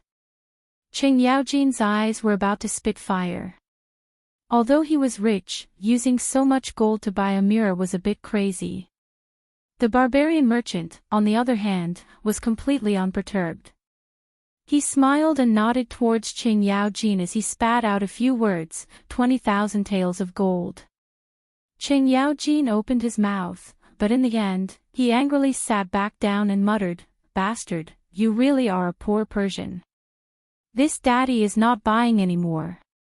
When this daddy returns, this daddy will kill my way to ZU's residence. If they don't give me money, I'll just rob them." His words immediately caused the auction hall to erupt into laughter. In the private room, Pai Lupi was rocking back and forth with laughter. Empress Xiangxia and concubine Yang were also laughing with their sleeves covering their faces. Only Li Wangyu, who had been laughing at Qin Yaojin, had a face as black as the bottom of a pot. Chapter 967. Li Wangyu was too lazy to comment on Qin Yaojin's shamelessness. It was not worth it to get angry with such a troublemaker. He turned his head away and pretended that he did not hear Qin Yaojin's shameless words. However, he swore to himself that when he returned to Dingzhou village, he would nail up a sign that read, "Lu Guogong and dogs are not allowed to enter." After Qin Yaojin's ruckus, the auction for the eternal mirror of Qin was over. The barbarian merchant had bid 20,000 taels of gold. Naturally, no one dared to compete with him. The first item in today's auction had sold for such a high price. This was out of Cho Kuen's expectations. However, Cho Kuen was not happy at all. During the auction, he had not been of any use at all. He did not even need to bluff, much less stir up the crowd's emotions. The price of the eternal mirror of Qin was beyond his imagination. Cho Kun had originally estimated that although the mirror was a treasure, it would be considered a success if it could sell for 5,000 taels of gold. However, he did not expect the final price to increase by 4 times. Cho Kun raised the hammer in his hand helplessly. According to the rules of the auction house, after asking 3 times, he made the final decision and won the eternal mirror of Qin. After congratulating the barbarian merchant, Cho Kun ordered someone to push the mirror off the stage. In the auction hall, the bright mirror was sent backstage, accompanied by the heartbroken voices of countless noblewomen. After the auction, these auction items would be delivered to each family's residence by the auction house. As for the money from the auction, Cho Kun was not worried at all. Everyone present was a respected elder. They would not do anything to renege on their debts. The barbarian merchant who had won the mirror was also a famous tycoon in Chang'an's West City. There was no need to worry about him not paying. After the exciting auction battle just now, it had piqued the interest of all the guests. It was the first time they had come into contact with such a method of transaction. It was very novel, especially for the group of noblewomen. Although they had not won the mirror, the bidding just now had made them addicted. When had this group of noblewomen ever enjoyed the pleasure of shopping in the past?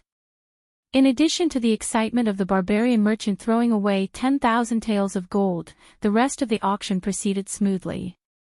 Today's auction items were all provided by Li Wangyu and Pai Lupi. Pai Lupi selected a lot of treasures from the royal treasury for the auction. Naturally, the items collected by the imperial family were of high quality. Coupled with the addition of the imperial family's collection, the aristocratic families, nobles, and officials all made a move. Many of the items provided by Pai Lupi were sold at a high price, which made Pai Lupi grin from his private room. He was actually not very interested in these treasures.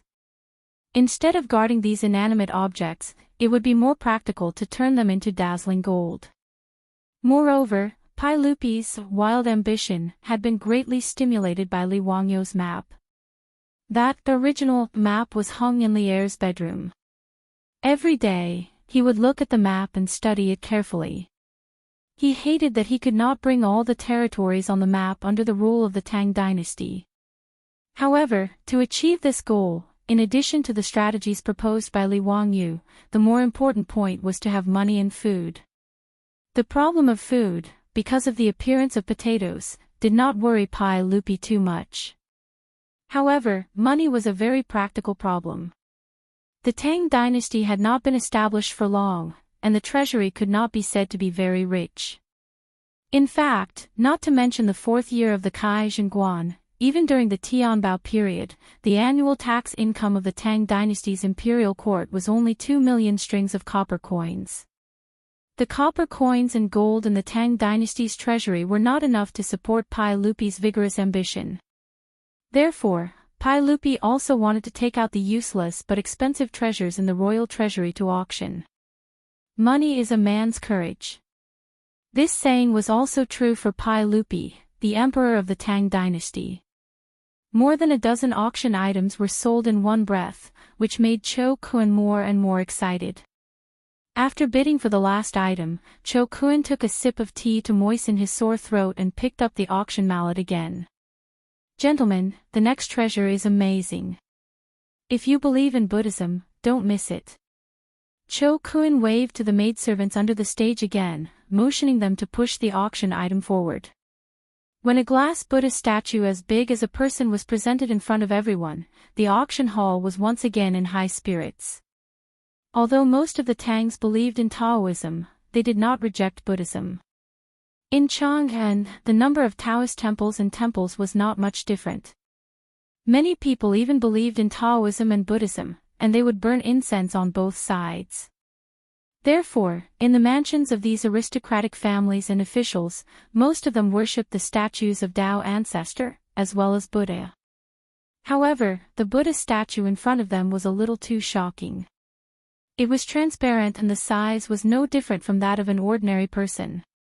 Who had ever seen such a Buddha statue? The expression of the Buddha statue was quite lifelike and lifelike.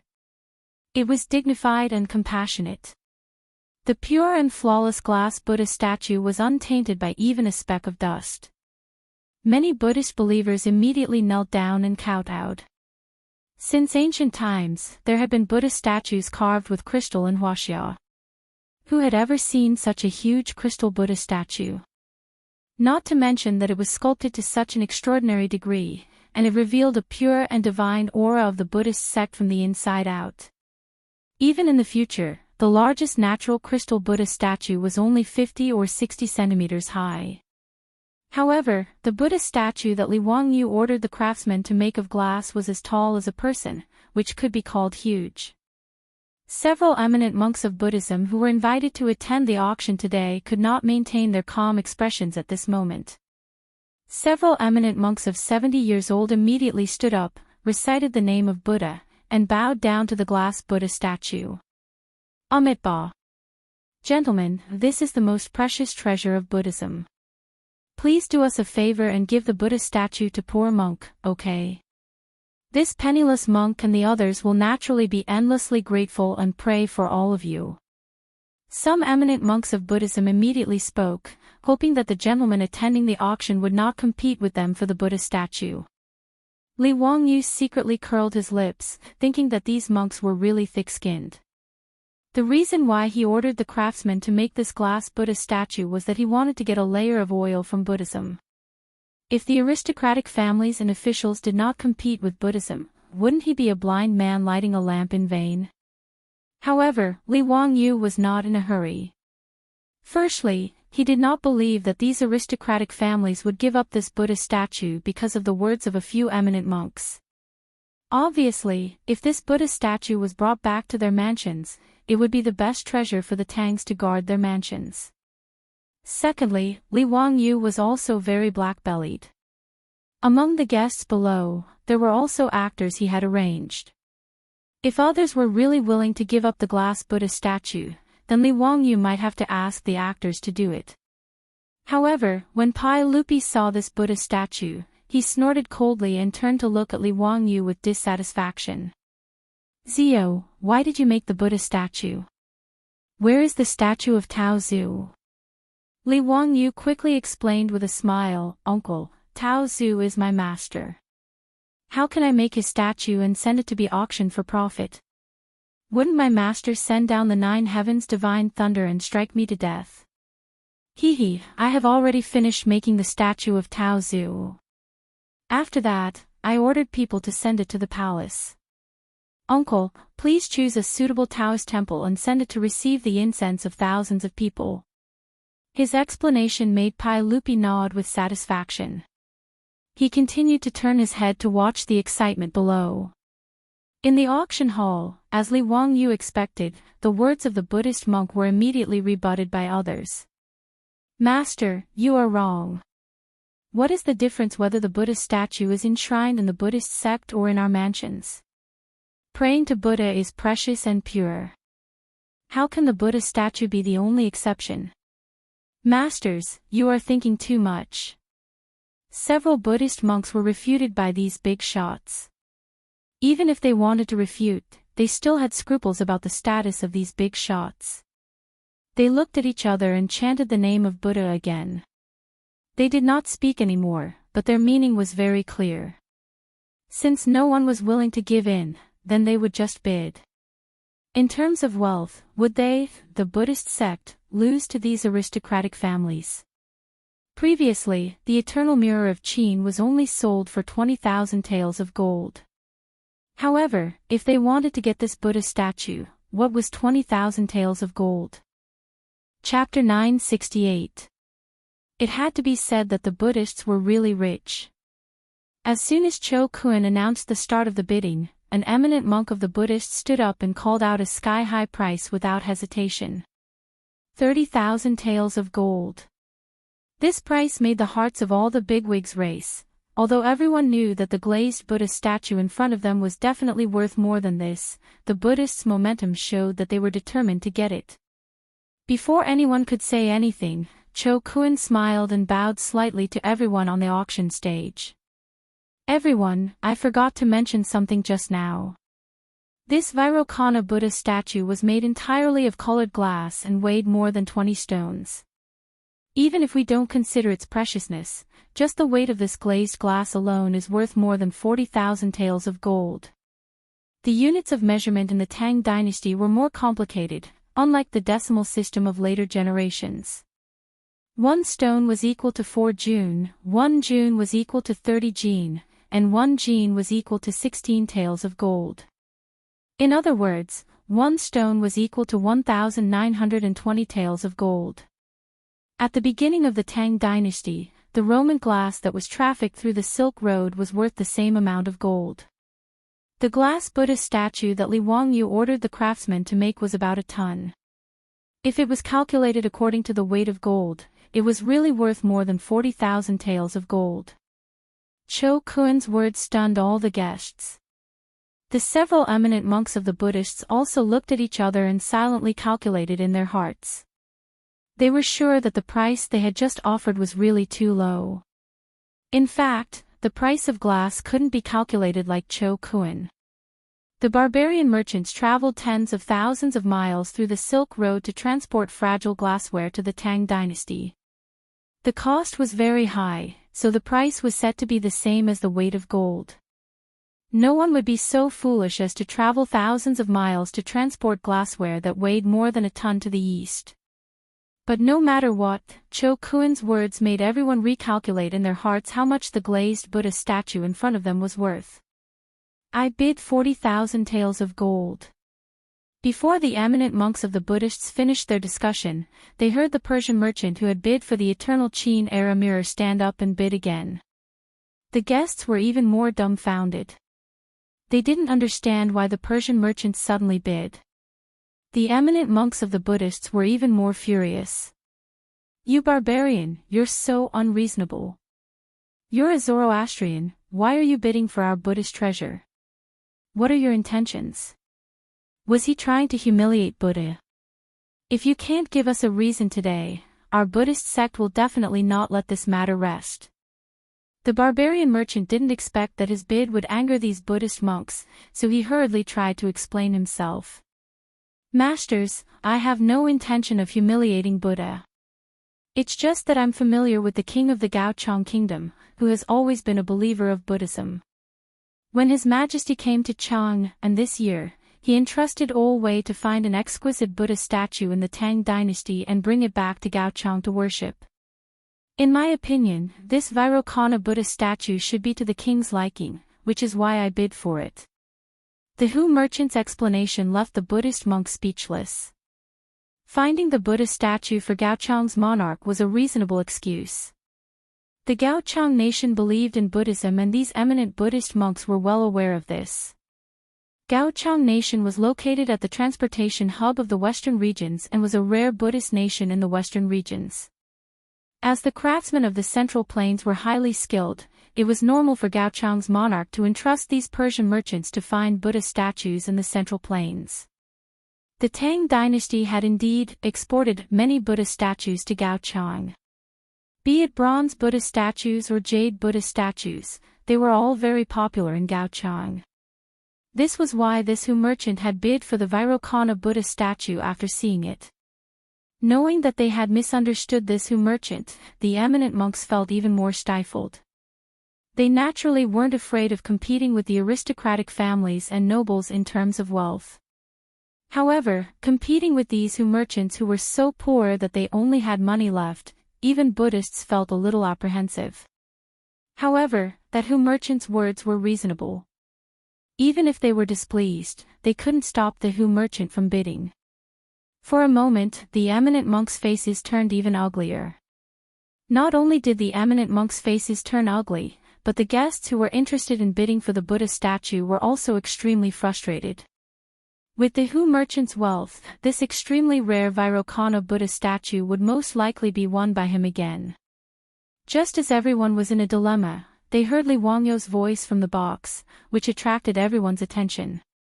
Li Wangyu stood up with a face full of smiles and said loudly to the guests, "Gentlemen, Gaochang's monarch believes in Buddhism and our Tang dynasty has always been on good terms with Gaochang nation. Since Gaochang's monarch wants to find a Buddha statue, how can we let you, Harkok, pay for it? Just now, His Majesty has instructed me to specially make a Virokana Buddha statue for Gaochang's monarch as a national gift. Therefore, Harkok, you don't have to bid for today's auction. Harkok was the name of that Hu merchant.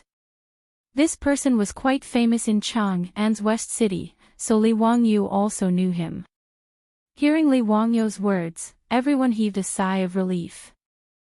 As long as the Hu merchant didn't participate in the auction, it was a good thing. Harkok was very regretful, but he had nothing to say. He could only place one hand on his chest and bow to Li Wangyu to express his gratitude. Although Harkok was auctioning this Buddha statue on behalf of Gaochang's monarch, it wasn't for free. If he had won the auction and shipped it to Gaochang Nation, Gaochang's monarch would have been willing to pay 100,000 taels of gold or even more.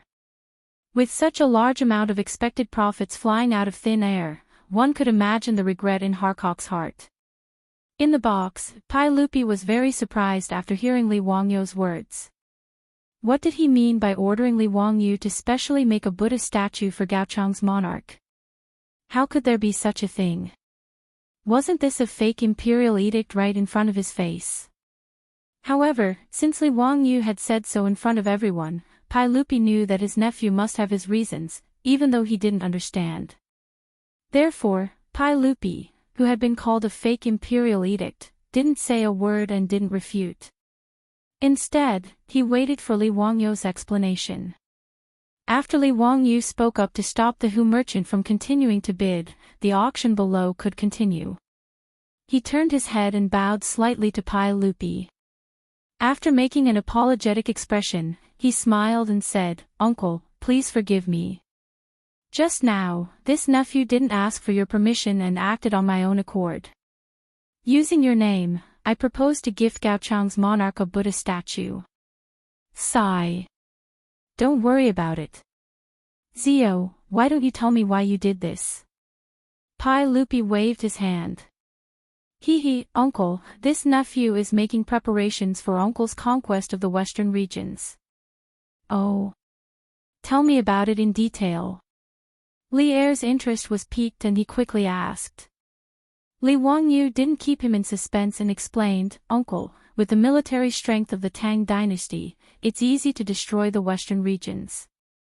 However, as the saying goes, we don't have a good reason. Uncle, you must be having a headache. What excuse should we use to conquer the western regions? Especially the wife of Gaochang's monarch, who has just been conferred the title of Princess Changel by Uncle. Without a suitable excuse, the Tang dynasty can't rashly use our weapons. Since ancient times, when Wuxia wanted to launch a crusade, they always needed to find an excuse and a good reason. Whether it was to restore the Han dynasty or to pacify Nandan, there had to be an explanation. Even in the later generations, when the Americans wanted to beat Shah Damu, they had to carry a bag of detergent and say that it was a weapon of mass destruction. In short, there had to be a reason to launch an attack. Otherwise, it would be an unjust army that won't win the hearts of the people. In history, the Tang dynasty had been eyeing the western regions for a long time. However, it wasn't until the 13th year of Xinguan that the Tang dynasty found an excuse, saying that Gaochang's alliance with the Western Turks had violated the prestige of the Tang dynasty. Thus, they launched an attack. In the 14th year of Xinguan, Gaochang was destroyed by Ho Junji. Ever since Li Wangyu presented the map and strategic objectives, the Tang dynasty's big shots, including Pai Lupi, had been thinking about what excuse to use to attack Gaochang. Currently, the relationship between the two countries was good. Just before Li Wangyu's suggestion, the monarch of Gaochang, Chu Wentai, came to Chang and with his wife to visit Pai Lupi. Pai Lupi even gave his wife the surname Li and conferred the title of Princess Changel. Under such circumstances, no matter how eager Pai Lupi was, he couldn't touch Gaochang for a while. When Pai Lupi heard Li Wangyu's words, he naturally knew that his nephew had another idea. He couldn't help but be overjoyed. Zio, quickly tell me, do you have a plan? Chapter 969. Faced with Pai Lupi's inquiry, Li Wangyu smiled mischievously and whispered a few words into his ear. Pai Lupi's face immediately revealed an expression of surprise, joy, and confusion. Ziyu, is what you said true? But how could this, Liuli? Li Wangyu smiled and said, Uncle, of course it's true. Later, I'll get the craftsman to make a Buddha statue. Uncle will know if it's true or not when you try it. Good, good. If it's true, then you'll be the main contributor in the battle of destroying Gaochang. This nephew doesn't dare to claim credit. However, if Uncle sends troops to attack Gaochang, this nephew would like to recommend someone to be the commander. Pai Lupi glanced at him and replied with a faint smile, Oh. Ziyu, who do you want to recommend? Ji Jia or Jingde? Li Wangyu shook his head repeatedly, No, no. If Uncle Cheng and Uncle Yuqi were to attack Gaochang, wouldn't it be overkill? Then could it be Xu Bao? That won't do. Xu Bao's body isn't good. He can't be worn out by the journey. Of course not. If this nephew dares to recommend Duke Qin to Uncle Cheng, that old scoundrel, Uncle Cheng will definitely smack this nephew's butt. Li Wangyu almost said the words old scoundrel in front of Pai Lupi. Pai Lupi also understood the meaning behind his words. Not only did he not reprimand him, he even nodded his head in sympathy. Clearly, the fact that a certain person was an old scoundrel had long been recognized by the entire court. Then Ziyu, who exactly do you want to recommend to be the commander? Li Wangyu smiled and said a name, but it stunned Pai Lupi. Duke Lu. Who? Pai Lupi thought he was hearing things and asked in disbelief. This nephew recommends Duke Lu to be the commander and conquer Gaochang. Li Wangyu's answer took Pai Lupi by surprise. After a long while, Pai Lupi turned to Li Wangyu with a complicated expression. Ziyu, you actually recommended Junji. We truly did not expect this. Tell me, why do you recommend Junji to be the commander? Everyone in Chang knew of the conflict between Li Wangyu and Ho Junji, and Pai Lupi naturally knew this as well. He wanted to resolve the conflict between the two. After all, Ho Junji was his beloved general, and Junji was a capable nephew who had given him countless pleasant surprises. Pai Lupi naturally didn't want to see Junji's relationship with Ho Junji's opinion. And Junji's grandfather. Pai Lupi had always doted on Ho Junji. In history, not only had Pai Lupi sent Ho Junji to lead armies, he had also promoted him to Minister of Imperial Revenue, promoted him to Minister of Personnel, and even listed him as one of the 24 meritorious officials of Lingyan Pavilion. Even though Ho Junji had rebelled, Pai Lupi had still wanted to pardon him before his execution. From this, one could see just how much Pai Lupi loved Ho Junji. Li Wangyu naturally understood this, so in the face of Pai Lupi's question, he casually shrugged. This nephew truly doesn't like Duke Lu's character, but I do acknowledge his abilities. Thus, this nephew's recommendation of Duke Lu is merely a matter of fact. Duke Lu is the most suitable commander for conquering Gaochang. Pai Lupi thought for a few moments before nodding. We understand. We will consider this matter. Li Wangyu felt that he had achieved his goal, so he said no more and continued to watch the auction. The reason he had suddenly recommended Ho Junji to Pai Lupi was to ensure that when the Tang army conquered Gaochang, it would still be Ho Junji leading the army. In truth, even if Li Wangyu hadn't mentioned this matter to Pai Lupi, there was still a very high chance that Pai Lupi would have chosen Ho Junji to lead the army. In history, it was Ho Junji who had led the army to destroy Gaochang. Although that was 13 years after Xingguan's death, it was now 8 years ahead of schedule, but that didn't necessarily change. Li Wangyu had suggested this to Pai Lupi in order to add another layer of insurance. As for why he insisted on having Ho Junji lead the army to conquer Gaochang, he naturally had his reasons. After the Hu merchant withdrew from the bidding, the eminent monks of the Buddhist sect engaged in a heated battle with the other guests.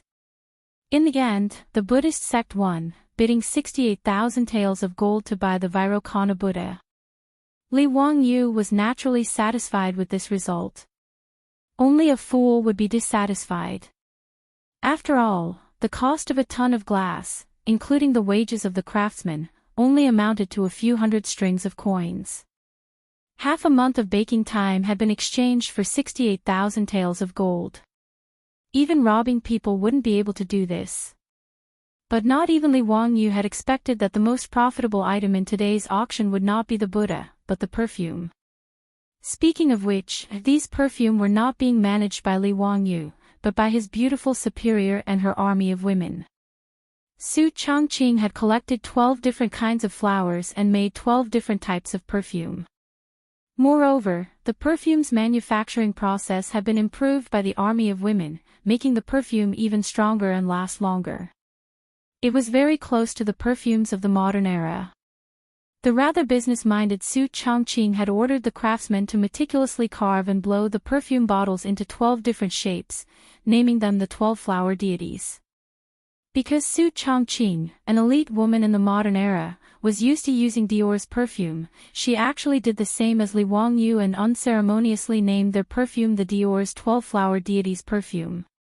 His beautiful superior, who had always criticized Li Wangyu for plagiarism, didn't hold back at all when plagiarizing, even copying the Dior perfume's advertising slogan. When Li Wangyu heard Fatty Cho Kun recite with deep affection, "At this time, gold seems cold, jewelry lacks vitality, and colored glass is not attractive enough. Don't pretend, feel the real luxury, and only the Dior 12-flower goddess perfume." After hearing this advertising slogan, he almost spat out the wine in his mouth onto Li Er's face. When Cho Kun showed these fragrant and enchanting perfume to the group of noblewomen, the entire auction hall fell into a frenzy. The fragrant fragrance, the glittering glass perfume bottles. At this moment, in the eyes of the top noblewomen of the Tang dynasty, they were simply emitting a dazzling light. Even the stingiest man, in the face of his wife's murderous gaze, could only reluctantly pay for it. Su Chongqing had prepared a total of 10 sets of 12 bottles of perfume for the auction. As a result, even Empress Xianxia, this shill, was useless.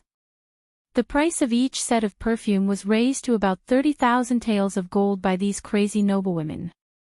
Just the perfume alone was sold for more than 300,000 taels of gold, making Li Wangyu speechless. Pai Lupi was even more dumbfounded. As for Empress Xianxia and concubine Yang, the way they looked at Li Wangyu made him shudder, as if he was being stared at by two ferocious beasts. Fortunately, Li Wangyu was sensible and immediately patted his chest as a guarantee. He turned around and ordered people to send the perfume to the palace. Only then did he avoid the fate of being stabbed to death by Pai Lupi's wife's gaze. Li Wangyu could only shake his head speechlessly. Sure enough, no matter what era it was, women's money was the easiest to earn. The auction, which opened the eyes of the country bumpkins of the Tang dynasty, made Li Wangyu and Pai Lupi a lot of money.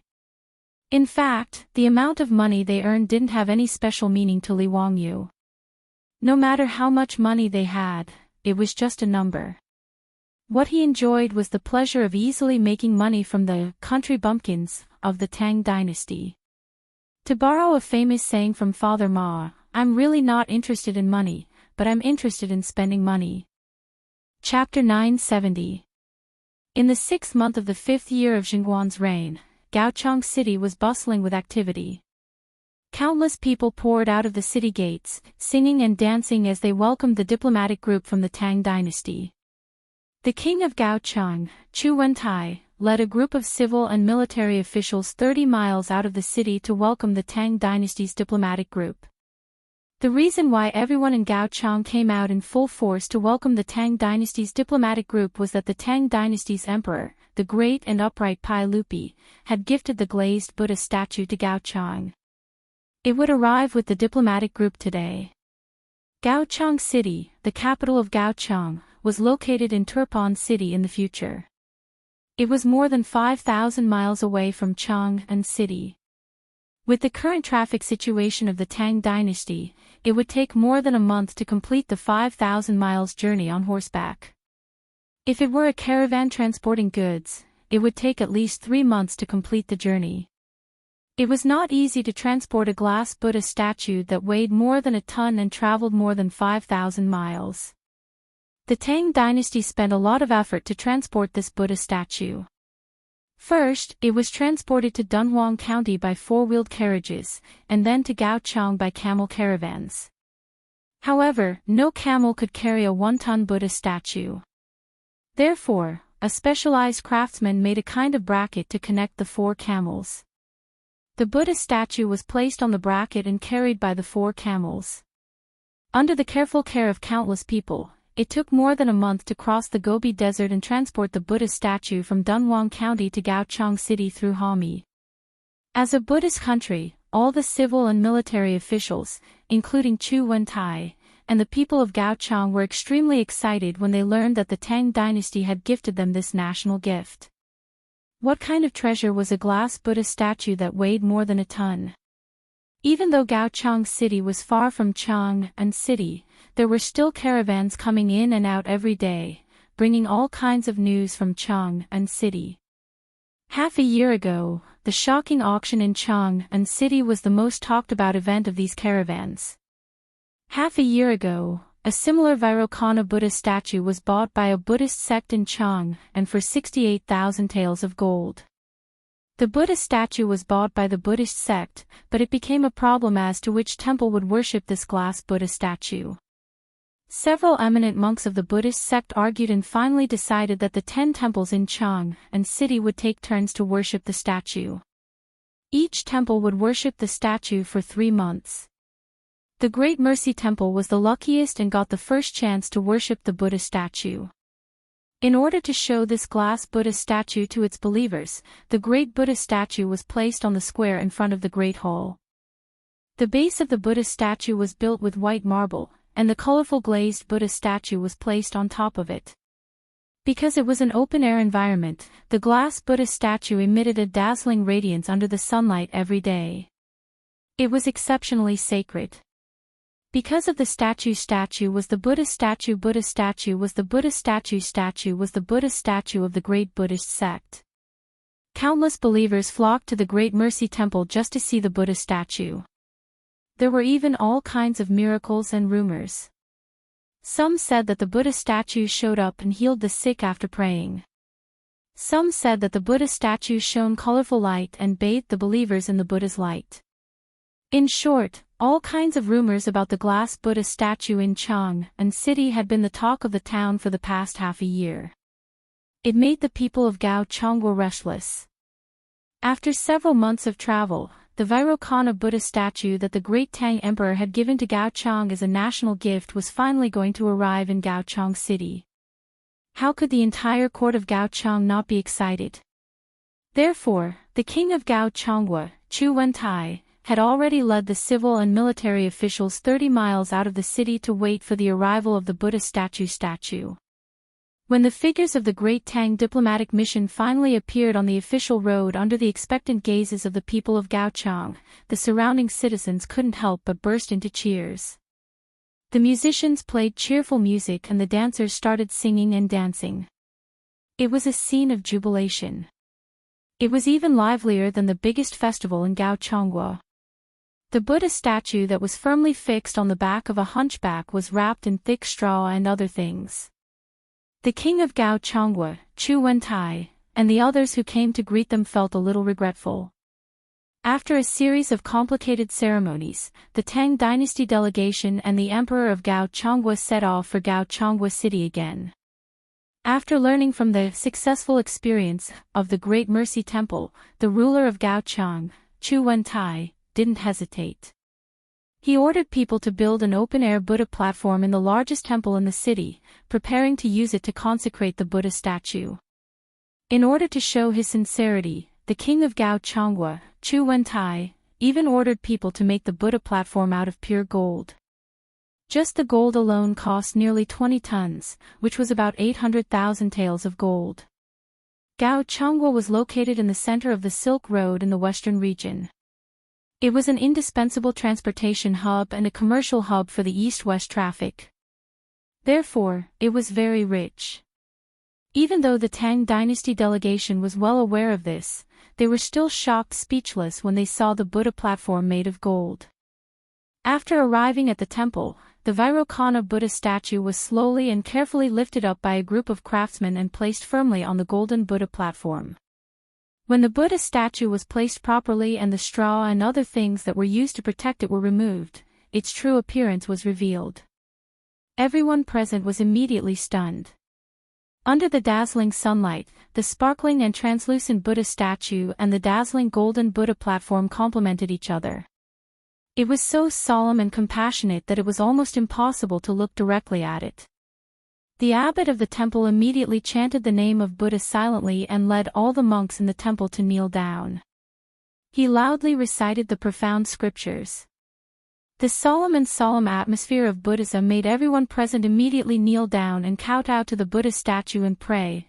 The Buddha statue that Pai Lupi had gifted to Gao Changguo was immediately declared as the national treasure of Gao Changguo by the king of Gao Changguo, Chu Wentai. The temple where this Vairocana Buddha statue was enshrined was not only strictly guarded by the king of Gao Changguo, but all the men and women who came to offer incense were also not allowed to come within 30 meters of the Vairocana Buddha statue. Apart from the monks, anyone who dared to come close to the Vairocana Buddha statue would be killed without mercy. Chu Wentai was even more pious and would go to the temple to offer incense and pray every day. As for the Tang dynasty delegation, they temporarily stayed in Gao Changguo to witness the friendship between the two countries. The Turpan basin where Gao Changguo was located was extremely dry and had very little rain. However, during the Tang dynasty, the Turpan basin was an important place to farm. Although it was still considered a region with little rain compared to the Central Plains, it was still considered abundant compared to other places in the western region. However, after summer this year, there was no rain in Gao Changguo and the land was dry. Everyone in Gao Changguo was worried about this. In order to pray for rain, the king of Gao Changguo, Chu Wentai, simply ordered the temple that enshrined the Vairocana Buddha statue to hold a Dharma assembly. He led all the civil and military officials to the temple to participate in the Dharma assembly. It was unknown whether it was the Buddha's spirit, but on the third day after the Dharma assembly, it finally rained in Gao Changguo, which had been dry for a long time. Once it rained for an entire day and night. Everyone in Gao Changguo was overjoyed and felt that this was the result of the Buddha's blessing. The king of Gao Changguo, Chu Wentai, slept soundly amidst the pattering rain. The next morning, he ordered the palace maids to help him get up and change his clothes. He wanted to go to the temple to fulfill his vow. However, before Chu Wentai could finish washing up, he saw a few people stumbling in from outside the palace. "Your Majesty, it's not good. Something big has happened. The Buddha statue, something has happened to the Buddha statue." Chapter 971. Hearing this, Chu Wentai's expression stiffened as he glared at the informant. "Don't talk nonsense. How could something happen to the Buddha statue? Quickly tell me." The messenger's face was also pale. His body was trembling like a sieve, and his tongue was tied. He could not speak clearly for a long time. "Reporting to your Majesty, the Tathagata Buddha statue, it melted." "What?" Chu Wentai angrily stepped forward and grabbed the informant's collar. "What nonsense are you talking about? That glazed Buddha statue isn't made of ice. How could it melt?" "Why, Your Majesty, this servant doesn't dare to lie. Your Majesty, please go to the temple and take a look. This servant isn't lying." Chu Wentai couldn't be bothered to talk nonsense with the informant anymore. He angrily kicked the informant and hurriedly ran out of the palace. When Chu Wentai hurriedly rode a horse to the temple under the escort of a group of palace guards, there was already a crowd gathered there. They were all kneeling on the ground and kowtowing to the temple. When the heavy rain fell yesterday, these believers of Gaochang were like Chu Wentai and attributed all the credit to Buddha's blessings. Therefore, many people rushed to the temple early in the morning, wanting to burn incense in front of the glazed Buddha statue and restore it. However, they didn't expect that the originally sparkling and translucent Buddha statue on the golden altar in front of the temple's Mahavira hall would melt like a piece of ice that had been drenched in water. This strange scene frightened countless believers and caused them to scream. Fear was written all over their faces. Before Chu Wentai arrived, many civil and military officials of Gaochang had also rushed to the temple after receiving the news. Even the Tang dynasty's diplomatic mission that was still in Gaochang City rushed over after receiving the news. Chu Wentai jumped off his horse and was welcomed into the temple by a group of officials and monks with ashen faces. When the king of Gaochang saw the remains of the Buddha statue on the golden altar with his own eyes, his vision suddenly turned black. His body swayed and he almost fell to the ground. What the hell is going on? Why did the Buddha statue become like this? Chu Wentai was supported by the guards beside him. He suddenly exploded and roared at the people around him. There was silence all around. No one could answer his question. Only a ghost would know what was going on. How could a perfectly fine glazed Buddha statue melt like ice? If the glazed Buddha statue had cracked or shattered, everyone could still understand it. However, the fact that the glazed Buddha statue had melted for no reason was simply inconceivable. As for the monks in the temple, they were all kneeling on the ground, not even daring to raise their heads. The glazed Buddha statue was so precious, yet it was destroyed in their temple for no reason. Who could bear such a responsibility? Seeing that no one spoke, Chu Wentai became even angrier. Go and find the abbot for this monarch. This monarch wants to ask him what is going on with this Buddha statue. After receiving the order, a monk immediately ran to find the abbot. But not long after, the monk stumbled back and said, My king, the abbot, he hanged himself. What? When Chu Wentai heard this, his blood pressure shot up, and his temples throbbed. Obviously, because the glazed Buddha statue had melted for no reason, the abbot of the temple felt that he had committed a grave sin and was too ashamed to face everyone, so he simply chose to commit suicide. The death of the abbot of the temple made the atmosphere even more oppressive. Just when everyone was speechless, someone suddenly sneered and said, suicide for fear of punishment. My king, is this the attitude of your Gaochang state towards our Tang dynasty's emperor as a gift? The sage ordered us to transport the glazed Buddha statue from thousands of miles away to Gaochang state so that you can wantonly destroy it like this. Chu Wentai's eyelids suddenly twitched. He looked up and saw that the one who spoke was the Tang dynasty's envoy to Gaochang state. Only then did he realize that compared to the destruction of the Buddha statue, this Buddha statue was a gift from the Tang dynasty to Gaochang state. Now that the Buddha statue had been destroyed for no reason, this matter was serious. To put it lightly, it was Gaochang state's improper safekeeping. To put it seriously, it was damaging the prestige of the Tang dynasty and disgracing the face of the Tang dynasty's emperor, Lord Tang. It's a misunderstanding, a misunderstanding. How would I dare to destroy the Buddha statue? This Buddha statue, it. Chu Wentai couldn't finish his words. What exactly happened to the Buddha statue? He was still in a state of confusion. The Lord Tang that Chu Wentai mentioned was Tang Jian's eldest son, Tang Songling. Tang Jian was promoted to the Minister of Civil Affairs by Pai Lupi because he said that he would surrender to the Turks and cooperate with General Li Jing's army to capture Shili Khan alive.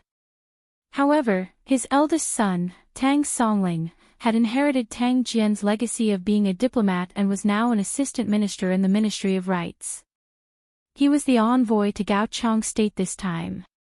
Tang Songling snorted and said, misunderstanding. Then I'd like to ask my king, why did the glazed Buddha statue become like this? Maybe the weather is hot.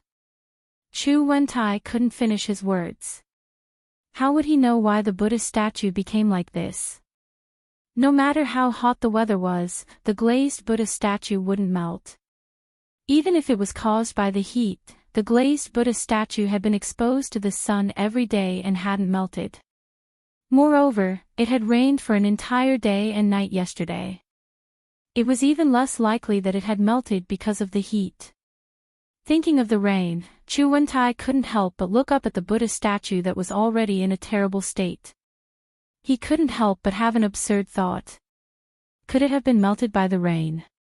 Immediately, Chu Wentai denied this conjecture in his heart. The Buddha statue was made of glazed glaze. There was no mistake about that. Including him, all the civil and military officials of Gaochang State had seen this Buddha statue with their own eyes and had even carefully examined it. As the transportation hub that connected the east and west, glassware shipped from the west was not rare at all. Even Pai Lupi's Taiji Palace didn't have as many glassware as Chu Wentai's palace. Chu Wentai and the Gaochang officials were all too familiar with glass, which was also known as glazed glaze. Therefore, they didn't have the slightest doubt about the material of the glazed Buddha statue. Glazed glaze was naturally not afraid of water. This was something that everyone knew. If he were to tell Tang Songling that the Buddha statue had been melted by the rain, it would be an insult to Tang Songling's intelligence. For a moment, Chu Wentai was at a loss for words.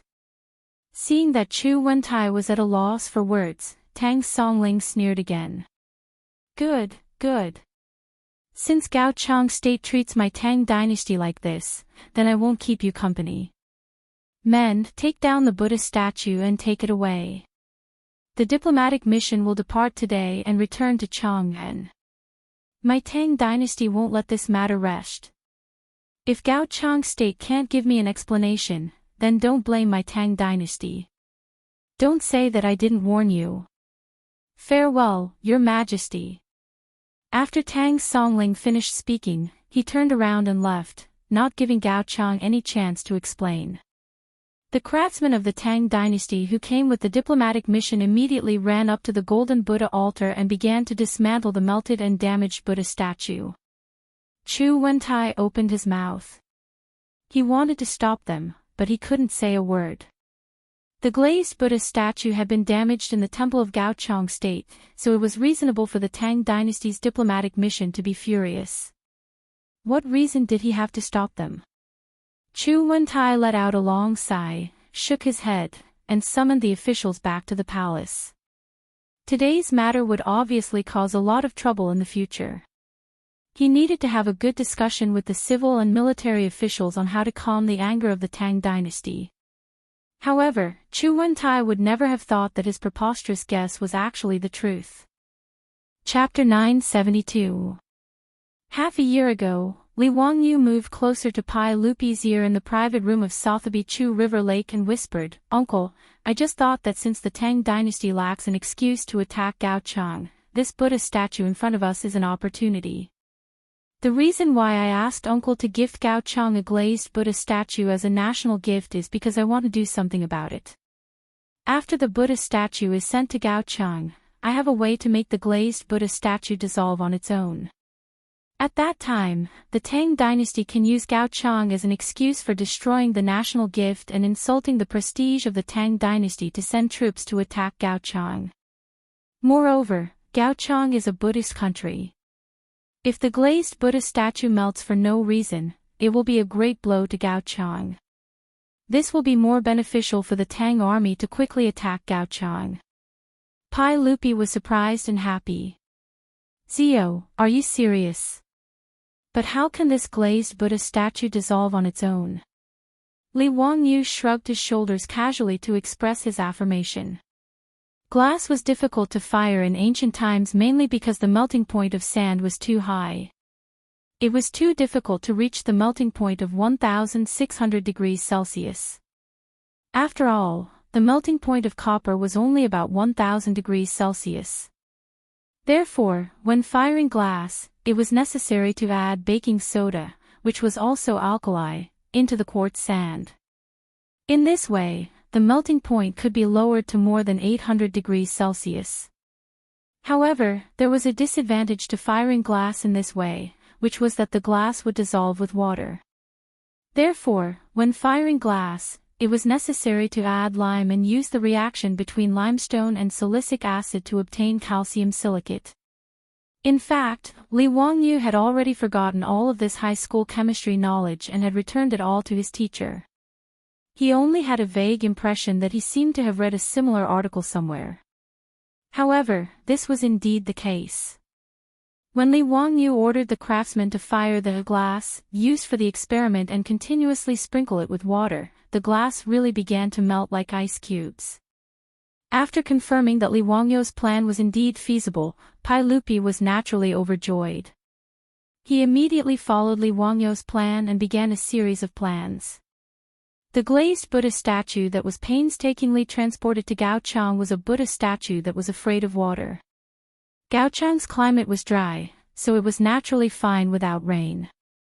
No one could see any flaws. However, once it was drenched by rain, it would slowly melt like ice. In order to trick Gao Changhua, Pai Lupi and Li Wangyu deliberately built the open-air Buddha platform in Chang'an, including the Great Mercy Temple and the enshrining of the Buddha statue. They wanted to give Gao Changhua a psychological hint. Moreover, the glass-fired Buddha statue emitted all kinds of light under the sunlight in an open-air environment. It was indeed quite eye-catching. Therefore, Gaochang's king, Chu Wentai, jumped into the trap without realizing it. After being drenched by rain for a day and a night, the open-air Buddha statue silently melted and was destroyed. From the moment Chu Wentai followed the trend and built the open-air Buddha platform, Gaochang was destined to be destroyed by the Tang dynasty. In fact, whether or not he built the open-air Buddha platform did not make much of a difference to Gaochang's fate. Even if he did not put the glazed Buddha statue out in the open and carefully enshrined it in the main hall, Pai Lupi would not be able to catch Gaochang's weakness. At most, it would be delayed by a few years. In the 13th year of Xinguan, Gaochang would still seek death by forming an alliance with the Western Turks. At that time, the destruction of the country would still be inevitable. As for Assistant Minister of Rights Tang Songling's reaction, it was naturally premeditated. As for why he moved the remains of the Buddha statue away, it was naturally to destroy the evidence and not give the people of Gaochang the chance to discover anything fishy. After the envoys left Gaochang angrily with the remains of the Buddha statue, Tang Songling immediately ordered his men to smash the remains of the Buddha statue and bury it in a random desert. After that, the entire envoys set off for Dunhuang County as fast as they could. 1 month later, Pai Lupi, in front of the envoys and officials of the various countries, announced that denouncing Chu Wentai edict in Taiji Palace, listing out Chu Wentai's crimes. Just like in history, Pai Lupi appointed Ho Junji as the Grand Marshal of the army and Niu Jinda and Shui Wanjun as the vice marshals to lead an army of 150,000 soldiers to attack Gaochang. In truth, attacking a puny Gaochang naturally did not require 150,000 soldiers. After all, Gaochang only had a population of 30,000. 150,000 soldiers was enough to scare them to death. Li Wangyu had forgotten that in history, Gaochang's king, Chu Wentai, had been scared to death by the Tang army.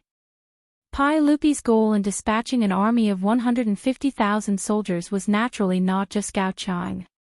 With Li Wangyu's advice, Pai Lupi was planning to swallow up all the kingdoms of the western regions. Lulan, Yuqiang, Jiuzi, Xie, Wuxia, and Yutian were all treated by Pai Lupi as meat on the chopping board. The benefits of controlling the western regions were self-evident. Fang Xianling, Zhangsun Wuji, Gao Shilian, and all the other bigwigs of the imperial court supported Pai Lupi's enormous appetite. As for the generals, they raised both hands in agreement. After the autumn harvest of the 5th year of Xinguan, Ho Junji, Niu Jinda, and Shui Wanjun swore an oath in Chang'an, and an army of 150,000 soldiers set out for the western regions. In the Lai hut of Dingzhou village, Li Wangyu held a cup of wine as he stood on the top floor of his castle and looked to the west, an almost imperceptible sneer on his lips. Just as he had expected, Pai Lupi had chosen his beloved general, Ho Junji, to be his commander. Lord Marquis, have a safe journey. Li Wangyu raised the wine glass in his hand and shook it toward the west. Then, he spilled the wine on the ground. If Ho Junji had seen this, he would probably have fought Li Wangyu to the death. But for Li Wangyu, Ho Junji's expedition to Gaochang was the end of the road. In truth, Li Wangyu didn't have much of a bad impression of Ho Junji at the start. Although Ho Junji had been known to be arrogant and greedy, what did that have to do with him? As for Ho Junji's rebellion, it had even less to do with him. He was not Pai Lupi, and it was not his place to worry about such trifling matters. But ever since Ho Junji coveted his estate and forced Niu Wu and Niu Yong into a life-and-death battle with his troops, the cynical man had blacklisted Ho Junji. They were absolutely irreconcilable. As a result, Li Wangyu was getting bolder and bolder, no longer the cautious white-collar worker he had once been. He even wanted to kill Ho Junji. But Ho Junji was Pai Lupi's beloved general and a major figure of the imperial court. No matter how much Li Wangyu hated him, he couldn't just assassinate him like he had done with Yun Gaesaman. Pai Lupi's 100 Horsemen division wasn't incompetent, and there was no guarantee that they wouldn't reveal some clues.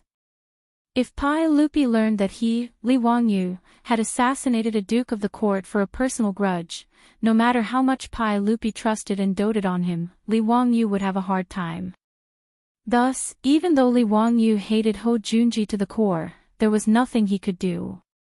But Li Wangyu had suddenly taken action and added fuel to the fire from behind the scenes because he had coincidentally discovered a few things. Thus, he had hidden this matter from Pai Lupi. This matter had to be recounted from his encounter with Luo Hui at Fenglingdu with those wastrels. It's normal to complain about this old dragon's slow, bad, and sloppy writing. This old dragon welcomes all sorts of complaints. But what's with cursing this old dragon for being slow? Did this old man eat your rice? Chapter 973.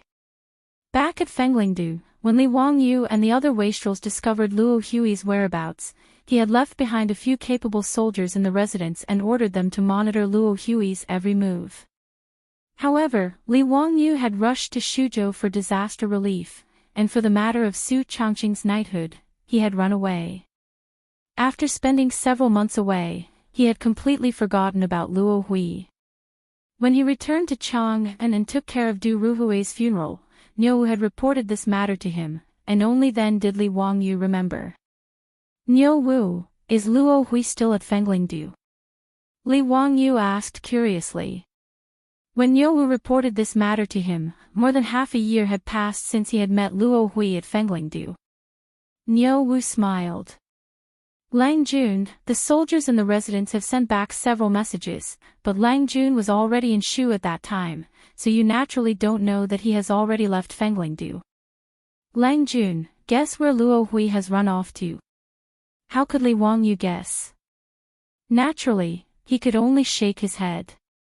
Jingzhou. Jingzhou. What did he run there for? Li Wangyu asked in confusion. The Jingzhou that Niu Wu spoke of was in the Jingchuan county of Gansu, more than 500 li away from Chang'an. However, Luo Hui running to Jingzhou left Li Wangyu rather confused. Based on his conjecture, this man called Luo Hui was in charge of helping that bastard Ho Junji accumulate wealth. Whether it was monopolizing the excrement industry in Chang'an or running off to Fenglingdu, it should have been for the sake of wealth. But why did he run off to Jingzhou?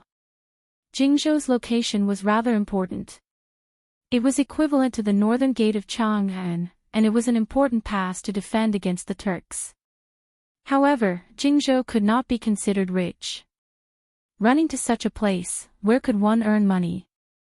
Niu Wu smiled. Lang Jun, you definitely won't be able to guess Luo Hui's true identity.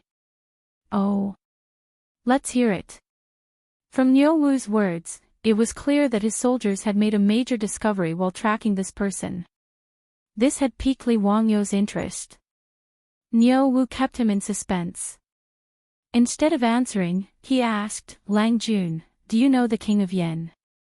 Prince Yen. Li Wangyu was stunned by Niu Wu's question. It took him a while to realize who the king of Yen that Niu Wu was talking about was. Prince Yen Li, whose original name was Luo Yi, was a famous general at the end of the Sui dynasty and the beginning of the Tang dynasty.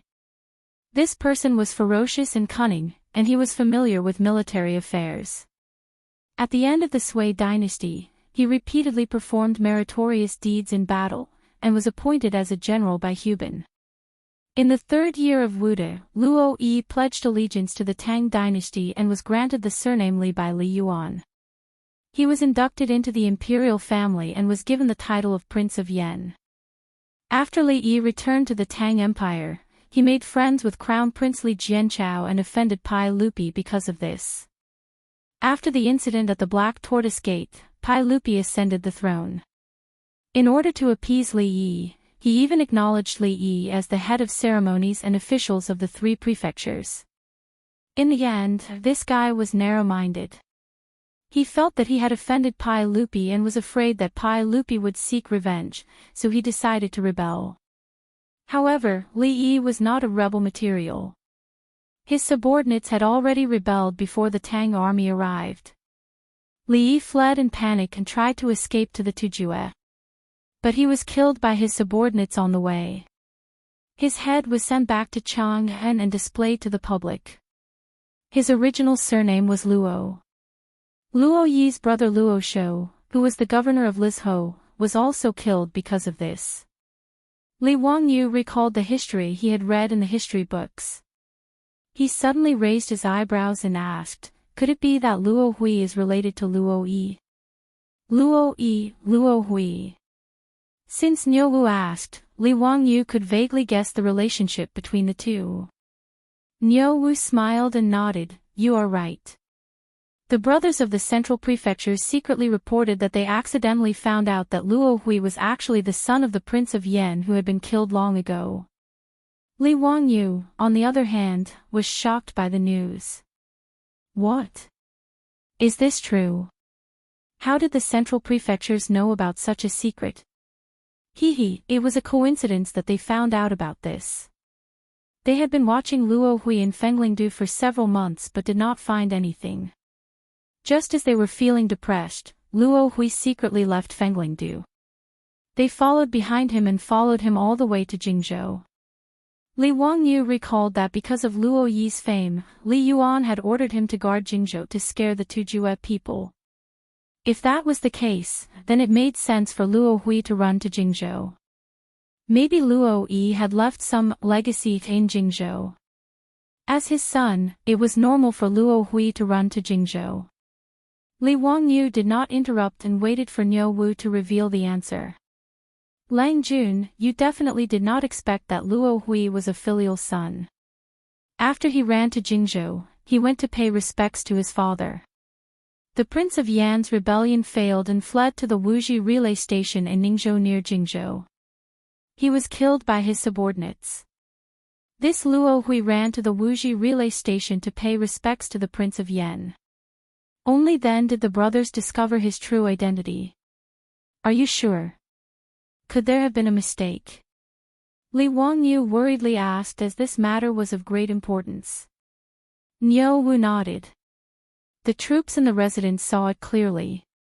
When Luo Hui secretly paid respects to the Prince of Yan, he carried the Prince of Yan's memorial tablet with him. This is interesting. Li Wangyu rubbed his chin and lowered his head in thought. The secret that his troops had discovered was truly a landmine that could explode at any time. If Luo Hui was Luo Yi's son, then what was the relationship between him and Hou Junji? Did Hou Junji know Luo Hui's true identity? Had Luo Hui deliberately sided with Hou Junji, or were the two working together to rebel? But regardless of the situation, as long as Li Wangyu reported this matter to Pai Lupi, Hou Junji would be in trouble. Even if he did not know, he would still be punished by Pai Lupi. But the cynical man had no intention of letting this matter rest.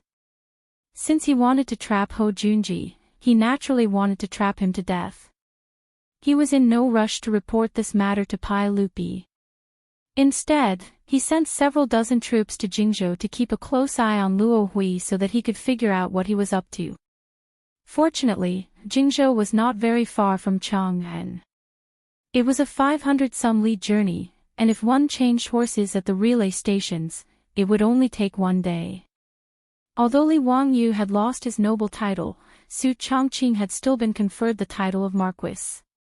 Given her status, she could still use the courier horses to pass on messages. After monitoring Luo Hui for a month or two, Li Wangyu finally had a rough idea of what Luo Hui was up to. One had to admit that Luo Hui was truly a man of endurance. Just from the fact that he had gone from being the son of the first wife of the king of Yan to the chief of excrement removal in Chang'an, one could see that he was rather formidable. But in this unexpected situation, coupled with the fact that Li Wangyu's troops were all old soldiers of the Golden Guard, he had managed to unearth Luo Hui's secret. Li Wangyu had never imagined that Luo Hui would be so ambitious and greedy. Chapter 974. Li Wangyu never expected that Luo Hui's guts would actually be so great. Perhaps it was because he had inherited Luo Yi's hidden assets or because he had embezzled money while helping Hou Junji, but in any case, this fellow had run to Jingzhou and begun to secretly recruit people. But he had not been able to hide his actions from the Lai Hot's troops. After consulting with Li Wangyu, he found a random excuse and pretended to get close to Luo Hui. Then, he was recruited into the team. The process of getting close to Luo Hui was very simple. It was nothing more than a self-directed act by the Lai Hot's troops. Several of the troops had pretended to be drunk and had gotten into a conflict with Luo Hui. Then, a spy had stepped forward to fight for justice and save Luo Hui. Luo Hui had never imagined that someone would be interested in him, and he had fallen into the trap without realizing it. After all, Luo Hui had believed that he had been hiding in Chang'an for many years, and not even Hou Junji had been able to see through his disguise. If he hadn't been so greedy for the profits from those toilets, he wouldn't have been forced to flee by Li Wangyu and his group of wastrels. With Hou Junji covering for Luo Hui didn't have to worry about his identity being exposed, so he had never imagined that someone would try to spy on him. Once Luo Hui got to know the spy and witnessed his bravery, he tried to recruit him in the hopes that the spy would lend him a hand. Once the spy reached Luo Hui's side, it didn't take him very long to figure out the man's true goal, but he didn't know whether to laugh or cry. Originally, the troops of the Li Manor thought that Luo Hui was preparing to directly recruit troops and buy horses in Jingzhou to raise the flag of rebellion. However, they did not expect this fellow to be even more daring and even more whimsical. Luo Hui was actually planning to recruit some capable men, train them, and bring them back to Chang'an. There, he would find a chance to control Hou Junji and the right guard of the Imperial Army. The left and right guards of the Imperial Army controlled the Imperial Palace, so this fellow's ultimate goal was to kill his way into Taiji Palace and kill Pai Lupi to avenge his father. When the Lai Hot's troops discovered this absurd plan, even Li Wangyu was dumbfounded. This absurd plan made even Li Wangyu wonder if Luo Hui's head had been kicked in the head by a donkey. Luo Hui was the legitimate son of Li Yi, Prince of Yan, and had been doing business in Chang'an for many years. He could be regarded as a local tyrant in Chang'an. How could he have such a childish idea? Forget whether he could control over Hou Junji. Even if he could, how could he use Junji's name to order the right guard to rebel? Not even Hou Junji himself could do such a thing. Otherwise, Hou Junji and Li Qingqian's rebellion wouldn't have failed while still in the planning stage. The coup of the Xuanwu Gate simply could not be replicated. In truth, Li Wangyu had misunderstood Luo Hui. Although he was the legitimate son of Li Yi, he did not understand the workings of the imperial court. Moreover, for the sake of revenge, he had concealed his identity in Chang'an and made a living out of excrement. How could he truly understand the affairs of those important figures in the imperial court? Luo Hui naturally believed that by controlling Hou Junji, he could control the right guard. Thus, while helping Ho Junji accumulate wealth, he was secretly accumulating wealth so that he could recruit suicide soldiers. Li Wangyu was too lazy to care whether Luo Hui had lost his mind or not. After figuring out Luo Hui's goal, the cynical man was prepared to add fuel to the fire and help Luo Hui. It just so happened that the auction house was opening at this time, and Li Wangyu saw an opportunity when the crowd was fighting over the glass Buddha statue. Thus, he recommended Pai Lupi that Ho Junji should be the commander of the expedition to the western regions. Li Wangyu's reason for doing this was very simple. The expedition to the western regions required the army to pass through Jingzhou no matter what. Half a year later, just as Li Wangyu had predicted, Pai Lupi appointed Ho Junji as the Grand Marshal of the expedition to the western regions with an army of 150,000 soldiers. A fast horse could travel from Chang'an to Jingzhou in one day, but an army could not travel so quickly. 7 or 8 days later, the army of 150,000 soldiers had marched several dozen li into Jingzhou to rest and reorganize.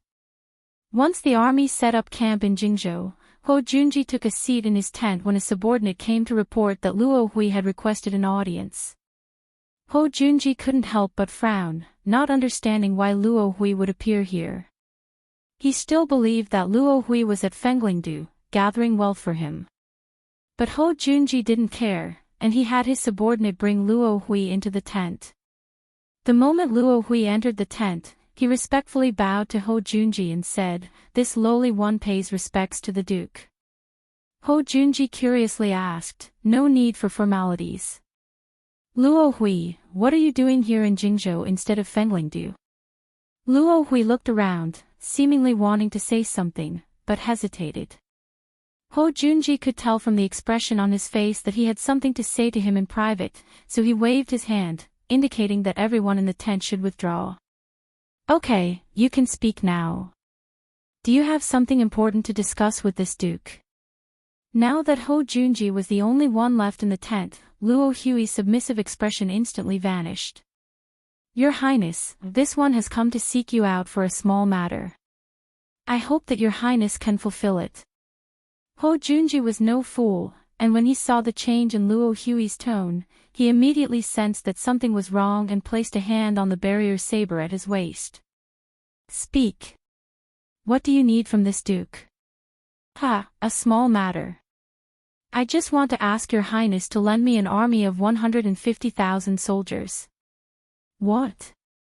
Ho Junji thought that he was hearing things, and he asked in disbelief, "Luo Hui, what did you just say?" Luo Hui confidently said, "Your Highness did not mishear. This one wishes to borrow an army from your Highness." "What do you want?" "Ha, your Highness probably doesn't know who this one is, right? At this point, this one will not hide it from your Highness. My father is actually King Yan. This one is King Yan's son." Ho Junji was so frightened by these words that he stood up and knocked over several tables in front of him. "What? You're actually that traitor's son." When Ho Junji thought about how the traitor Luo Yi's son had actually been taken under his wing to amass wealth, he couldn't help but break out in cold sweat. If this matter was known by others, it would be a terrible matter. At the very least, this was an oversight, but at the very least, it was an act of treason. Ho Junji had no thoughts of rebellion, so when he learned of Luo Hui's true identity, his first thought was to kill Luo Hui to silence him. But before Ho Junji could take out his saber, Luo Hui threw his head back and laughed. "Ha, your Highness wants to silence this one. Your Highness, why don't you think about it? Since I dared to come here today, how could I not have a backup plan?" As he spoke, he took out several fist-sized black porcelain bottles from his belt. "Your Highness presumably doesn't recognize these things in this one's hands. Ha, they're not simple. They're called Fire Phoenix Heavenly Flames. Once they explode, everything in a radius of 1 zhang will be burned to ash. Moreover, not even water can extinguish this fire. Even the slightest contact with it can burn a person to ash. If you force me into a corner, then be careful that I don't fight to the death and perish together with you." Ho Junji's hand paused as he prepared to take out his saber. He stared in disbelief at Luo Hui, thinking that his words were complete nonsense. Chapter 975. What Fire Phoenix Flame? Ho Junji had served in the army for many years, but he had never heard of such a thing as Luo Hui, so he didn't really believe him. But Luo Hui's confident appearance made Ho Junji rather hesitant. What if Luo Hui was telling the truth? Luo Hui raised his head and laughed. Your Highness presumably doesn't believe this one's words, but that's understandable. This one will show it to your Highness and you'll know if it's real or fake. But your Highness must not act recklessly, or else this one's hand might slip. Ho Junji gave a slight nod in agreement. The two of them walked out of Ho Junji's tent, 2 steps apart. Your Highness, let's find an open area so that this one can demonstrate the power of this fire phoenix flame. But have your soldiers keep their distance. This one fears that they might be impulsive and end up taking your Highness's life, Luo Hui cautiously said, his hand tightly gripping the bottle for fear that Ho Junji would suddenly attack. Ho Junji did not object, indicating that there was no need for his soldiers to follow him.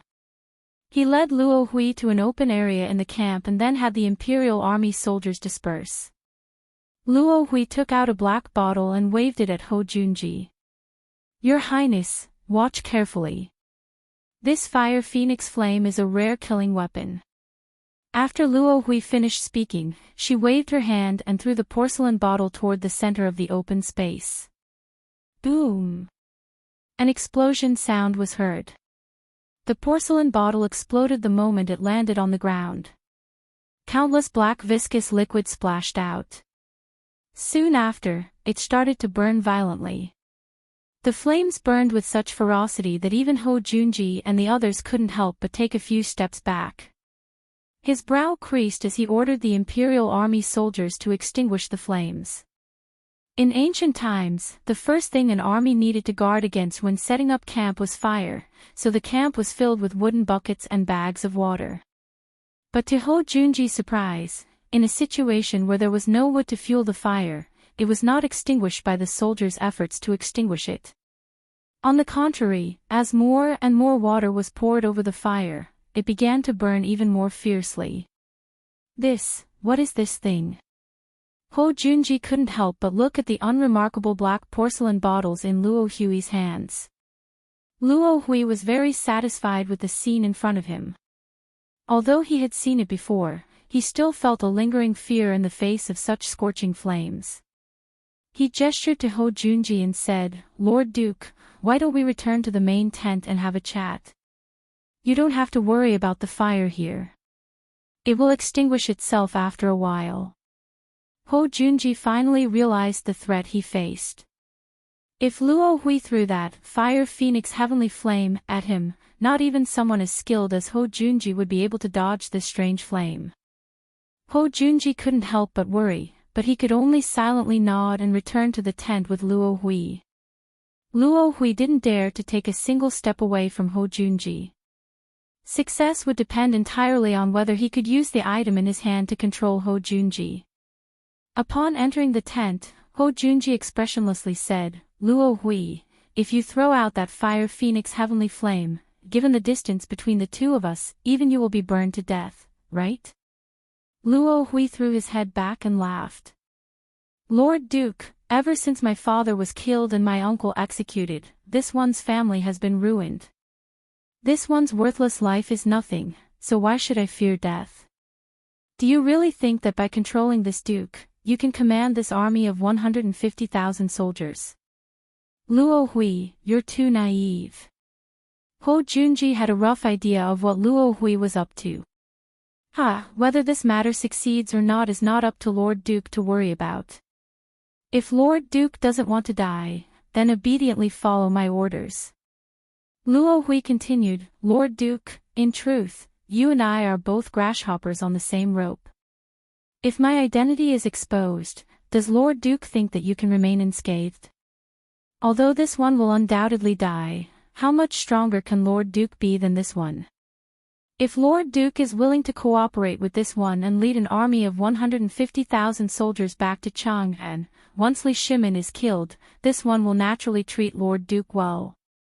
Hou Junji inwardly sneered at Luo Hui's words, thinking that Luo Hui had gone completely insane. Even if he wanted to rebel, it was simply wishful thinking for a measly army of 150,000 soldiers to charge into Chang'an and usurp the throne. Moreover, if Hou Junji tried to rebel, someone might immediately cut off his head and send it back to Chang'an to be rewarded for his deeds. Just like Luo Hui's damned father, he had failed in his rebellion and lost his life for nothing. Moreover, this army of 150,000 soldiers was not under his control alone. Did he really think that Niu Jinda and Xue Wanjun were pushovers? Of course, Hou Junji would not tell Luo Hui any of this. He only wanted to stabilize Luo Hui for now and then find a way to escape. Hou Junji did not comment on Luo Hui's words, nor did he try to refute them. Luo Hui had taken control of the situation and inwardly breathed a sigh of relief. He had used himself as a stake, risked his life, and used the porcelain bottles in his hands to threaten Hou Junji. In the end, he had managed to complete the first step of his plan without any mishap. In truth, Luo Hui had also gambled that Hou Junji would not dare to take him down with him. As a duke of the court, Hou Junji was naturally unwilling to clash with Luo Hui's broken jar. Thus, he had been caught off guard and fallen for Luo Hui's trap. "Duke, I still have a few subordinates waiting outside the camp. Duke, please do me a favor and have someone bring them in." Hou Junji fell silent for a few seconds before nodding in agreement. He summoned his subordinate and had him bring the man in. Not long after, the troops of the Marquis Fu led a few people into the large tent. Those people also carried an enormous black clay jar and carefully placed it in the center of the large tent. Hou Junji looked at the black jar and then at the small porcelain bottle in Luo Hui's hand, and sweat began to seep out of his forehead. "Ah, Lord Duke, don't blame this one for being careful. Lord Duke is simply too awe-inspiring, and this one was worried that Lord Duke would take things too hard and do something foolish." "You're right. This jar is also made of fire phoenix heavenly flame, but it's not on the same level as the one in this one's hand. If it were to explode, no one in a radius of 100 feet would be able to survive." Hou Junji silently returned to his tent and silently stared at Luo Hui. "Enough, Lord Duke, at this stage, there's no need for Lord Duke to act like a woman. Lord Duke, please make a decision quickly. This one's patience is limited." Before Luo Hui could finish his words, the large black clay jar placed in the middle of the tent exploded without any warning. Hou Junji, Luo Hui, and Luo Hui's subordinates in the tent only had time to scream before they were swallowed up by the endless flames. Chapter 976. When Li Wangyu heard the grievous news of the assassination of the founding Duke of Lu, Hou Junji, back in Chang'an, he laughed and drank for several days. There was no doubt that Li Wangyu was the one who planned all of this. Being able to get rid of Hou Junji made the cynical man feel refreshed. Li Wangyu had no qualms about secretly killing Hou Junji. On the contrary, he felt that he had done a good deed. If Hou Junji's spirit was still alive, he should be thanking him. After all, according to history, Hou Junji would have died sooner or later, and his family would have been exiled to Lingnan along with him. Although Hou Junji had died several years ago, at least his wife and children could still enjoy glory and wealth. The title of Duke of Lu would also be inherited by his son of the first wife. In this way, Li Wangyu did not believe that he had done anything wrong to Hou Junji. As for Luo Hui, he was just a fellow with great ambition but little talent.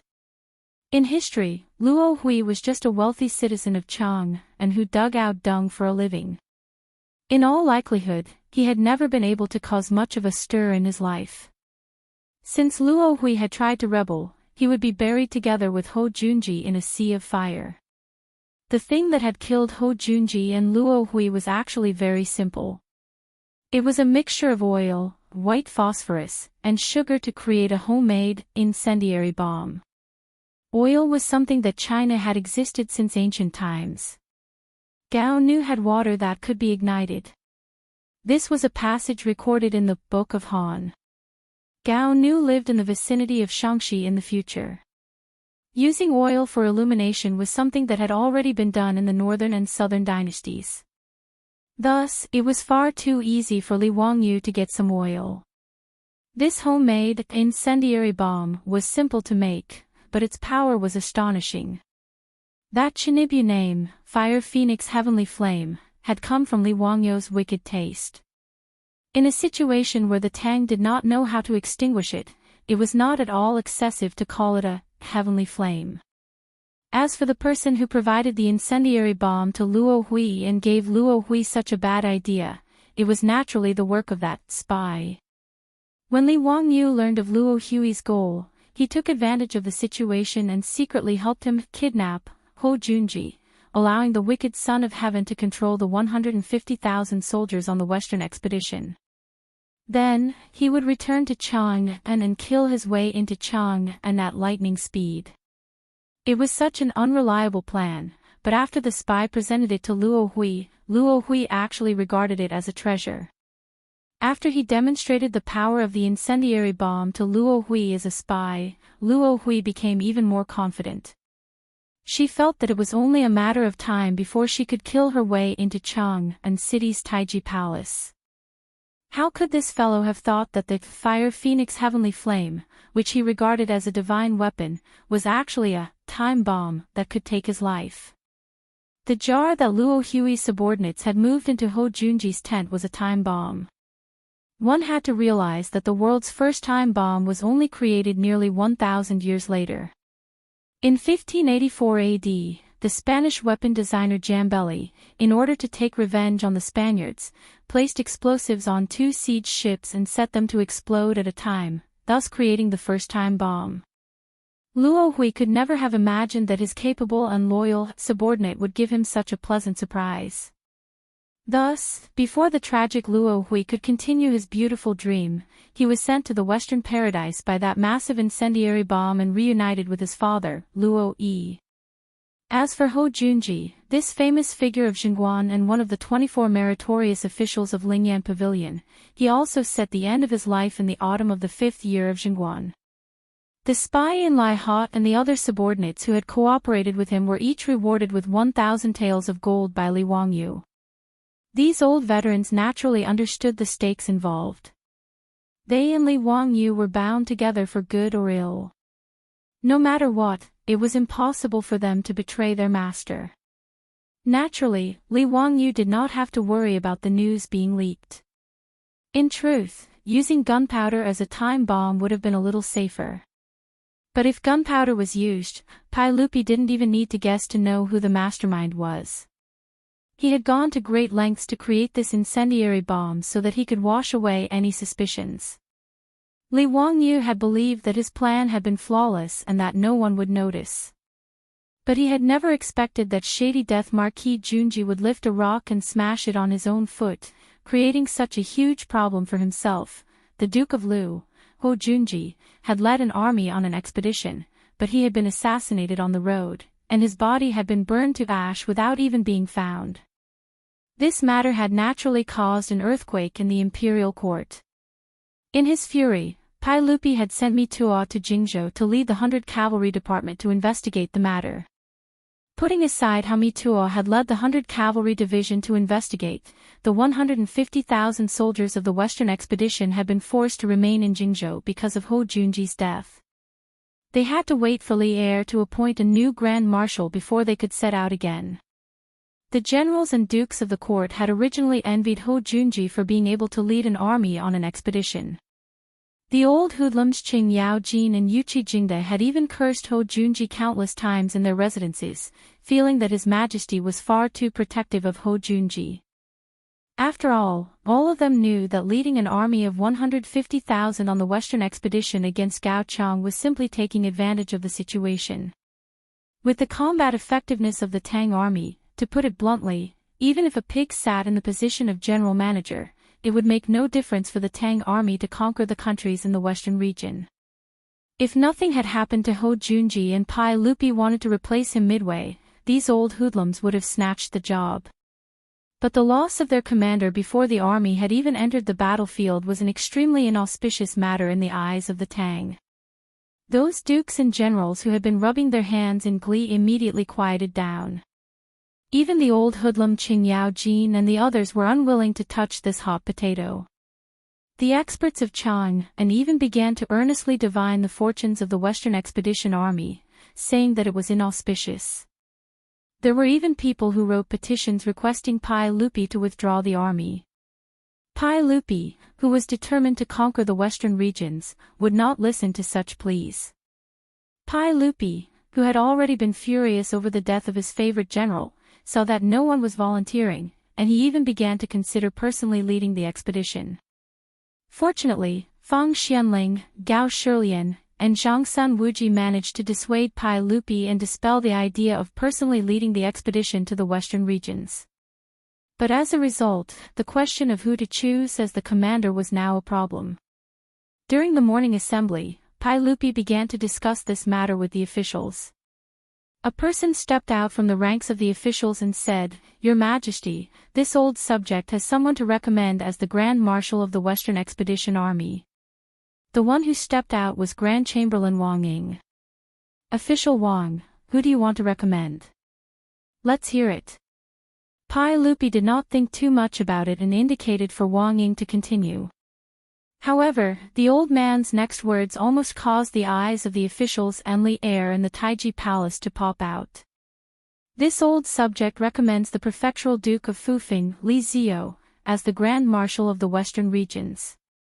Chapter 977. During the Tang dynasty, the general manager of the marching army was equivalent to a war zone commander in the future. When communication was not convenient, the general manager of the marching army could do whatever he wanted and had more power. For the general manager of the marching army of the West, the 150,000 soldiers were under his control. Furthermore, after conquering Gaochang and the other countries in the western region, the Governor-General House was set up in the imperial court. Before the officials were sent over, the conquered countries in the western region were also under his control. As such, the general manager of the marching army was someone that Pai Lupi trusted the most. Originally, Pai Lupi and the other officials had considered Duke Yao Jin, Yuqi Jingde, Li Jing, and the other Duke Yao Jin. Even Zhangsun Wuji, Gao Shilian, and the other civil officials were within Pai Lupi's consideration. After all, the difference between civil and military officials in the Tang dynasty was not that obvious. Even Zhangsun Wuji and the others had led troops on the battlefield before. However, because Hou Junji's death was very unlucky, they were not willing to accept the position. As for Li Wangyu, no one had considered him. Wang Ying's words shocked the entire whole. After recovering from his shock, Pai Lupi said unhappily, "Wang Ying, what kind of rotten idea is this? My son is still young and has never fought a war. How can he be given such an important task?" Your Majesty, this old subject is not speaking nonsense. This old subject naturally has his reasons for recommending Prefecture Duke Fufeng. Let's hear them. Your Majesty, Prefecture Duke Fufeng may be young, but he's a smart man. Moreover, he is the only disciple of the Dao ancestor. How can Your Majesty treat him as an ordinary person? Wang Ying's words made all the officials nod silently, feeling that he was right.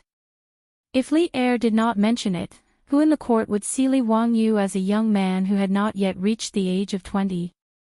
Secondly, this old subject recommends Prefecture Duke Fufeng because Prefecture Duke Fufeng knows the key to the matter of the western region. Your Majesty, if someone else were to go, I'm afraid they might not be able to achieve the effect Your Majesty wants. As Tai Chongqing, Wang Ying naturally knew the attitude of the Tang dynasty towards the countries in the western region. She also knew that Li Wangyu had advised Pai Lupi.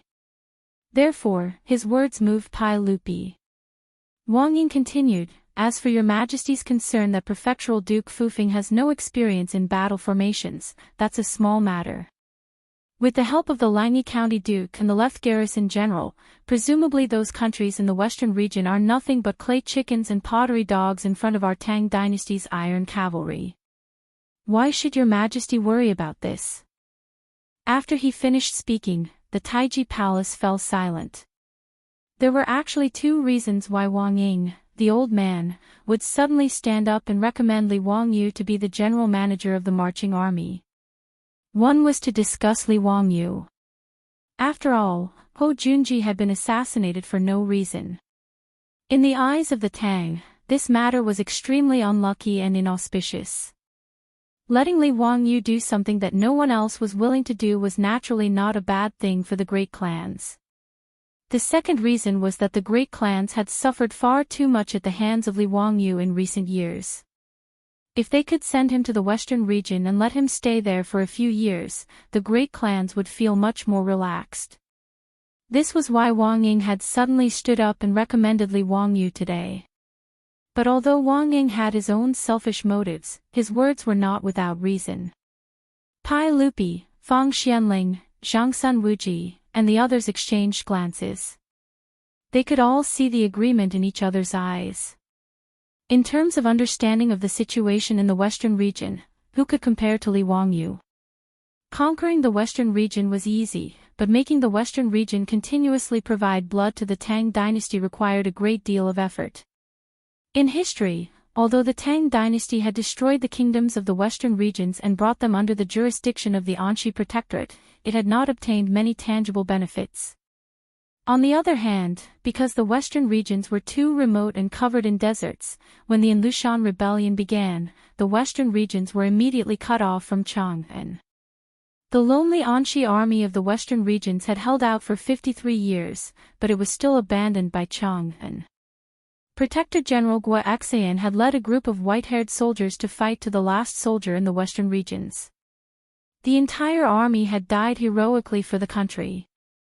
Pai Lupi and the others naturally did not know of this tragic scene in history, but they were well aware that governing the western regions was not easy.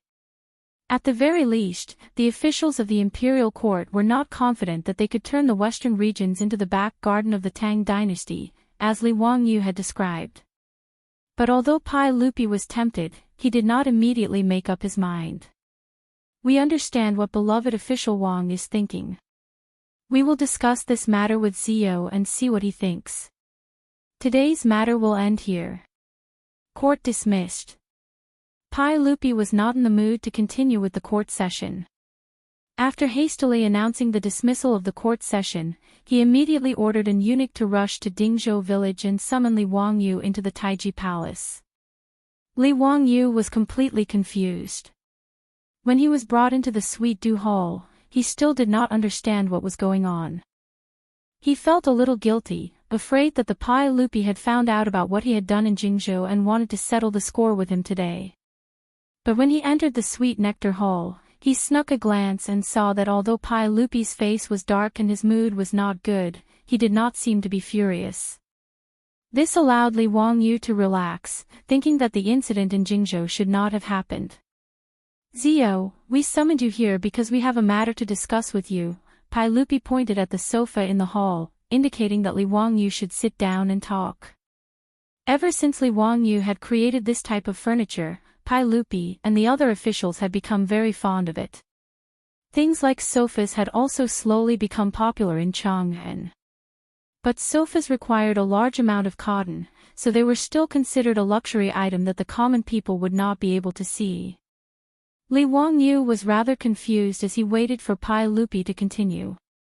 After a moment of silence, Pai Lupi awkwardly said, "Zio, I presume that you also know about Junji's death. In the last few days, the officials of the imperial court have been discussing who should take over Junji's post as Grand Marshal of the army." Li Wangyu had been enjoying himself in his residence these last few days, so he had no idea what had happened in the imperial court. He had never expected that his bombing of Ho Junji would bring trouble upon himself, nor had he expected that Wang clan of Taiyuan would recommend him for the post of Grand Marshal of the army.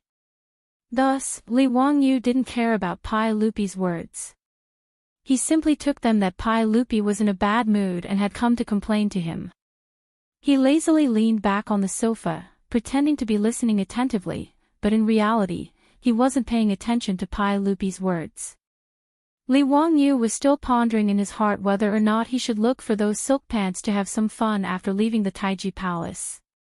We were also having a headache over this matter, but in today's court session, official Wang recommended a person that moved us. Therefore, we ordered someone to summon Zio into the palace to ask for your opinion. Me? Li Wangyu was truly rather absent-minded, so he was rather taken aback by Pai Lupi's words. He didn't understand why Pai Lupi was asking for his opinion on this matter in the imperial court. Uncle, this little nephew doesn't understand what you mean.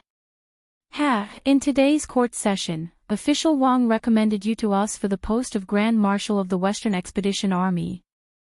Clang! The teacup in Li Wangyu's hand fell to the ground and shattered. He no longer cared about the expensive imperial teacup as he stared in shock at Pai Lupi. Was it because he hadn't slept well last night that he was hallucinating, or was Pai Lupi joking with him? Oh my God! Had they all gone crazy? Recommending him as Grand Marshal of the Army? What the hell was going on? Chapter 978. Li Wangyu didn't care about being the general manager of the army, and he didn't want to go to the western region to eat sand.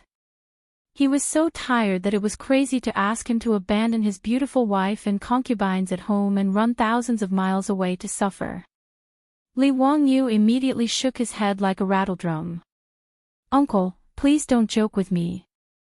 I can't carry anything on my shoulders, lift anything with my hands, and I can't even tell the difference between food and water. How can I be the general manager of an army and shoulder the safety of 150,000 soldiers? This is not appropriate. You really don't want to go? Uncle, I'm really not cut out for this. Uncle, don't force me. Oh right, I heard that Uncle Qing and Uncle Yuqi were complaining that they were bored in Chang and that their bones were about to rust. Uncle, why don't you send them to the western region? With Uncle Cheng and Uncle Yuqi's abilities, the Gaochang king would be scared to death before the army even arrives. Li Wangyu sold out Qing Yao Jin and Yuqi Jingda without hesitation. Pai Lupi glanced at him with a faint smile. He wasn't in a hurry to speak and just ordered his servants to send over a few rolls of yellow paper. Today at the Taiji Palace, Pai Lupi only felt that Wang Ying's words were absurd when he heard them. But after thinking about it carefully, he had to admit that Wang Ying's words made sense. Even if he sent Qing Yao Jin and Yuqi Jingda to attack the western region, would they be able to achieve the strategic goal that everyone had discussed before? Pai Lupi wasn't just satisfied with the western region becoming part of the Tang dynasty's territory. Ever since Li Wangyu gave him the map, he had been carefully studying the various powers every day. The more he studied, the more Pai Lupi felt that the western region was very important and must be completely included under his rule. Li Wangyu only thought that the cotton produced in the western region could be used to make cotton-padded clothes for the Tang dynasty's soldiers. But what kind of person was Pai Lupi? As an emperor of ancient times and an emperor on horseback with illustrious military achievements, after Pai Lupi studied the map, he immediately realized that whether it was attacking Tibet or resisting the Turks in the north, the location of the western regions was extremely important. Moreover, the western regions was a place one had to pass through on the Silk Road, and the wealth it contained was self-evident. How could Pai Lupi not be tempted? After the meeting, Pai Lupi thought about it carefully and felt that Wang Ying's bad idea was actually very appropriate. Based on his nephew Li Wangyu's shrewdness, sending him to the western regions would be a brilliant move. The situation in the western regions was complicated. Various ethnic groups, religions, and countries intertwined. In order to integrate the western regions into one, they needed a capable person like Li Wangyu, who did not play by the rules. The officials of the imperial court had been unable to find an excuse to send troops to Gaochang, but Li Wangyu had managed to settle the matter with a single Buddha statue. From this, one could see how extraordinary he was. Moreover, Li Wangyu, who had never been an official and had never interacted with government affairs, had been able to take up the post of commissioner of the Hunan circuit. Not only had he handled the flood in Shuzhou beautifully, he had even been able to control and cure the big head plague that made people pale at the mere mention of it. From this, one could see that Li Wangyu's ability in government affairs was extraordinary. He was capable and also his most trusted nephew. Pai Lupi even felt that Li Wangyu was more suited than Ho Junji to be the chief steward of the Western expedition. But Pai Lupi also understood his nephew's personality. If he wanted this fellow to willingly go to the western regions to eat sand, he would have to use some tricks.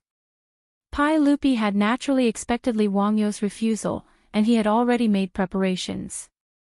He was not afraid that Li Wangyu would refuse. Pai Lupi took the yellow scroll from the eunuch and handed it to Li Wangyu.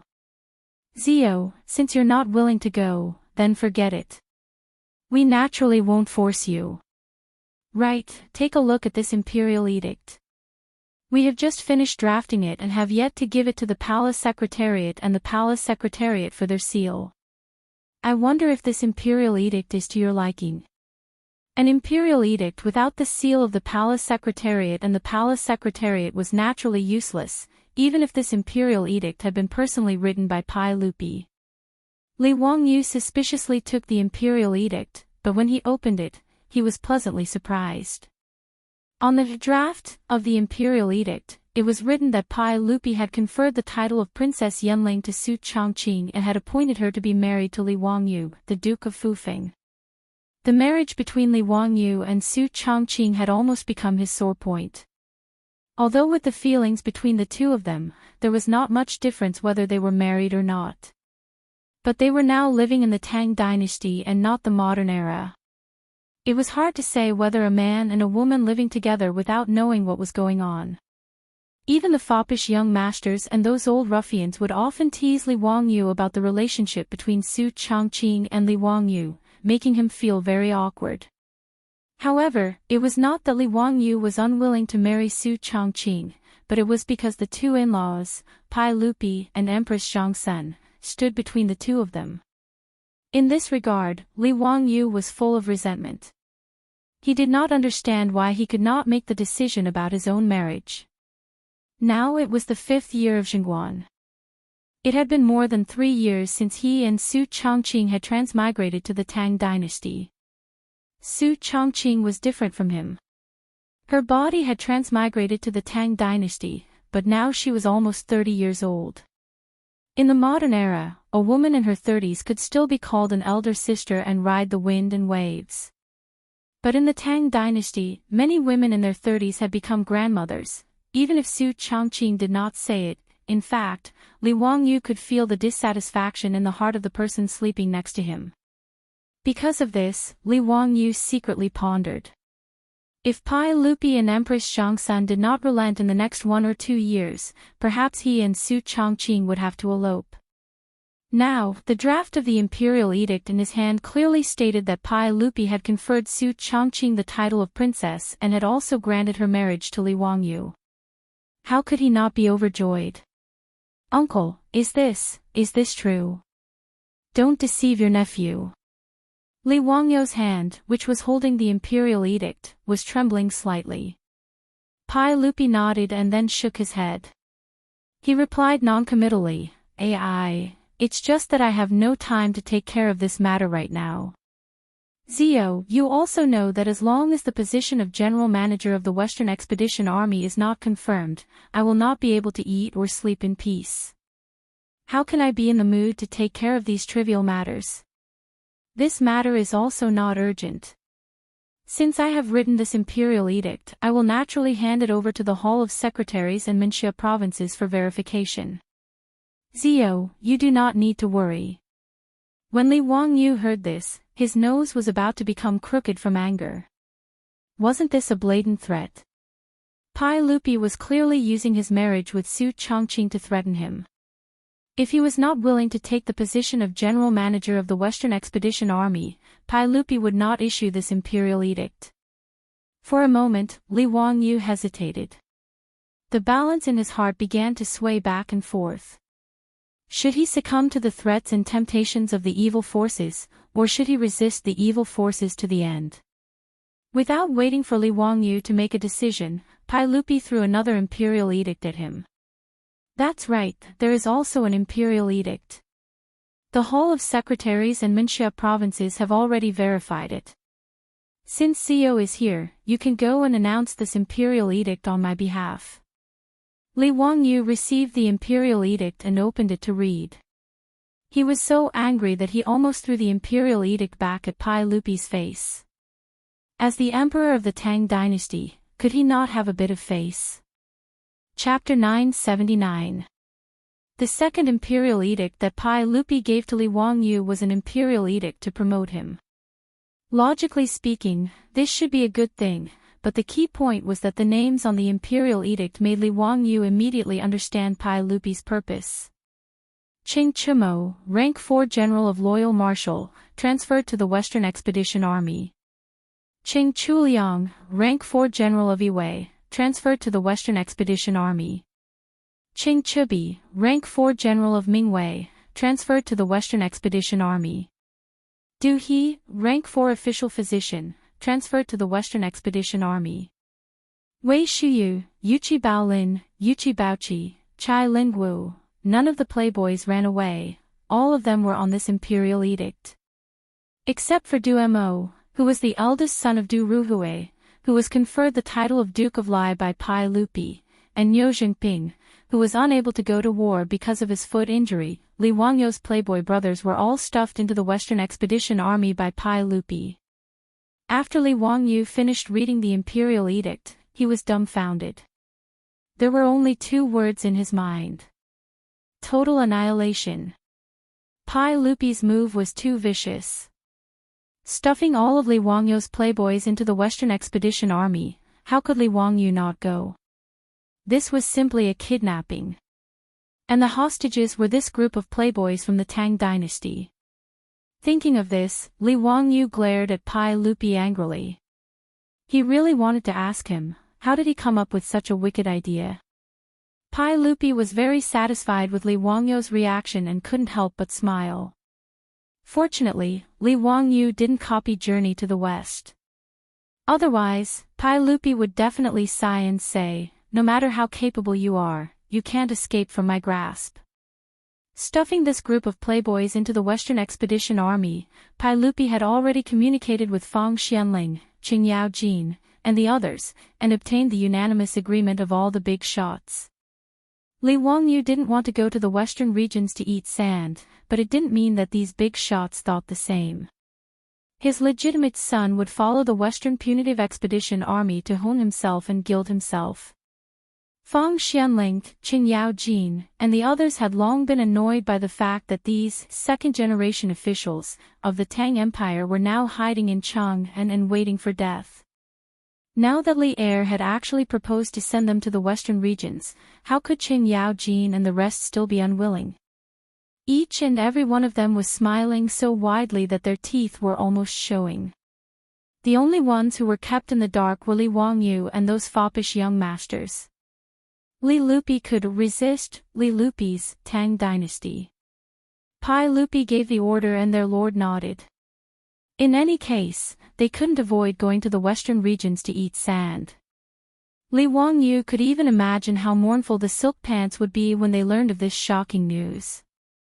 For this group of playboys, leaving the flourishing Chang'an, leaving the Peace Square, the Hu people's wine shops, and running to the Gobi Desert for a few years. It was a life worse than death. Thinking of the depression of the playboys, Li Wangyu's mood improved a lot. Since Pai Lupi even used the trick of kidnapping the playboys, plus the temptation of marrying Su Changqing, Li Wangyu had already raised his hands and surrendered in his heart. Damn, isn't it just going to the Gobi Desert? Let's go.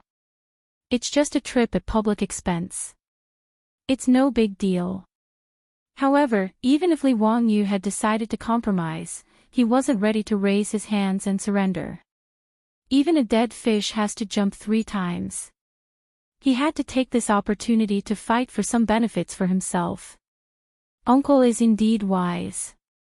Ching Chumo and his group of bastards should have been thrown into the army long ago to train, so that they won't be eating and waiting to die in Chang'an every day.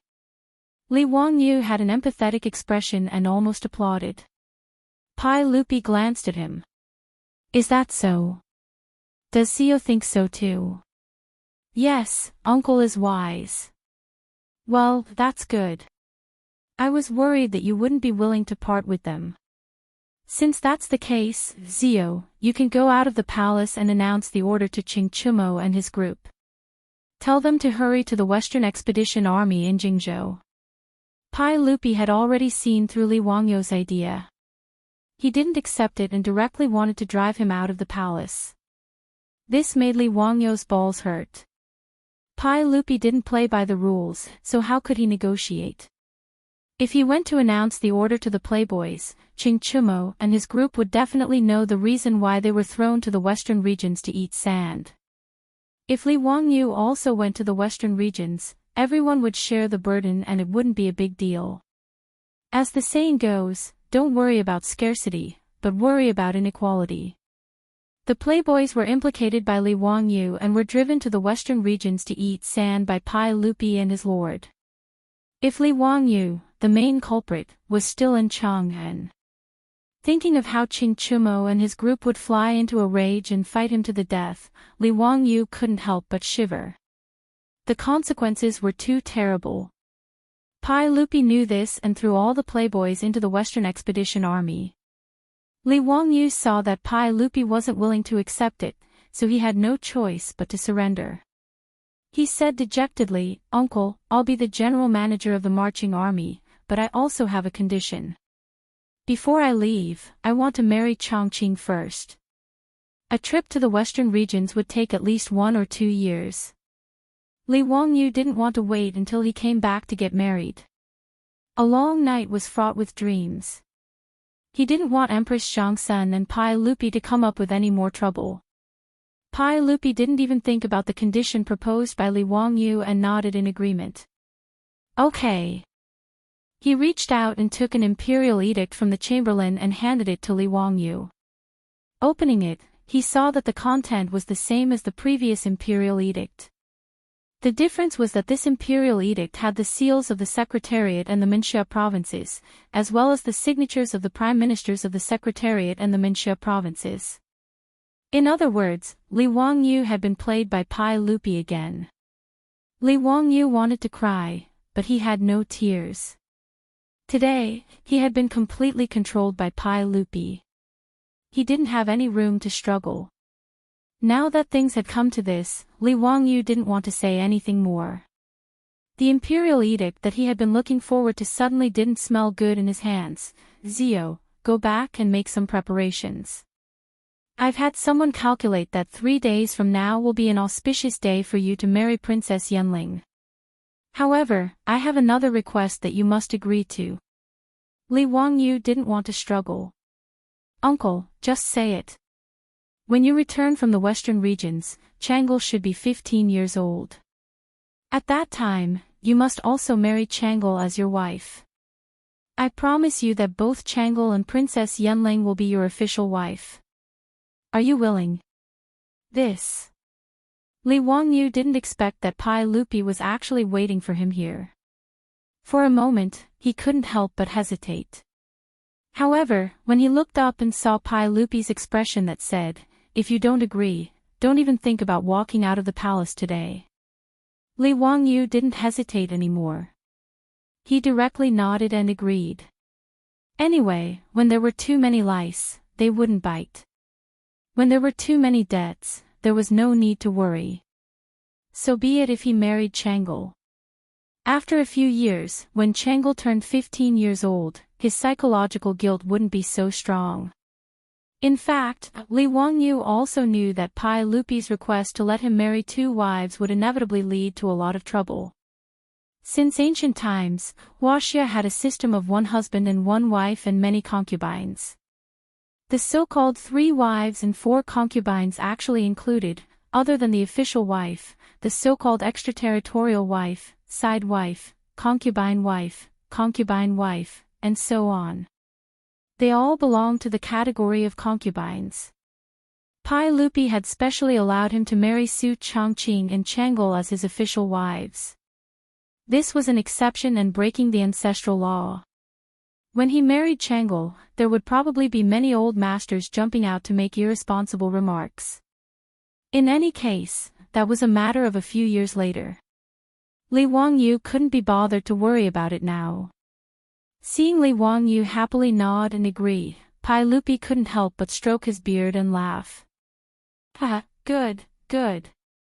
Since Xiao has agreed to this matter, then you can leave the palace. Tomorrow, send Princess Yanling to the palace. 3 days later, you can come to the palace to marry the bride. Yes. Li Wangyu hurriedly bowed and agreed. Holding the 2 edicts and leaving the Taiji palace, Li Wangyu still felt a little absent-minded. Today's matter was really somewhat magical and unreal. Chapter 980. Because he was going to marry Su Chongqing in 3 days, Li Wangyu was not in the mood to continue staying in Chang'an City. With the imperial edict in hand, he hastily made a round to each of the High Duke's public houses and read the shocking news to the debauches.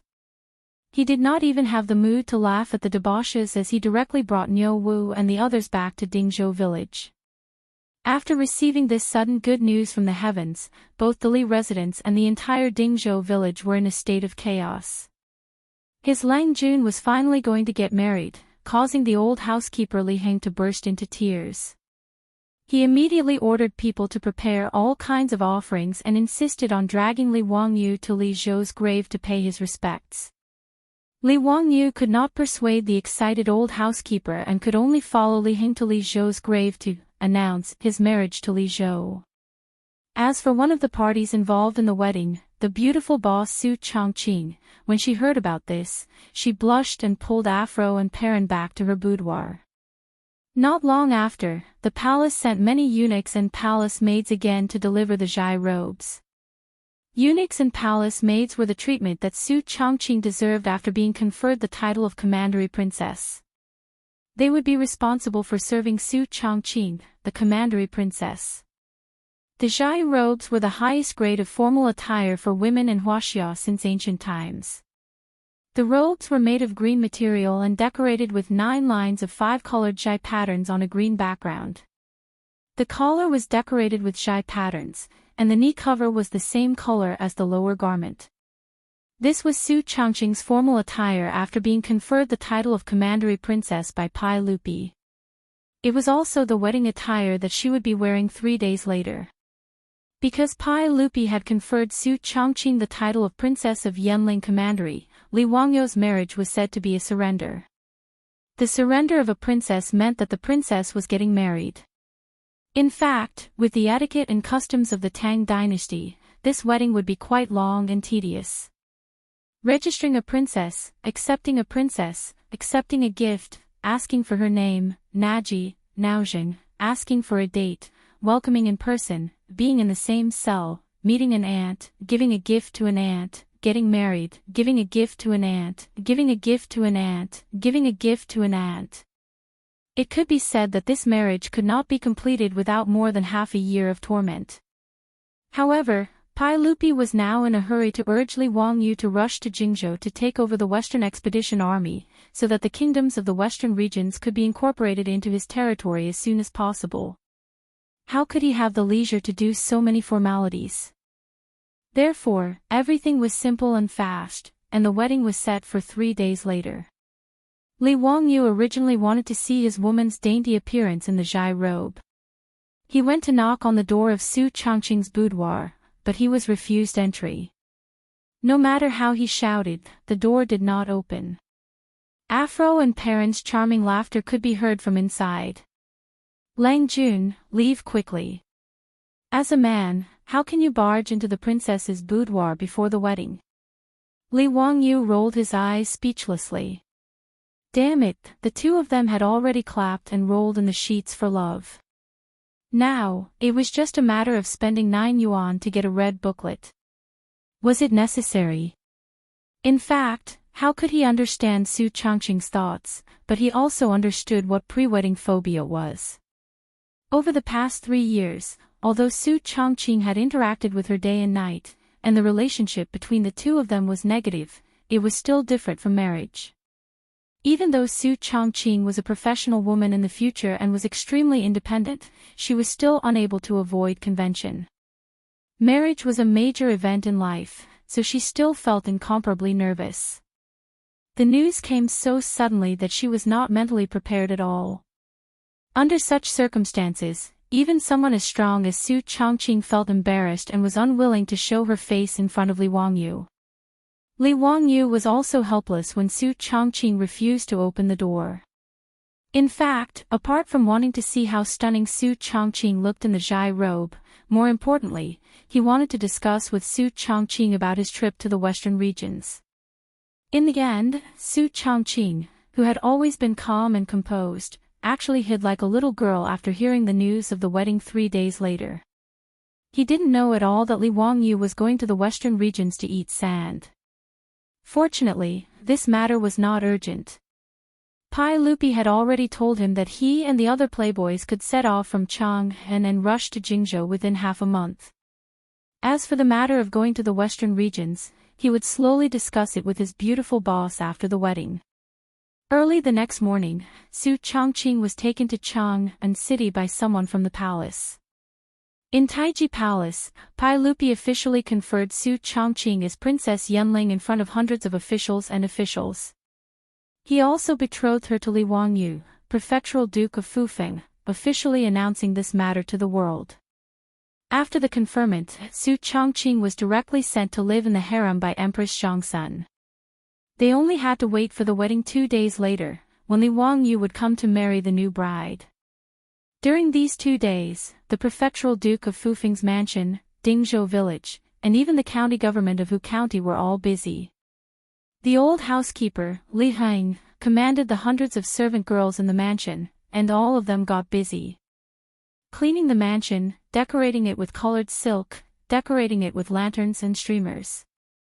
Even the entire Dingzhou village was busy under the leadership of the old village chief. With Li Wangyu's status, countless guests would attend the wedding banquet. A conservative estimate was no less than thousands of people. It was not an easy task to prepare enough food and wine to entertain so many guests within 3 days. In order to accommodate Li Wangyu's wedding, even the daily lives of the people in Chang'an City were affected in these 2 days. The reason was simple. The public carriages that used to be all over Chang'an City disappeared almost overnight. This made the people of Chang'an City, who had long been used to traveling by public carriages, complain incessantly. But no matter how much they complained, it was of no use. After all, the drivers of the public carriages in Chang'an City were almost all farmers of Dingzhou village. Who would want to go to Chang'an City to make money when their master was about to get married? Even the four-wheeled carriages of Shun Feng Carriage Company were mostly conscripted by the old housekeeper Li Heng. They began to transport all kinds of goods from Chang'an City to Dingzhou village like ants moving house. The new county magistrate of Hu County eagerly led a group of scribes and runners of the county government to Dingzhou village to make arrangements. After hearing the news that Li Wangyu was about to get married, all the public and county governments in Chang'an City sent their stewards and servants to Dingzhou village to help with all kinds of necessities. The sudden wedding stirred up the entire city of Chang'an. While everyone was busy in full swing, Li Wangyu, the person involved in the wedding, was free. It was not that he wanted to be lazy, but there was really nothing for him to do. After all, there was the old housekeeper Li Heng at home, a group of female stewards trained by his beautiful boss, and the stewards sent by the public houses to help.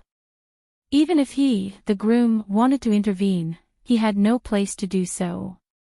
Instead, he was despised everywhere. Lang Jun, please make way. I have to lead people to tie up the colored silk here.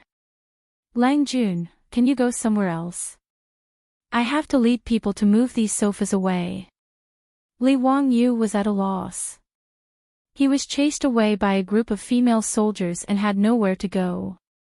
He could not stay in this house any longer. Just as he was feeling depressed, he heard Li Heng's voice again. Lang Jun, Li Heng. You want to chase me away too? Li Wangyu could not afford to offend this group of female soldiers. Seeing that Li Heng was also dissing him, he was furious. However, Li Heng stood behind him with a smile. Lang Jun, the old slave is here to remind you that you have not found a bridegroom for your wedding. Li Wangyu could not help but feel embarrassed, but he also felt relieved. Oh, right, I will go to Chang and City to find Qing Chumo and the others. After he finished speaking, he hurriedly ran out without looking back. This house was too scary. It was better to go to Chang and City to drink and chat with the rich playboys. Another chapter of water, awesome. Chapter 981. Li Heng was referring to the groomsmen by the groomsmen. Of course, the role of groomsmen in the Tang dynasty was not as relaxed as the groomsmen in the future. Not only did they have to accompany the groom to pick up the bride, but they also had to compose poems and take beatings. Li Wangyu was going to get married, so there was no need to talk about his groomsmen. Other than Qing Chumo and the other fops, there was no other suitable candidate. In fact, he had no other choice. After all, with his current status, the only young people who were of similar age and status were the fops. It was not that there were no other nobles in Chang'an, but Li Wangyu was not familiar with them. He couldn't possibly let the troops or disciples in the mansion be his bridesmaids. That wouldn't be proper. Therefore, when the old housekeeper Li Heng mentioned the groomsmen, he knew that it was time for him to find the fops. Li Wangyu was naturally very attentive when he had a request. He threw out a large amount of copper coins and booked the best brothel in Ping Kong Square. He ordered good wine and dishes to be served, and he generously spent money to invite the best courtesans in Ping Kong Square to drink with him to liven things up. Li Wangyu's status was high enough, and his poems were the favorite of these young prostitutes. Otherwise, it would not have been easy to invite so many courtesans. Rich and famous, that was how extravagant. However, Li Wangyu had never expected that after 3 rounds of drinking, when he took advantage of the fact that everyone was in a good mood to propose his wedding in 2 days and invite the debauches to be his bridesmaids, the debauches' reactions were completely different from what he had expected. Li Wangyu thought that with his relationship with the fops, wouldn't it be a simple matter to ask them to be his groomsmen? Who would have thought that when he said this, Qing Chumo and the others looked at each other and shook their heads. Don't talk about this. Yes. Ziyu, don't even think about asking your brothers to be your groomsmen. Don't even think about it. I won't go. Brother has no time. Li Wangyu was dumbfounded. He didn't understand what this group of silk pants meant. Chai Lingwu raised his wine cup and drained it in one gulp. Humph, Zio, it's all your fault that all of us have to go to the western regions with you to eat sand. You still want us to be your bridesmaids? In your dreams. Yes. It's this bastard brat. Just talking about it makes me angry. Brothers, today, we will avenge our grievances. If that bastard Ziyu walks out of Peace Square, I'll take it as my loss. Drink this bastard to death. As the group of silk pants said this, they raised their wine glasses and rushed towards Li Wangyu with ill intentions. This scene scared Li Wangyu so much that he immediately hid behind those girls. Damn it, if these bastards really forced him to drink, he would die. Brothers, let's talk nicely. Let's talk nicely. No matter what, it's all my fault. Brothers, whatever compensation you want, just say it. I won't hesitate. Now that things had come to this, Li Wangyu could only raise his hands in surrender. These silk pants were obviously using this as a pretext to make trouble for him. Actually, Li Wangyu also felt that he had been wronged. It was clearly Pai Lupi and these silk pants fathers who had thrown them to the western regions to eat sand. What did it have to do with him? However, Li Wangyu didn't dare to say this in front of these silk pants. Otherwise, he would definitely be tortured to death by this group of bastards. Li Wangyu tactfully raised his hands in surrender, which made the silk pants very satisfied. Feng Yai patted Li Wangyu's shoulder and laughed. Ziyu, did you say that yourself? Don't go back on your words. Li Wangyu suddenly felt that something wasn't right. Why did it seem like he had fallen into a trap? Without waiting for him to react, he heard Feng Yai continue. Brothers don't have any other requests. As long as you can bring us delicious food that we have never eaten before, fine wine that we have never drunk before, and beautiful women that we have never seen before, we will be your bridesmaids. If you can't do it, humph, you can go to Taiji Palace to pick up the bride yourself. Yes, just these 3 small things. Ziyu, if you can do it, we will forgive you. Wahahaha, that's the truth. Qing Chumo and the other silk pants laughed heartily. Du Go and Niu Xingping didn't have to go to the western regions to suffer, but at this moment, they also clapped and cheered. This made Li Wangyu so angry that he clenched his teeth. What the hell were these 3 requests? Delicious food that they had never eaten before. This group of silk pants almost treated his residence as their own home. In these past few years, what kind of good things had they not eaten? The delicacies that he and Su Chongqi knew how to make in the future were more or less finished. But if he had to think carefully, it wasn't that Li Wangyu couldn't think of something. Fine wine that they had never tasted before was also simple. Recently, Li Wangyu had nothing to do, so he just happened to brew a kind of wine that could be used to send off the silk pants. But what the hell was a beauty that they had never seen before? Don't look at how Li Wangyu had a beautiful superior as his wife and a European beauty like Aphrodite as his concubine. But when it came to the matters of men and women, compared to this group of silk pants, he was simply a model of a clean and honest man. This group of scoundrels, each one of them was a lecherous talent. Who knew how many women they had defiled? Where would he go to find them a beauty that they had never seen before? Li Wangyu rubbed his nose and very helplessly began to bargain. Brothers, you won't be so cruel, right? Are you really willing to let this little brother go to Taiji Palace alone to pick up the bride the day after tomorrow? The silk pants looked at each other and laughed loudly, replying in unison, we are willing. Damn it. Li Wangyu resisted the urge to give them the middle finger. Can we lower the conditions? For example, this little brother will find fine wine that you have never tasted before, how about it? No. The silk pants once again replied in unison. Damn it. Li Wangyu was now 100% sure that this group of scoundrels was doing it on purpose. They clearly wanted to embarrass him. This was a blatant retaliation. The silk pants winked at each other, very pleased with their success in teasing Li Wangyu. Even the courtesans in the surroundings were covering their mouths and secretly laughing. Li Wangyu didn't know whether to laugh or cry at this group of shameless silk pants, but he suddenly thought of something. Alright, since these silk pants were willing to die, then he was willing to bury them. He couldn't help but roll his eyes. Brothers, you have to keep your word. If this little brother can do these 3 things, when this little brother gets married the day after tomorrow, you will have to be this little brother's bridesmaids, and you can't be sneaky, you have to fulfill your duties as bridesmaids. Li Wangyu's sudden words made the silk pants suspicious. The tragic experience of making a bet with him was still vivid in their minds, who knew what kind of trouble this little brat would come up with. If they failed to take revenge and were instead played by Li Wangyu, that would be too shameful. Chai Lingwu chuckled and whispered into everyone's ears, just agree with him. When we finish eating and drinking, we can just say that we have eaten and drunk this thing, right?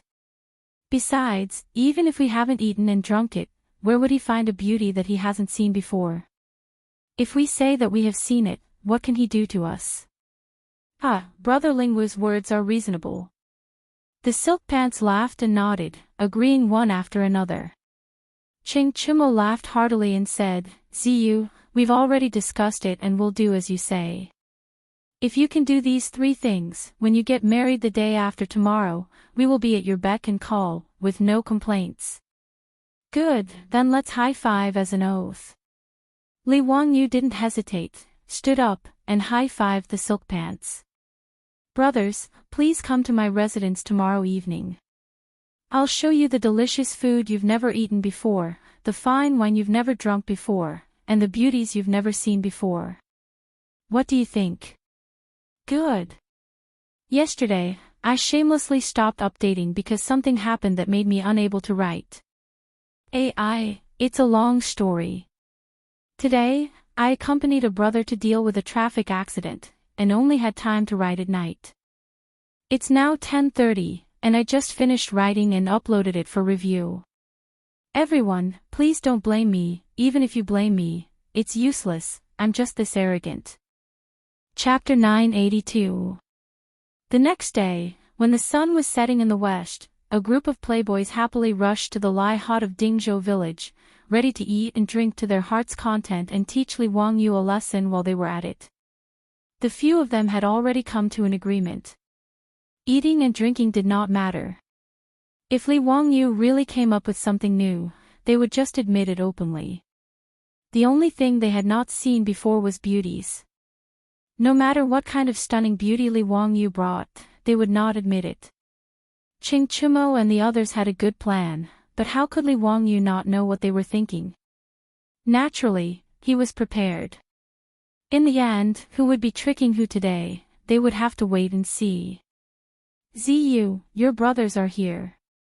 If there's anything we haven't seen before, just bring it up.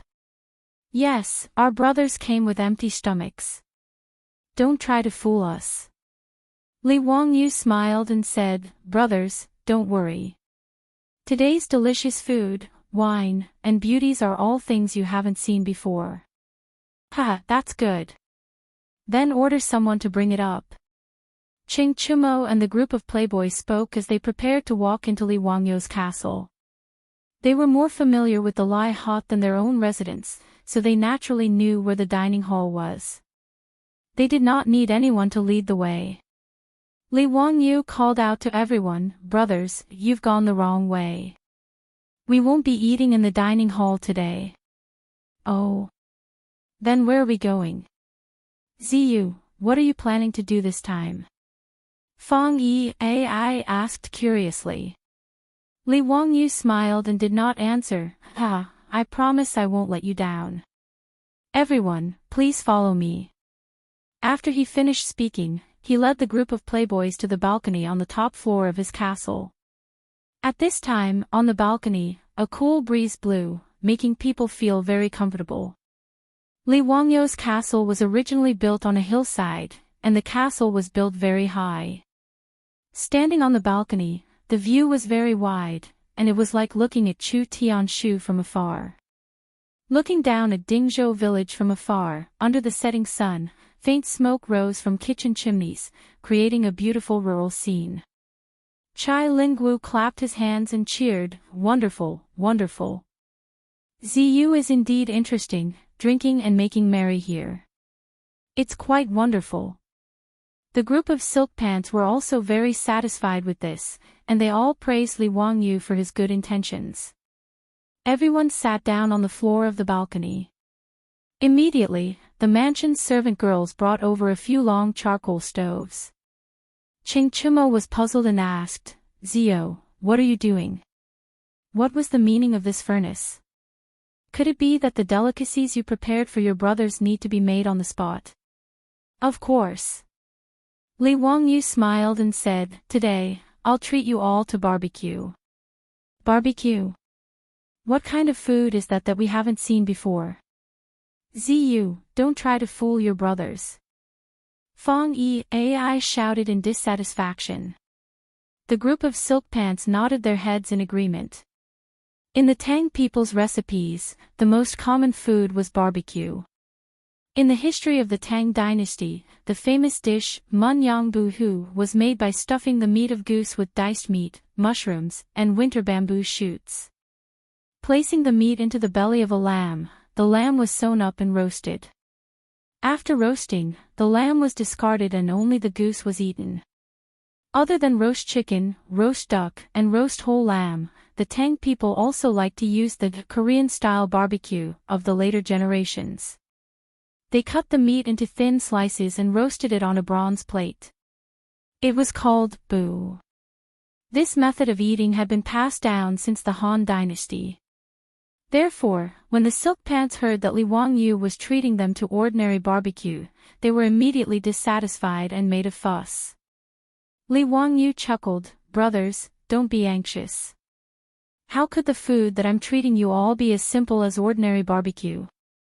After he finished speaking, he called for the servant girls to bring over the prepared ingredients. Looking at the various ingredients that the servant girls brought over, placed on plates and skewered with bamboo sticks, the Silk Pants were dumbfounded. Although they often ate all kinds of barbecue, when had they ever seen ingredients prepared in such a way? Li Wangyu laughed inwardly. What he had prepared was naturally the barbecue skewers that were found all over the streets of the later generations. Strictly speaking, the method of eating barbecue skewers had also existed in China since ancient times. The so-called bu-hu in the Han Dynasty was to cut the meat into small pieces, skewer them, and roast them on the stove. However, this method of eating was not popular in the Tang Dynasty. Later generations of barbecue skewers used more seasoning, so the taste was naturally poles apart from that of ancient times. Li Wangyu did not explain to the Silk Pants' doubts. He took a handful of meat skewers and placed them on the stove in front of him. Then, he skillfully brushed oil on them and sprinkled the seasoning. Not long after, under the licking of the fire, the fat in the meat skewers began to seep out and drip down. The meat skewers made a soft squeaking sound, and a strong barbecue smell began to spread on the balcony. Li Wangyu grabbed a handful of cumin powder and sprinkled it evenly on the skewers of meat. The unique aroma of the roasted meat with cumin aroused the crowd's appetite and caused their Adam's apple to move. "Hiss, this smell is so unique. Zio's barbecue is so unique. Ha, we're in for a treat today. Zio, what spice did you sprinkle just now? The taste is very unique." Fong Yai was the most gluttonous, and his saliva was about to overflow. He was even more curious about the cumin powder that Li Wangyu had sprinkled just now.